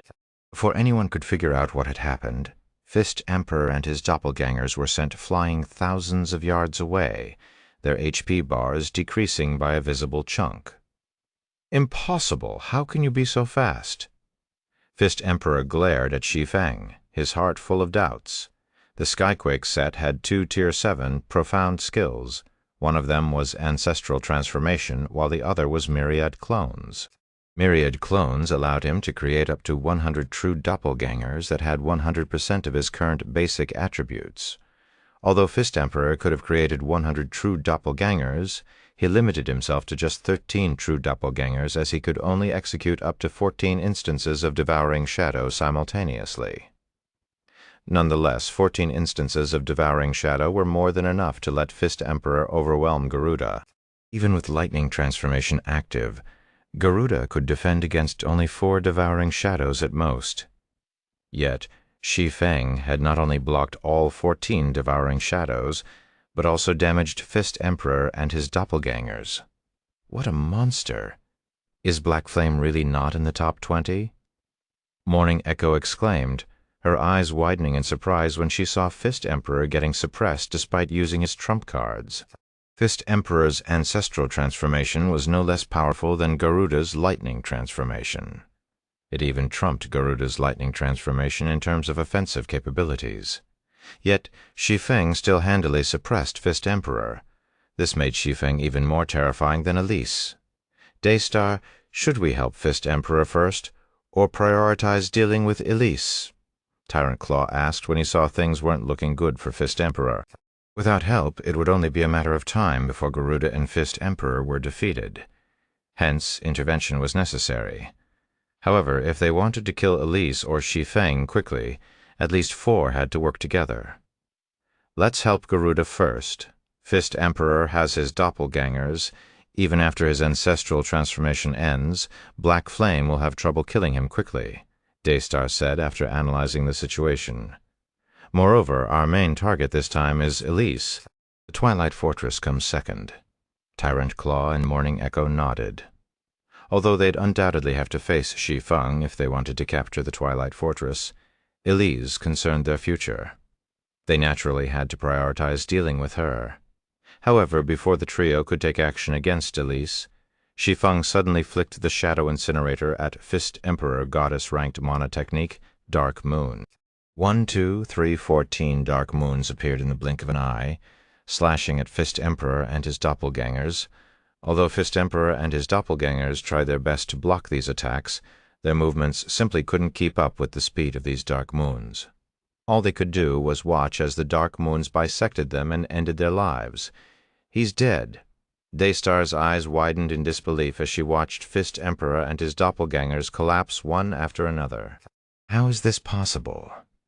How can a Tier 7 lifeform fail to react in time? Besides Daystar, Garuda and Elise again paused their fight to stare at Shi Feng, their eyes practically falling out of their sockets. What kind of attack speed was that? How did I fail to catch that? Elise focused on Shi Feng's cloaked silhouette. When she saw that Shi Feng had concealed his information, she used the peak identification skill she learned by chance on him, only to be dumbfounded. Tier 7? Black Flame, Tier 7, Advanced Sword God, Level 240, Chapter 3952, Chapter 1026, Fighting the 10 Royal Powers. Elise's words stunned all those who heard her, especially Garuda, Tier 7 players. This would be a very unfamiliar term for players who had never ventured beyond their respective Greater Gods' domains. However, those who had entered the wider 100-race battlefield would know a little about Tier 7 players. Even so, most chosen ones would never get to associate with Tier 7 players. This was because Tier 7 players were unreachable existences. Even joining a guild with a Tier 7 player was extremely difficult, let alone coming into contact with one. Shi Feng was nothing more than an up-and-coming genius from the human race. He wasn't even qualified to participate in the 100-race battlefield. Yet Garuda was now being told that Shi Feng was a Tier 7 player. Impossible. How can he be Tier 7? Garuda's eyes turned bloodshot when he saw Shi Feng killing Fist Emperor effortlessly. His mind filled with madness, shock, and doubt. However, despite his refusal to believe Elise's words, deep down in his heart he understood it. With ancestral transformation active, Fist Emperor was not in existence. Tier 6 players could kill, much less with ease. Shi Feng did not rely on any convoluted techniques or overwhelming force. All he did was perform an attack so fast that not even Fist Emperor, after becoming a Tier 7 life form, could react. Besides Shi Feng being one of the legendary Tier 7 players, Garuda could think of no other explanation for this situation. Damn it! How can he be Tier 7 on the other side? Daystar's mind also fell into disarray after she used a peak identification skill on Shi Feng. Daystar knew Shi Feng well.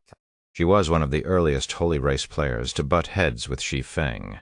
However, although he could already be considered an expert back then, he was nowhere near the top. Yet, she was now being told that Shi Feng had already been promoted to Tier 7. How could she possibly believe this? Tier 7? Are you sure you're not mistaken, Daystar? Morning Echo whispered. Even those 3 Imperial powers haven't had a new Tier 7 player appear in their midst in a century. How can someone with barely any information on this matter reach Tier 7? For chosen ones like themselves, reaching Tier 7 was their lifelong dream. However, even the core members of the 3 Imperial powers had less than a 1 in a million chance of reaching Tier 7, let alone other players. There's no mistaking it. My peak identification skill can see through the concealment of even divine artifacts, Daystar said, shaking her head. Then she looked at Shi Feng in the distance with a complicated look and continued, "He is indeed a bona fide Tier 7 player." Daystar had already learned how difficult it was to reach Tier 7 through the 100-race battlefield. The fact that the 100-race battlefield had only 3 Imperial powers proved this. What should we do now? Should we continue dealing with Elise and besieging the Twilight Fortress? Morning Echo asked, growing hesitant after hearing Daystar's confirmation. The Imperial Powers Commission was of utmost importance. It decided whether they could get promoted to elite members. As for the Twilight Fortress, it was the key to obtaining level 250+ fragmented divine artifact forging designs, something that could greatly impact the current war among the 3 races. "Have everyone retreat," Daystar sighed. "We stand no chance against a Tier 7 player." "Retreat? Why should we retreat?" Tyrant Claw suddenly said. Staring at Shi Feng, he added greedily, "He might have reached Tier 7, but he should have gotten promoted only recently. He hasn't even gotten his weapons and equipment sorted. This is our chance. Despite not having the backing of an Imperial power, he managed to reach Tier 7. He must have a huge secret.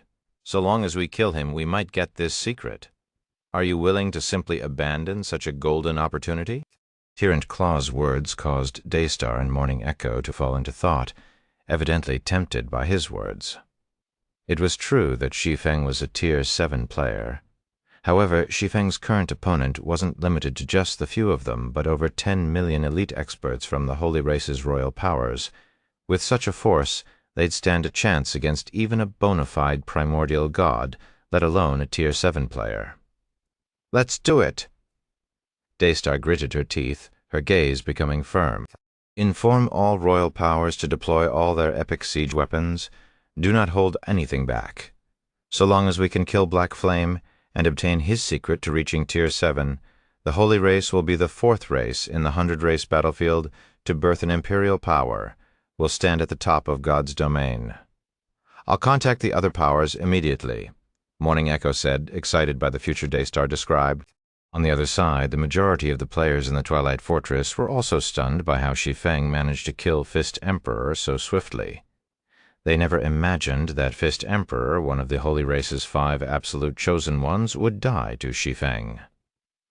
Guild leader, what have you been up to during this period? How did you get so strong? Even that Fist Emperor couldn't last more than a few moves against you. You're practically stronger than Elise.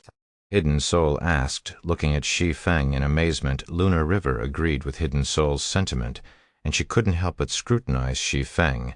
She felt like she was meeting him for the first time again. Fist Emperor was a 6th-floor expert equipped with the Skyquake set. He was nigh invincible among the 3 races. Under normal circumstances, multiple experts of equal caliber would be needed to kill him. Yet Shi Feng had eliminated Fist Emperor and his true doppelgangers with what was essentially one attack. This was simply unbelievable. It's nothing. I went to a promotion land and was lucky enough to advance to Tier 7. Shi Feng replied truthfully to Hidden Soul's barrage of questions. Tier 7? Red Frost looked at Shi Feng as if he were a monster. Nobody from the 3 races had managed to advance to Tier 7 thus far. To human experts, Tier 7 might as well be an unattainable myth. Yet, Shi Feng had somehow reached it before Hidden Soul and the others could ask more questions. 10 colossal machines suddenly approached the Twilight Fortress from a distance. The appearance of each machine struck fear into the players in the fortress. Are you kidding me? 10 epic siege weapons? How are we supposed to defend against this? The various powers experts were shocked as they stared at the 10 colossal machines hovering in the sky. Normally, even 1 epic siege weapon was enough to destroy a holy city. If an epic siege weapon was utilized without regard for cost, it could even force divine set users into a temporary retreat in fear of a permanent death. A force of 10 epic siege weapons was likely enough to sweep the entire eternal realm. It seems the Holy Race is determined to capture the fortress this time, Shi Feng said, similarly astonished as he looked at the 10 colossal machines floating in the sky. Guild leader Black Flame. Why don't we retreat for now? Lunar River whispered, looking at the 10 epic siege weapons powering up for an all-out attack. If it's only to seize the fortress, they wouldn't need to utilize their epic siege weapons' strongest attacks, let alone attack with all 10 epic siege weapons simultaneously. They are likely doing so to deal with you. Just because I've only recently been promoted and my equipment is still lagging, they think this is the perfect opportunity to deal with me. As Shi Feng watched the 10 epic siege weapons charging up their attacks, his eyes burned with fighting spirit. I have yet to go all out after advancing to Tier 7, so let me try my hand on you. Chapter 3953, Chapter 1027, Fame Spreads Across God's Domain. Previously, whether it was his fight against Soul Hunter or Fist Emperor, Shi Feng had only relied on his basic attributes and reaction speed to overwhelm them. He never even got to use any of his Tier 7 legacy skills. As it happened, the biggest factor differentiating Tier 7 players from Tier 6 players was the different tiers of skills and spells they could access. After Shi Feng finished speaking, he jumped into the sky to meet the epic siege weapons and unsheathed the Shadow Incinerator. At the same time, he unleashed his miniature abyssal world and spread his world power, instantly covering hundreds of thousands of yards with it. Immediately afterward, he began condensing his world power into the Shadow Incinerator. What is with this world power? How can his world impose a stronger suppression than Teacher's? Elise, who was spectating the battle from below, was stunned when a terrifying world power suddenly enveloped her. As a core member of an Imperial power, Elise had the fortune of meeting Tier 7 players. Thanks to her teacher, she even got to experience the full might of a Tier 7 player's world power, which was also the key factor separating Tier 7 players from Tier 6 players. After players reached Tier 7, they could use the world power generated by their world to provide themselves with an all-around improvement while imposing a terrifying suppression on their opponents. These two effects made it nigh impossible for those below Tier 7 to resist Tier 7 players. However, even her teacher's world power felt insignificant compared to Shi Feng's. Shi Feng's world power was so dense that she felt like she was drowning in water. Attack. All siege weapons. Attack with full force. Tyrant Claw commanded, panicking, when he sensed the effect Shi Feng's world power had on the 10 epic siege weapons. Epic siege weapons could fight primordial god-ranked existences largely because their world domains could resist the worlds of primordial god-ranked existences, making them immune to the suppression effects. However, the 10 epic siege weapons' world domain failed to counteract the suppression of Shi Feng's world.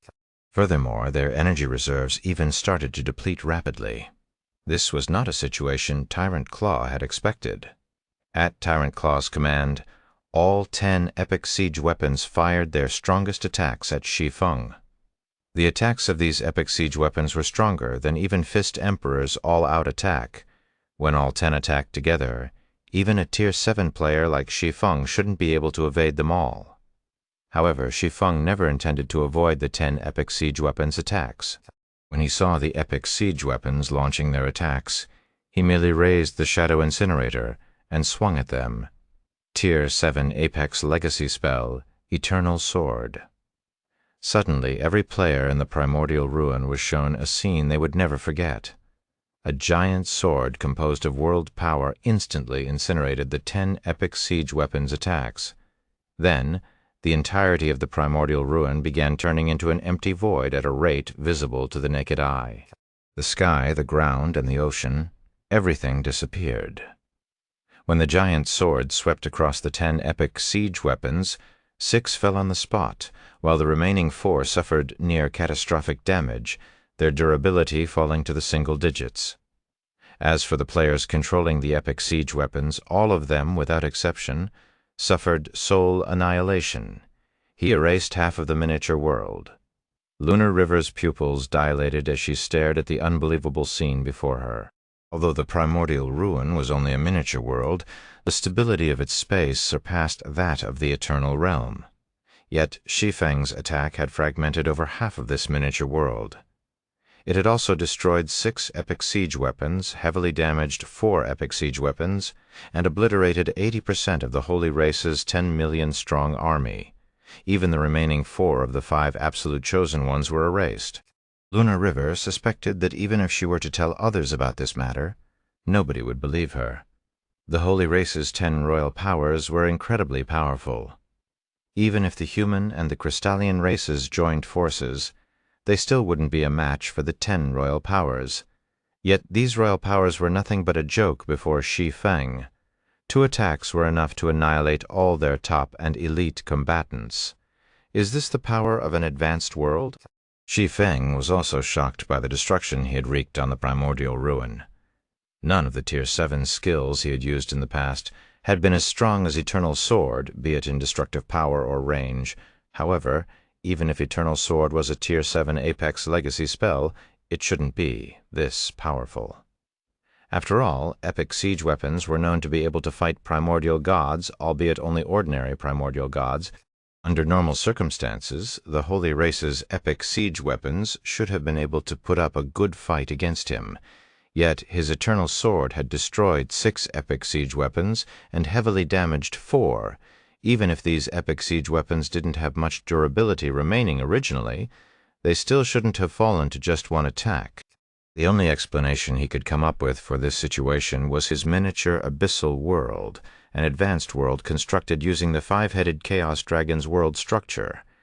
It must have drastically enhanced the destructive power and range of his Eternal Sword. Retreat, everyone, retreat! After the primordial ruin fell into a brief silence, someone among the surviving Holy Race experts called for a retreat. At these words, the remaining 1 million or so elite experts fled without hesitation, some running while others teleporting away. In less than a minute, the Holy Race army vanished. Following the withdrawal of the Holy Race army, the Zero-Wing members in the Twilight Fortress cheered in celebration, all of them chanting the name of Black Flame. Shi Feng had single-handedly defeated the Holy Race's 10 royal powers, inflicting immense losses. Most importantly, he was a bona fide Tier 7 player. With such a person at the helm of Zero-Wing, the Guild's future was immeasurable. The Holy Race's royal powers have lost over 80% of their elite experts. After this battle, the Holy Race is unlikely to be a threat in the war anymore. Elder Marshall from the 7 Luminaries Alliance said after seeing the Holy Race army retreating. Then he sighed. I never imagined I would see the human race prosper in the eternal realm in my lifetime. Every one of the Holy Race's royal powers was a tough opponent for the Seven Luminaries Alliance. They were so powerful that merely protecting the human race's current territory in the eternal realm was challenging. But now the Holy Race had become the biggest loser out of the eternal realm's 3 races. Indeed, once the Crystallian race learns of this, I believe they too will make the right call, Verdant Rainbow said. Then she looked toward Shi Feng and smiled. Tier 7. This is truly the surprise of the century. The Nebula Consortium will be petrified once it learns of this. The average player might not understand the significance of Tier 7 players, but Verdant Rainbow knew it well. She knew how much influence even one Tier 7 player could have on a power and a race. Any power gaining a Tier 7 player would instantly be regarded as a top-tier royal power, while a weak race would instantly be regarded as a strong one should they come to have a Tier 7 player. If said power could produce a second Tier 7 player, it would become an imperial power. The first Tier 7 player was considered the most crucial milestone for all powers and races. After all, only Tier 7 players could travel to the deepest parts of the Void Sea and capture Chaos creatures. If Tier 6 players had easily accessible Chaos creatures to reference, they'd have a much higher chance of advancing to Tier 7. Furthermore, once a Greater God's domain gained a Tier 7 player, other Greater God's domains would actively seek to trade with it and pay astronomical prices for their geniuses to receive training there. The Greater God's domain with the Tier 7 player would instantly become a trade hub for the dozens or hundreds of neighboring Greater God's domains. Subsequently, everything played out as Verdant Rainbow had expected. Half a day after the Twilight Fortress came under Zero Wing's management, the Crystallian powers announced their withdrawal from the Eternal Realm. They also offered to pay astronomical prices to have their chosen ones develop in Zero Wing, which made the various human powers jealous of Zero Wing. Of course, despite their jealousy, the various human powers did not shy away from trying to partner with Zero Wing. This situation caused Zero Wing to replace Demon's Gate as the human race's #1 power. As for the Holy Race's various powers, they similarly withdrew from the Eternal Realm. They even offered to trade the 100-race battlefield's participation slots for the right to trade in the Eternal Realm. Glory Greater God's domain. A holy city existed in the inner area of the Void Sea of the Glory Greater God's domain. Groups of level 240+, Tier 6 experts entered and exited the city at all times. If one observed these players, one would find that all these players were chosen ones who rivaled Garuda in strength. These players would be regarded as powerhouses in any realm, but in this holy city these chosen ones behaved no differently from ordinary players. They even merrily discussed how they had a good harvest in the Void Sea and how many guild contribution points they earned today. A woman with dark green skin sat on the top floor of the holy city's central tower. After reading the message she just received, the woman tilted her head, the silver crown on her head shifting slightly. Fist Emperor? A Tier 7 expert killed that little fellow? Chapter 3954, Chapter 10,098. Outside of God's Domain. Grand Finale. At the crowned woman's words, the elven man on the screen before the woman halted his challenge of the world tower's 7th floor. A Tier 7 expert killed that little guy? The elven man with a sapphire embedded in his forehead was surprised. Moon, are you sure you're not mistaken? Setting normal and elite members aside, every executive of our 3 powers knows Fist Emperor is Remnant Flame's newest apprentice. Apart from that madwoman who's always busy pioneering, who would be so bored as to provoke that old man. Madwoman? The woman named Sorrowful Moon chuckled at the elven man's words. Laura is going to have a long chat with you once I tell her about this. Didn't those guys heavily injure her last time? Is she awake already? The elven man asked in astonishment. Do you think she would let herself enter a fully unconscious state? Right before she was heavily injured, she split her consciousness into multiple strands and scattered them. Now one of those strands has finally returned. I'm sure it won't be more than a few days before she wakes up, Sorrowful Moon said nonchalantly. Since it's not Laura, which Tier 7 expert did it? The elven man asked.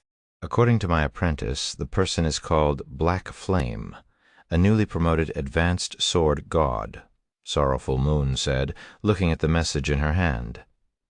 A newly promoted advanced sword god? What a brave greenhorn, the elven man laughed.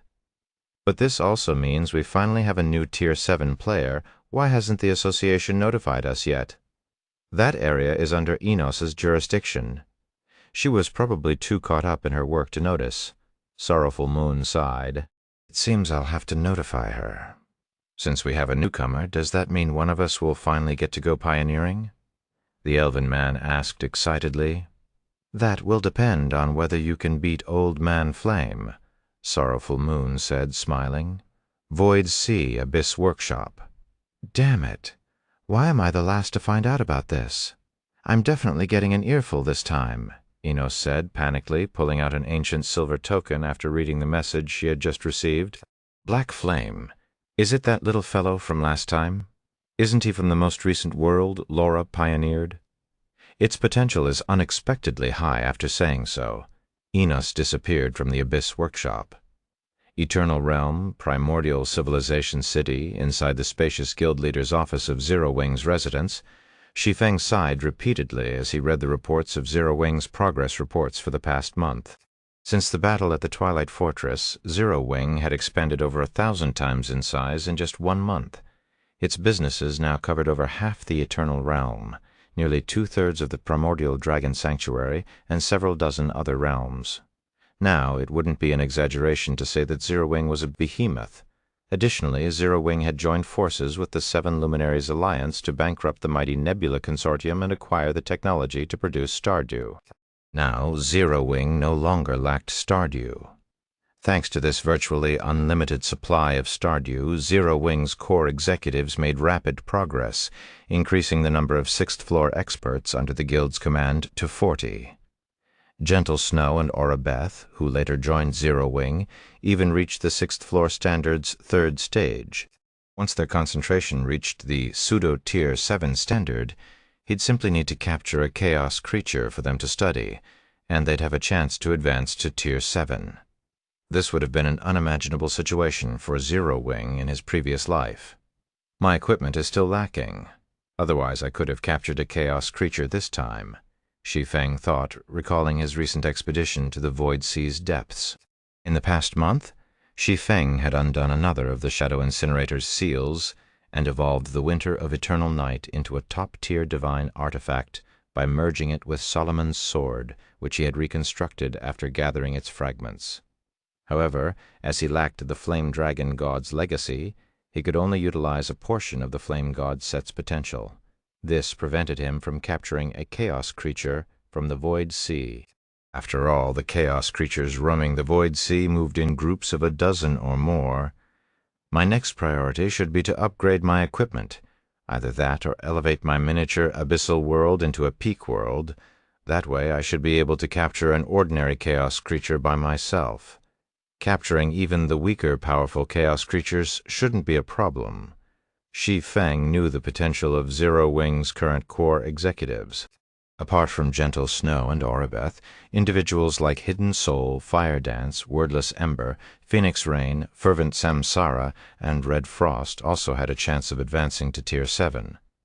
They only needed sufficient equipment standards and chaos creatures to reference. While Shi Feng was in thought, the space within his office suddenly distorted. In the blink of an eye, a silver-haired female elf appeared before him, her presence stagnating the space and time in the Primordial Civilization City. Out of everyone in the city, only Shi Feng was barely unaffected by this female elf's presence. What a powerful world! Shi Feng inwardly exclaimed. He could barely extend his advanced world past his body in the presence of Enos's world. Enos's world was clearly of a much higher rank than his. Not bad for a newcomer. You've just been promoted to Tier 7, yet you've already grasped an advanced world. It even has such a high compatibility. Are you sure you're not some old fellow in disguise? Enos said, scrutinizing Shi Feng as if she was looking at a little monster. Lady Enos, may I know what brings you here? Shi Feng asked curiously. I have business with you, and very important at that, Enos said, but this isn't the place to talk." After saying so, Enos tapped the ancient silver token in her hand on the floor, causing space and time to distort once more. A minute later, a 3-meter-tall stone door popped into existence. Shi Feng could feel the stone door was astronomically heavy as he looked at it. It was so heavy that the entire eternal realm buckled under its weight. "If you want to know what God's domain is, follow me," Enos said, pushing open the door. Then she entered the door and disappeared from the office without waiting for Shi Feng to reply. "What is God's domain?" Shi Feng wryly smiled as he followed Enos through the door. Many people had wondered what God's domain was. Many also knew God's domain wasn't just a simple virtual reality game. After all, the game had the incredible ability to continuously develop the brains of its players. If given the opportunity to learn about God's domain, he doubted anybody would miss it. After Shi Feng crossed the stone door, his vision suddenly darkened, as if he had lost consciousness. When he opened his eyes again, he was greeted by a scene that dumbfounded him. The place he was at was a small data center. Countless strings of data flowed around the data center at all times, and at the center of this data center was a holographic projection that displayed several lines of data, Ember 06749. Successfully connected to Data Exchange Center 106. Remaining energy, 92% controllable engineering mechas, 12, damaged engineering mechas, 8, constructible bio bodies, 31, qualified engineering mecha pilots, 1. After reading the displayed data, Shi Feng quickly discovered that he wasn't a physical body but a holographic projection. "What is this place?" Shi Feng asked, staring at Enos, who stood beside him as another holographic projection. "God's domain," Enos answered. "It is also where you and your friends have been living." "Are you saying that we are all fake?" Shi Feng asked, his expression contorting. "Even the real world I've been living in is simulated." "Hold it! None of you are artificial intelligence.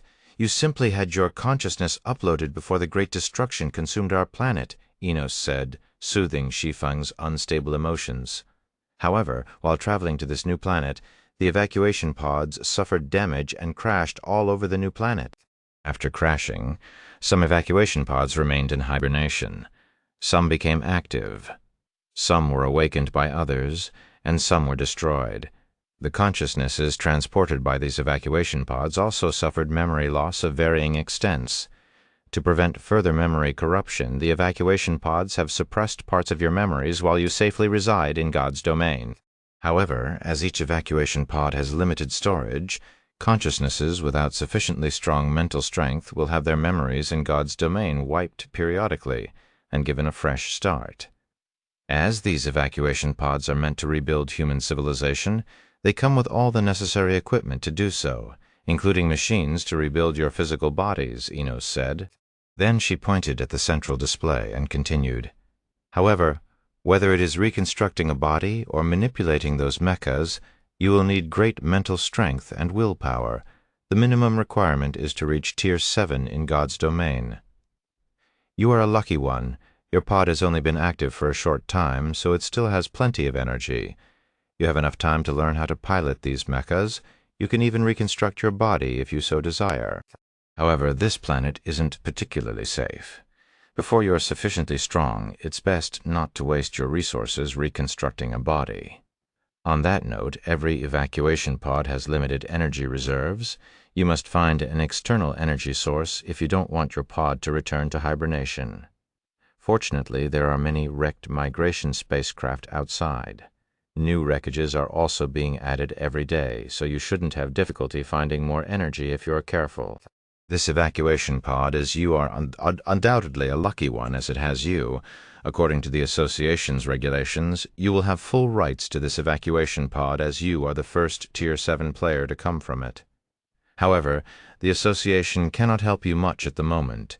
If you want to live well on this planet, the Association recommends that you train as many new Tier 7 players as possible so that it will be safer to conduct activities outside. Additionally, everything I've just told you is restricted to Tier 7 players, so don't share it with anyone else. Now, good luck, and may the embers burn forever." After saying so, Enos disappeared from Ember 06749, leaving Shi Feng staring at the real world around him in a daze. Rebuilding civilization? When Shi Feng looked up at the starlit sky displayed on the evacuation pod ceiling, he saw sporadic glimmers of light streaking across the night sky. Upon closer inspection, he found that each of these glimmers was a gigantic spacecraft. However, for some reason, these spacecraft were falling out of the sky like meteors. Evidently, Enos wasn't lying to him when she mentioned new wreckages appearing from time to time. I'm going to have to sort out my plans in God's domain. After staring at the night sky for some time, Shi Feng heaved a sigh and instructed the evacuation pod to return him to God's domain. The end. TL notes. Firstly, I cannot promise the last part of this chapter is 100% accurate. The raws felt hastily written, and the terms and descriptions used are vague, so I had no choice but to take some creative liberties, specifically the Our Planet part. Raws simply wrote, "The planet's great destruction,"